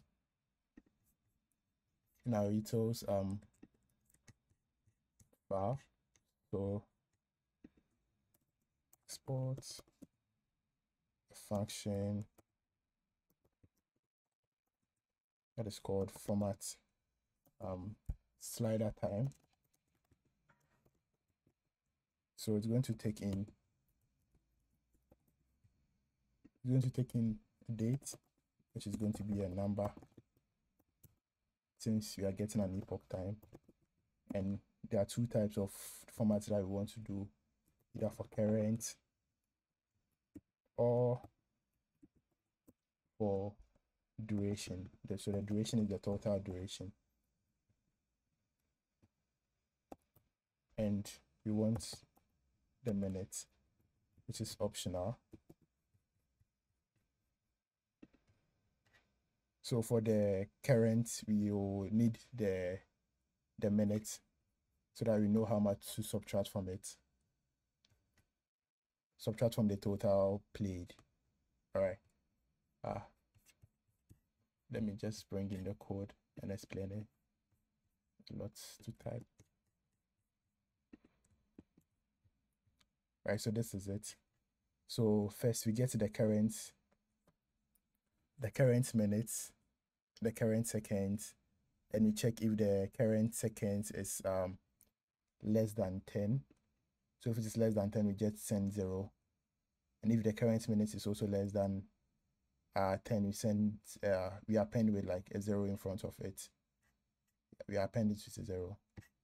And we also check if the type is current, we just send what we have. But if it is a duration, then we have to do some further calculation on it, which is where we remove the duration time from it, and now we do the same thing like for the formatting and return the string. Okay.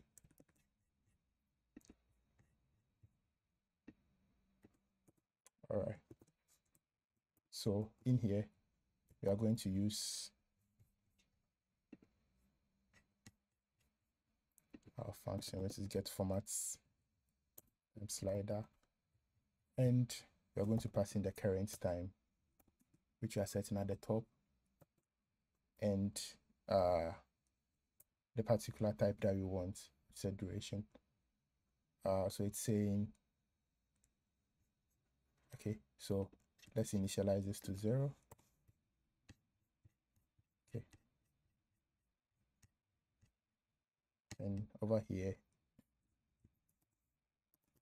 formats times slider time, and we are going to pass in the selected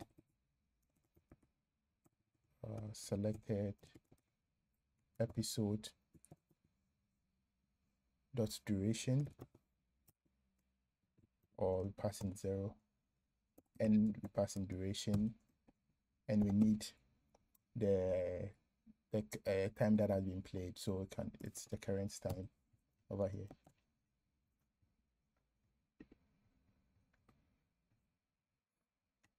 So we can see that we can see the length. Lá ele. We can see it updating. 2. E estamos ao vivo em mais Análise Renais. Nossa, eu errei hoje, eu vou começar de novo. Estamos ao vivo em mais Análises Renais, o melhor programa de análises políticas do Brasil. Let's fix this thing. Let's remove this from here. We want to wrap our pause with some black circle com ele instead. So we are going to add some class to that particular div. So it's going to be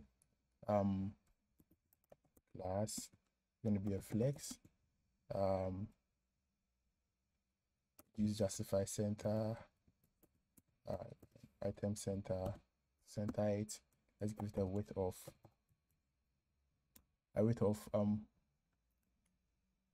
56 pixels, and rounded full, so we get the rounded shape, and a background of our black color. Hash 1B, no, this time around C1F23. If this can be C. O cabeludo Renan Santos, que não gosta de cachorro-quente. Cadê a We pizza? also need a height of 56. Batendo 15, 14 clubes hoje, farei isso. Ah, você falou que era 50, da outra vez bateu 50 e você... 56. Okay, não cumpriu? Ah, Como que vamos acreditar? Looks então eu tenho que beautiful. cumprir. Então vai. Now let's start this a little bit. Let's pass some class. Give it a width of 40 pixels. And let's give it a fill of our paint color, which is going to be hash db 70 cf fc. Exato. Manda comprar uma. Yeah, Manda comprar this is good. uma pizza ali, o Renan. All right, so you have to find why our stuff is not moving forward. So let's see if our seek forward is working. So you can see the time moving forward. When I click on it, and I click back, you see it moves back. All right, so those ones are working, but our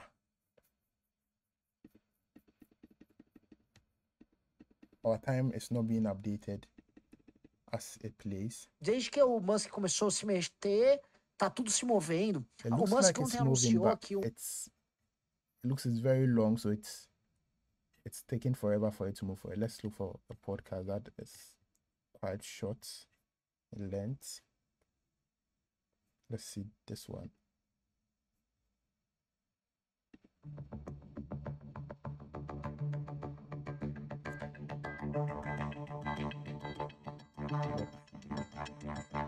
Olá pessoal, sou Renan Santos de Inteligência Artificial e narrarei esse excelente dossiê do Clube MBL.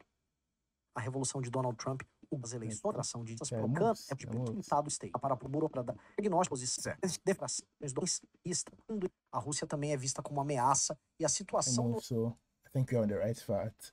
Sorry for the wrong information. All right, so you're on the right path. So our updates are working. So the time is being tracked perfectly. Our play and pause is working, and we are also able to seek forward and seek backwards. All right. We want to be able to play an item from this list over here as well, and also that when we close this item, we close this particular mode on the last screen, the player stops playing, but on a smaller screen, when you close it just minimizes to the bottom and it continues playing. All right, that's gonna have some catch. Let's do that. You can see my name over here and some dummy data, so let's check it out. Why do we have Let's see where that's going to.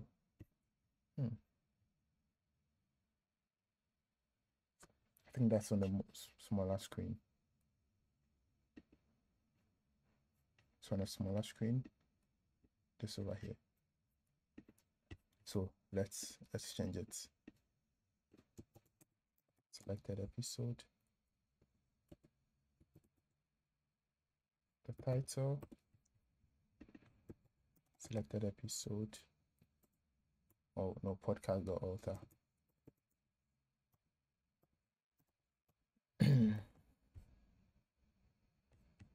Beautiful.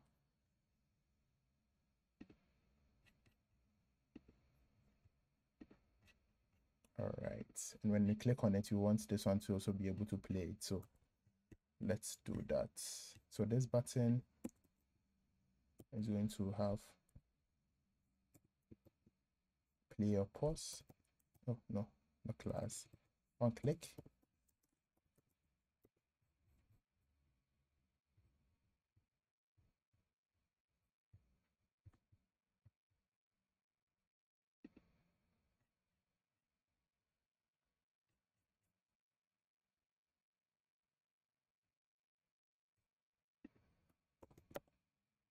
Click of play or pause. But you see, when this is played on, we know exactly what. Eu vou começar igual cara sério, pondo. We know exactly what the person wants to do. We know that they just want to let the audio play, so we don't need to open up the whole modal for them, which is going to be a bit distracting. So let's work on that. So we're going to take in the event, and yeah, we are going to still call the play or pause, but trigger or stop the propagation of the event, which is going to hit this one over here. I'm going to open up the modal. So let's stop the propagation. So let me check. Celular no bolso, assim, ó. It's playing, but no open up the modal. Beautiful. Let's put in a function. Let's check if it's playing or not. And based on that, let's show an appropriate audio player. Let's pause the current, the paused. If it is, show the paused icon.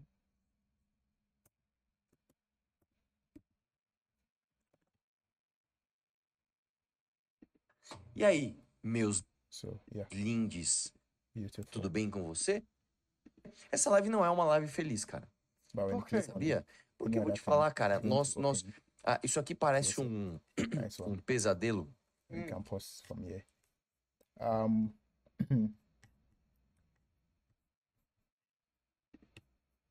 Now on a larger screen, when you click on this one, we want it to go away, but also stopping the player from continue playing. So let's say something like this: in progress playing. But when I click on Estamos ao vivo, senhores. when it goes away, it should Toma stop playing. dele! Toma dele hoje. All right, so let's work on that.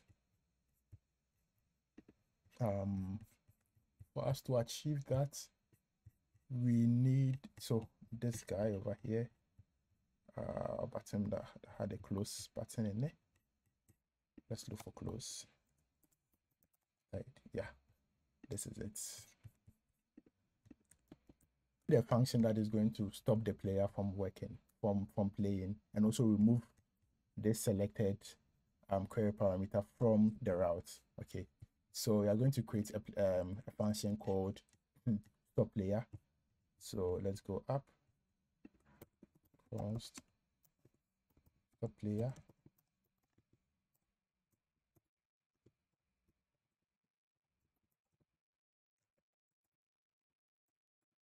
Stop player, and we are going to have audio player, current.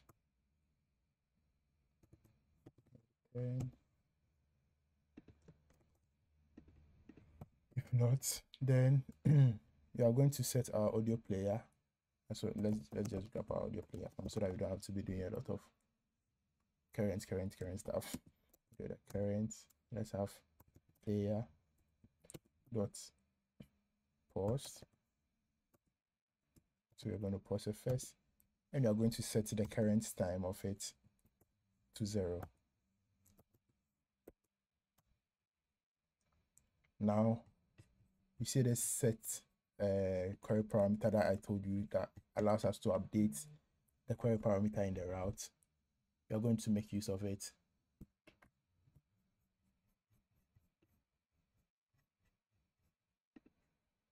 Going to make use of it over here. So just like how React set state work, we return the previous state, but in between here we can make some updates. We can set, so you can do prev.set and add a new query parameter to it, but in this our case we just want to delete, so delete selected. So simple as that. Now let's go down to where we need it and use it.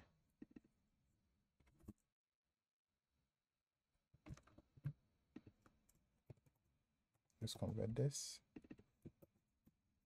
to a function. And we are going to have top layer at the bottom. Simple and easy. Let's try it out. It is playing. Stops, it takes it out. Beautiful. Alright, so now we can see that one is working now. But on the mobile screen, let me toggle it over here. On the mobile screen, we want the, so you see when it's loaded freshly, by default nothing is selected. All right, but we want the first element in the episode list to be selected by default if it is not, if nothing has been clicked on, so that you can just click on this to play it. Okay. Yeah, so let's fix that. The first thing that we need to do is we are going to set the query parameter, like a default value for the query parameter. So in here, we are going to selected or episode.0 episodes, first element, its ID.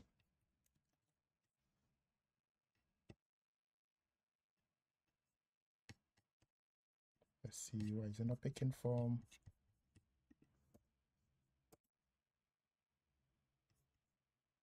That is weird.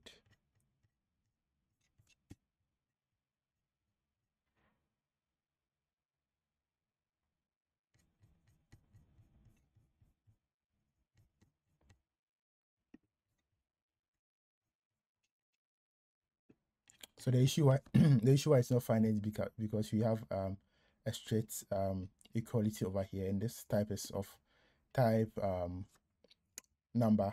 So let's make sure it's of type string. So to string over here, and it should work. Yeah, I picked the first one by default. Nice one. On a larger screen, nothing is there, and we look good. We're looking good. All right. Let's focus on the mobile screen. There are some things that we want to do. On the mobile screen, when this thing is clicked on, we want to automatically play the audio. So let's say you don't click on this, but you click on the title, the image or the title, you want to go ahead and play it. So let's work on a function to do that. So let's call the function on open small small bar that is going to be equal to, we check that if the audio player dot current is not paused, then play or pause, which is automatically going to play our audio for us. So if it is already playing, we don't want to pause it by opening our modal over here, or our bottom sheet.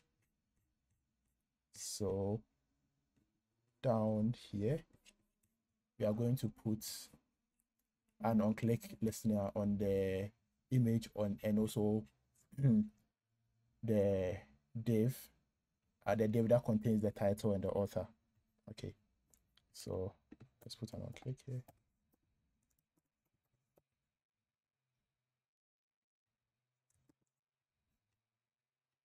Put another on-click on this. All right, so you see it's playing automatically. Estamos ao vivo, senhores. Toma dele! Toma dele! Hoje sendo obrigado a fazer as... We can click on this to pause it. Beautiful.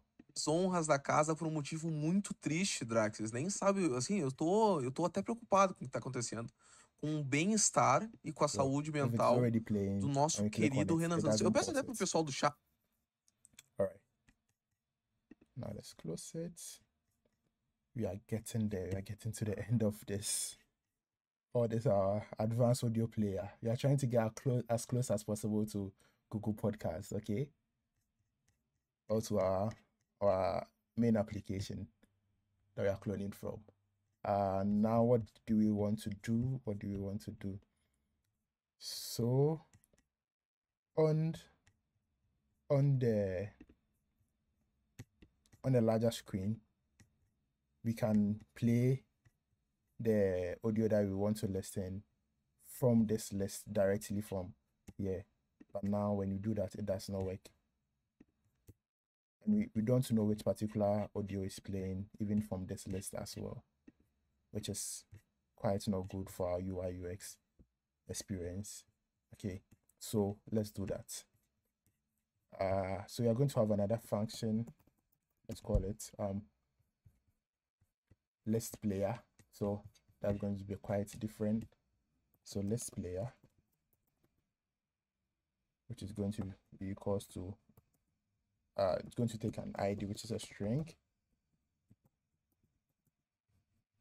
which sets, so the set param again, search param again, we're going to take in the prev. So the last time what we did was we were deleting a query parameter from the query params. This time around we'll be setting it. So set selected and we're passing the ID over here.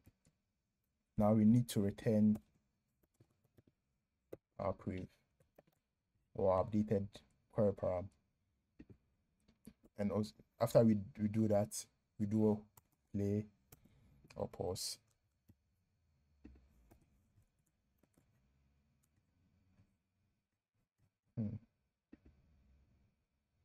So look at the query parameter over here. Let's see. Oh, we have not yet applied it. We just defined the function. So let's go to our list of episodes. List of episodes. Over here. Let's put it on the button. So on click. Picking function. Passing episode.id.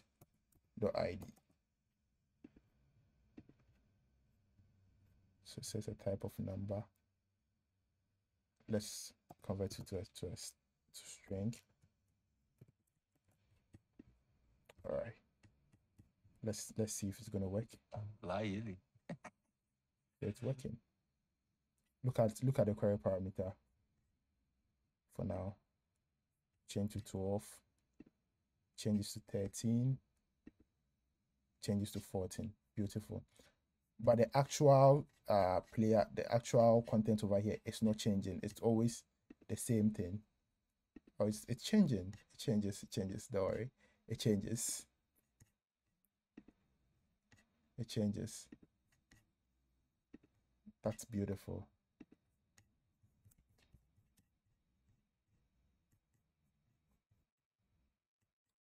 All right. So the next thing that we want to do is update 3, 2, 1, ao vivo. Let's into this. 2, 1, ao vivo. Começamos essa live inacreditável. Importante. That's beautiful. We need to make the UI like more explicit. Okay, so let's add some design to it based on the one that is actually playing. So let's come here.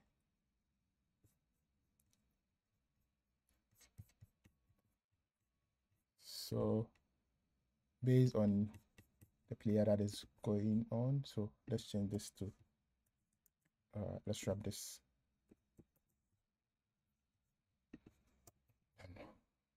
curly bracket, change this to the backticks, then if selected episode,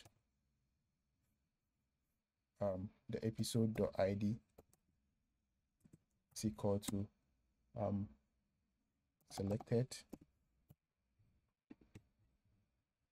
Let's make this one to string. Let's be fine. Then you want to make the background background of black, like slightly black. If I can type, so bg dash hash 36 2d31. So you can see it's already dark. Let's see if we change to this. That's quite good. All right, now the audio player or button is quite hidden. Let's make it look a bit fancy.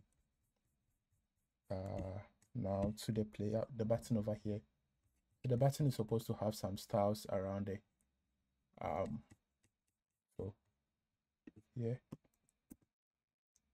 class that is going to be mx of auto, mx auto, give it a flex and a bg height of 9, width of 9, and items dash center. Let's give it a justify center, and let's make it rounded full. Let's convert it to a backtick, so we can add in some string interpolation. So if it is selected,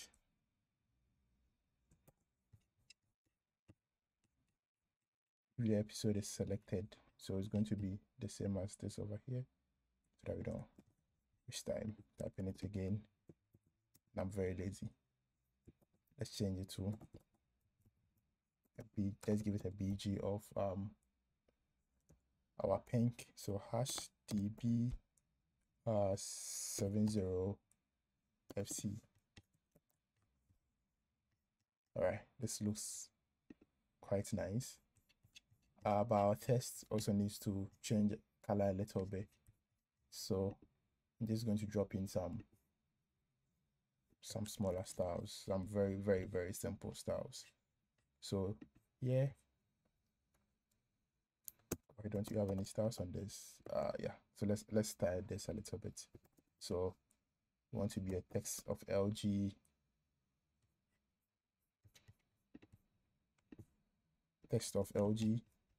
Let me drop it in and explain it. Wants to be a text of LG font medium. If it's selected, you want it to have a pink text, which is how this looks like. And same for the description too. So the description, let's go here. Let's add this class to it. So we clamp it on line 3, font stain, and we add the text color to it. And lastly, the time part. Very simple styles. So that this side looks like, looks more interesting.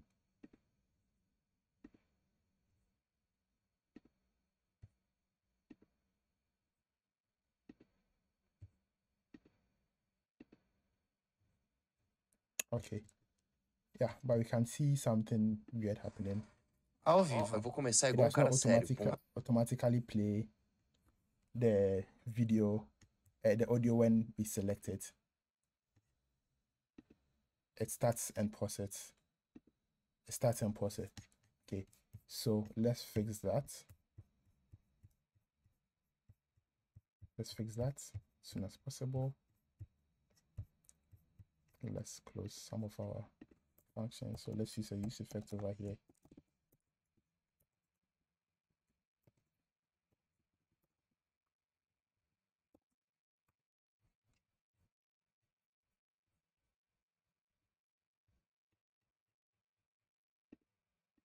So let's selected episode.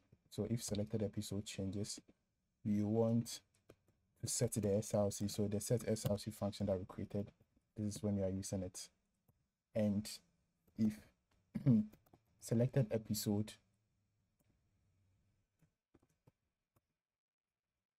if you have a selected episode and the audio player dot current, then we want to play or pause the audio. Okay.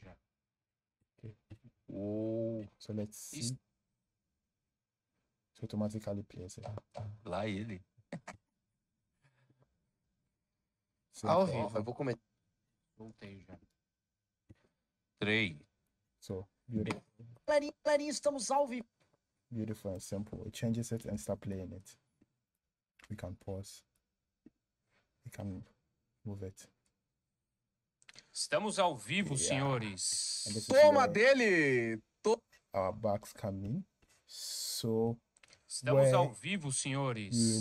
Toma dele! Toma dele! Hoje sendo obrigado a fazer as honras da casa.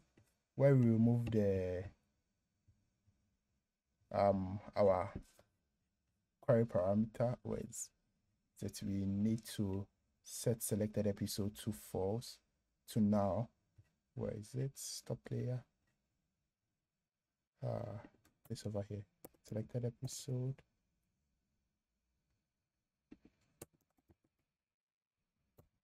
Equal to undefined.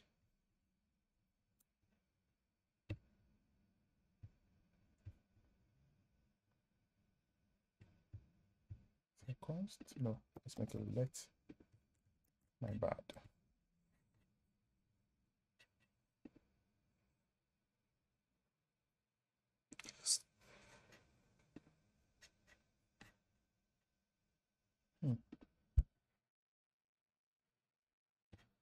Estamos ao vivo, sim. Soltei já. Let's solve this once and for all. Where can this be happening from?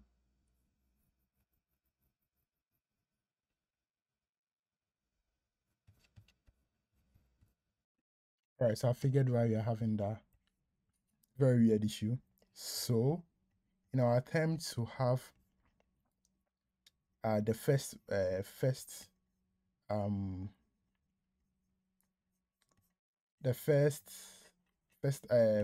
episode selected for the mobile screen, that is what is causing our issue. So let's take that one off. Let's look for a better solution for it. So we are taking that one off.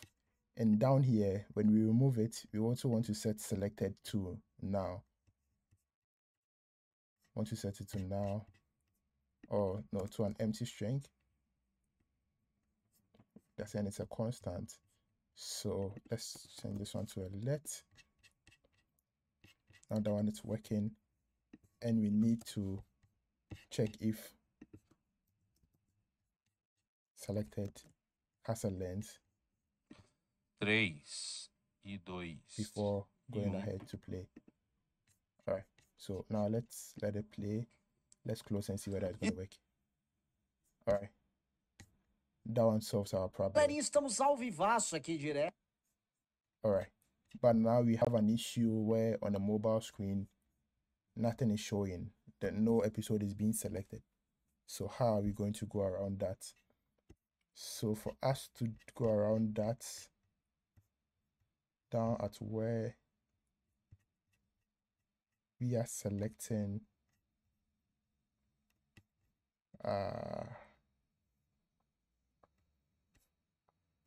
where we are selecting the episode title over here,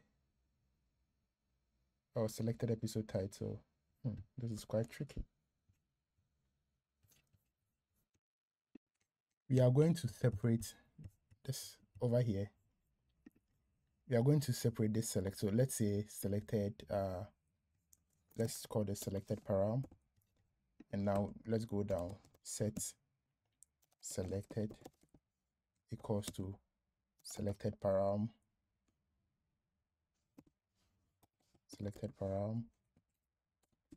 or episode. Let's have our episode. Can I spell episode? The 0 and get the ID. Let's let's make it to string. All right, now this time around, down here, before we play automatically, we are going to set look at the query param itself. Now we solve our two problem. So let's test it. Ao vivo. Eu vou começar igual cara sério, pondo o celular no bolso, assim, ó. So it works. Closes as it goes away. Beautiful. Problem solved. Nice one.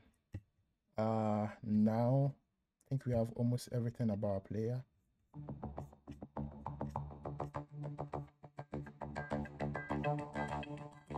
We can play, we can seek forward. What do we need again? What do we need?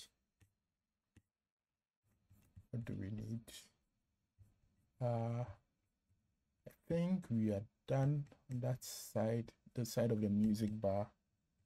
This is the time updates. Everything is working over here. We can close. Let's check on the mobile view.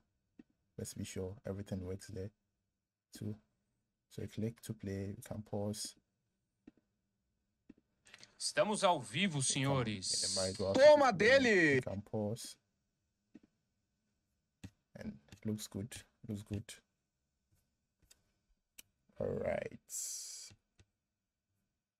Looks good. Okay. Now we want to, so on the raw one, the one that I've already pre-built, let's search for something. Why do I keep pressing? No, this is too long. Let's choose this one. Something. Let's choose this. Fever Tree Mediterranean tonic water. Let's pause. So over here we click, we can see this nice UI that allows you to share, and you can copy and post to like share with your friends to use it. And we have this search icon. So I think that's the last thing that is needed. So let's implement those ones and let's call it a wrap. All right, guys, if you are enjoying this, please subscribe to the channel. There are a lot of wonderful videos that are coming out. There will be an sending anonymous message to a platform that allows your friends to share anonymous messages with you, or how they want to compliment you on that, or anonymous messages that they want to ask you, or anonymous question that they want to ask you. There will be a GoFundMe clone with Remix. There are a lot of stuff coming up, so definitely subscribe to the channel. So let's work on that particular. So we can close all this stuff and go to the main screen. So now on the main screen, let's work on the share component. So on the share, let's create a new component in here. Call it kind of did not, so you can do this details, move this one in here. Let's just conform to the completed application. Let's add a new share.tsx. Let's create a React component there. All right, now inside here we are going to have a few stuff. So let's write the JSX for that one. So we are going to have a div that has a class of right-0. So first it's going to be absolute or hidden based on whether it is open or not. So let's accept in some props. So it's open and toggle share. And the particular podcast that is opened, and the last thing is the origin.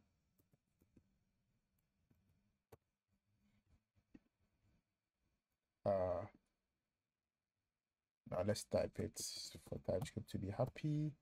It's open, which is a boolean, toggle share, which is going to be a function that returns a void. Podcast, which is of type iPodcast.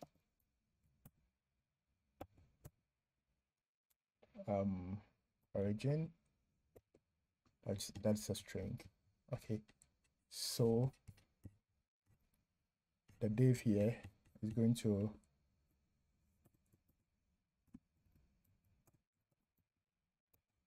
have let's say right dash 0 top dash full, so 100%, and we want it to be a rate of full but has a max weight of 423 pixels, and we set so with the is open, we are going to determine whether it is hidden or it has a property of absolute. So if it is open, it has a property of absolute. If it is not, then it is hidden or with a display of none. Now inside it, we are going to have a couple of elements which I'm going to just bring in because it's just some styles. Okay, so let me comment this one, some few other stuff. So we have the Facebook icon, which it seems we don't have. So let's bring in the Facebook icon from where we always get it from, your icons. So I'm just going to drop them in.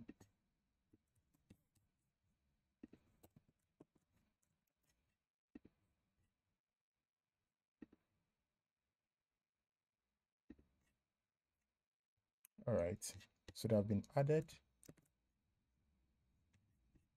and now we are passing the podcast, and we are showing the podcast author, the podcast title, and we want them to be able to click the button and copy the link. The link that you share with your friends or whoever you want to share it with. So let's work on the functionality to copy the link. Okay.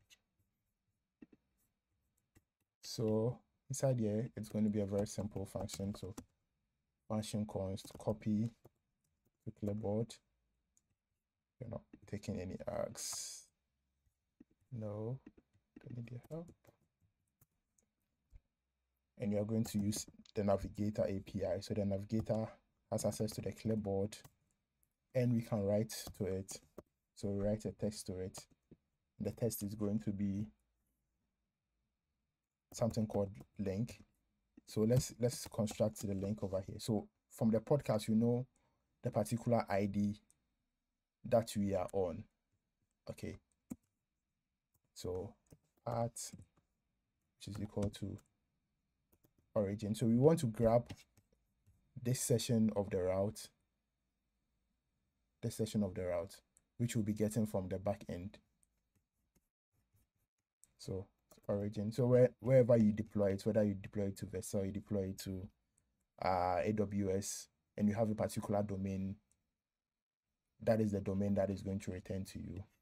So it's going to be like if it's podlink / the users the podcast ID. So origin.split. No, not split. It's a backslash. And we want to split it. Take the last one, so it's going to be slice.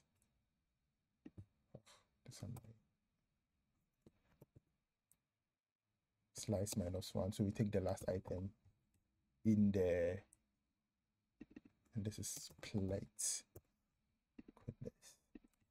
Split. So split, we take the last. So we are going to get something like HTTP localhost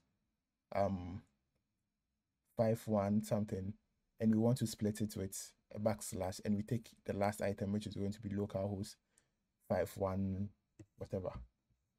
All right, let's go back to our own application. And you're crashing already. Let's go ahead, we'll fix that. And the next thing that we need is the podcast ID, which we are going to get from the query parameter. So, or even we already have it from the podcast server, so we don't need it from anywhere. So const link is equal to origin. So it's going to be the origin / the podcast ID.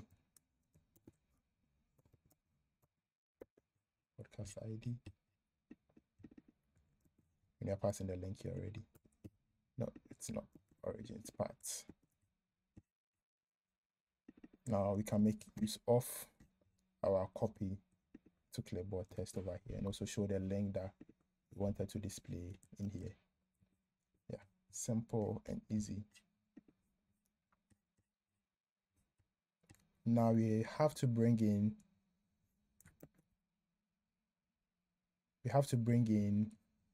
the share component and allow our navbar to this button to be able to toggle and untoggle it. Okay, so down here you can put in our components for share icon, not share, for share, which is this. So it takes some stuff, which is open, on close,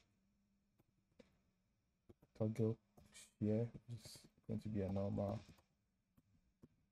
It takes a podcast, which we already have access to, and it's iPodcast. And the last thing is the origin, which we don't know yet.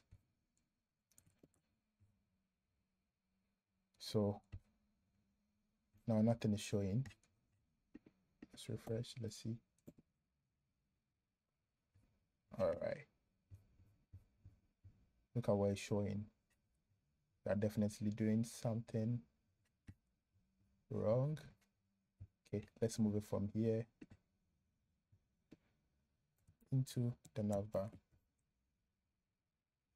All right, now it's, yeah, so it's supposed to be in the nav bar. Sorry, the nav element, okay, or the nav tag. So we can close, clicking on here can close it. If you have a couple of errors, the link all of a sudden has this query.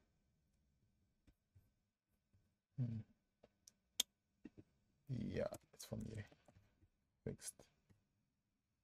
And when we click on this and we go to a different place, we can paste, so you can see it's working. Now let's find a way of bringing in the origin. So we are going to get the origin from the backend and add it to our response. So for us to be able to get the origin in our loader, we are going to extract it from the URL, or from the request URL. So up here, so const URL is going to be equals to new URL request the URL.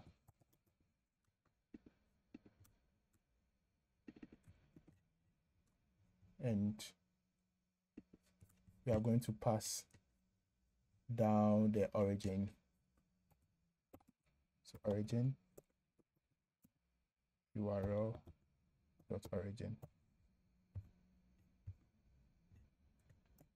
So now we have the origin here and we can make use of it. Let's pass it down to our guy. So now you can see we have access to the origin. Yeah, beautiful. We copy it and it works. Now let's handle the is open. Now it's set to default true. Now we have an is open already over here. So let's make it make sense. Let's change the name to something that does not conflict with other things, because we are going to have like two or more is opens on that same page. So we are going to change the name to show full screen. So the full screen is for the player full screen. So let's make it simple, rename symbol to show full screen and rename the symbol to set show full screen const. Then let's work on another one. So open share set open share, which is going to be false. Now we need a function to toggle it. You could write a hook that is going to be doing this open and close stuff for you, like a use modal hook that does provides you with a toggle and the state already done. But let's keep it simple. So the open share, toggle share. I can spell share.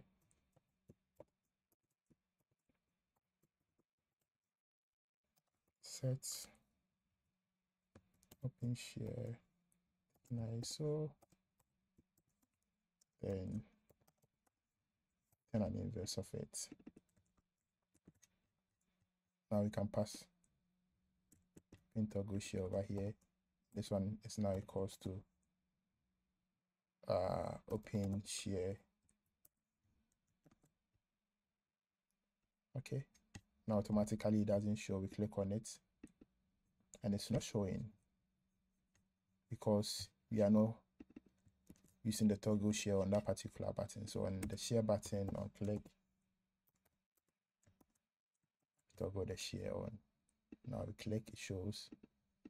We can click on this to close it. Click on this to close it. Beautiful.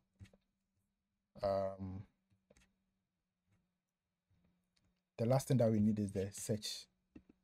So when you click on it, it's supposed to show a drawer. So let's see from here. So it shows a drawer that has the search for a podcast over here. Now let's go ahead.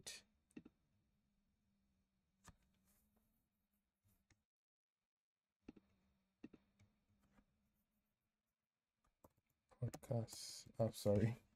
Let's create a new component in the details folder. Let's call it search.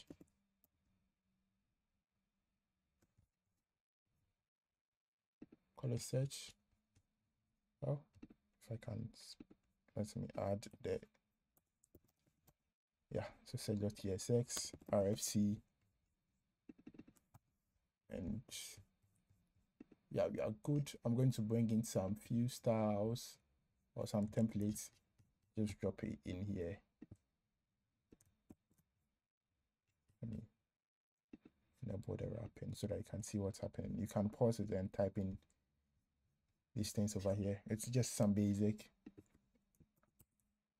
HTML and CSS or Tailwind. So it's open and toggle open as always. It's open, toggle open, which is going to be a function that returns a void. Okay, now we can pass it to the cancel. So the cancel over here, but we don't have the search icon, or we do. I think we have. It's not called search icon, it's called search. What's happening? We do have a search icon. So we import it in. Let's make it open by default. Let's go back here.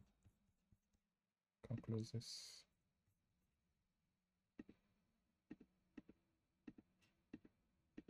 All right. Now let's come to our component and make use of it. So you can put our search over here.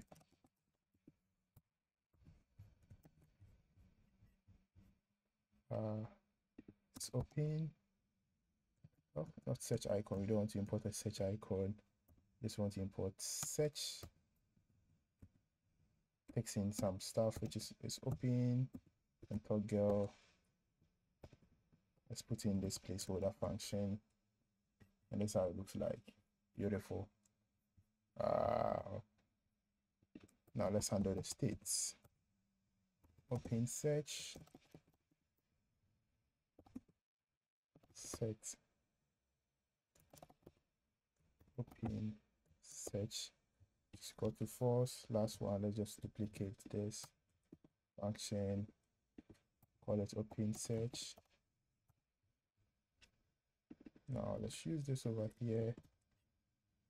We can now replace our placeholder function with the right function, and this is now equals to open search. Okay, so when you click on this, we are not using toggle search again. Oh my goodness. Click. Toggle search. I'll click. Now it shows cancel, it goes away. All right. Now I want to leave you guys with an example, with a homework, if you have been following. So just as we handle the search on the home page, so when you go to the home page, when you type in here, I give you some response over here. I want you to implement the same thing when a user clicks on the search. So while they're typing in here, update the query parameter here with the search parameter, and use the loader that we created, this loader routes, or this API route that we created to handle the search. Okay, so following this tutorial, we have built a full clone, a full or the podcast clone, or something like Google Podcast or Apple Podcast. So this It's very interesting. With all functionality working. Es la hora 12. With all functionalities working. If you enjoyed the tutorial, please subscribe to the channel. If you are new, subscribe to the channel. If you are already subscribed, please like the video. It helps with the YouTube algorithm. There's a lot of things coming up. Okay, so see you in the next video. Bye.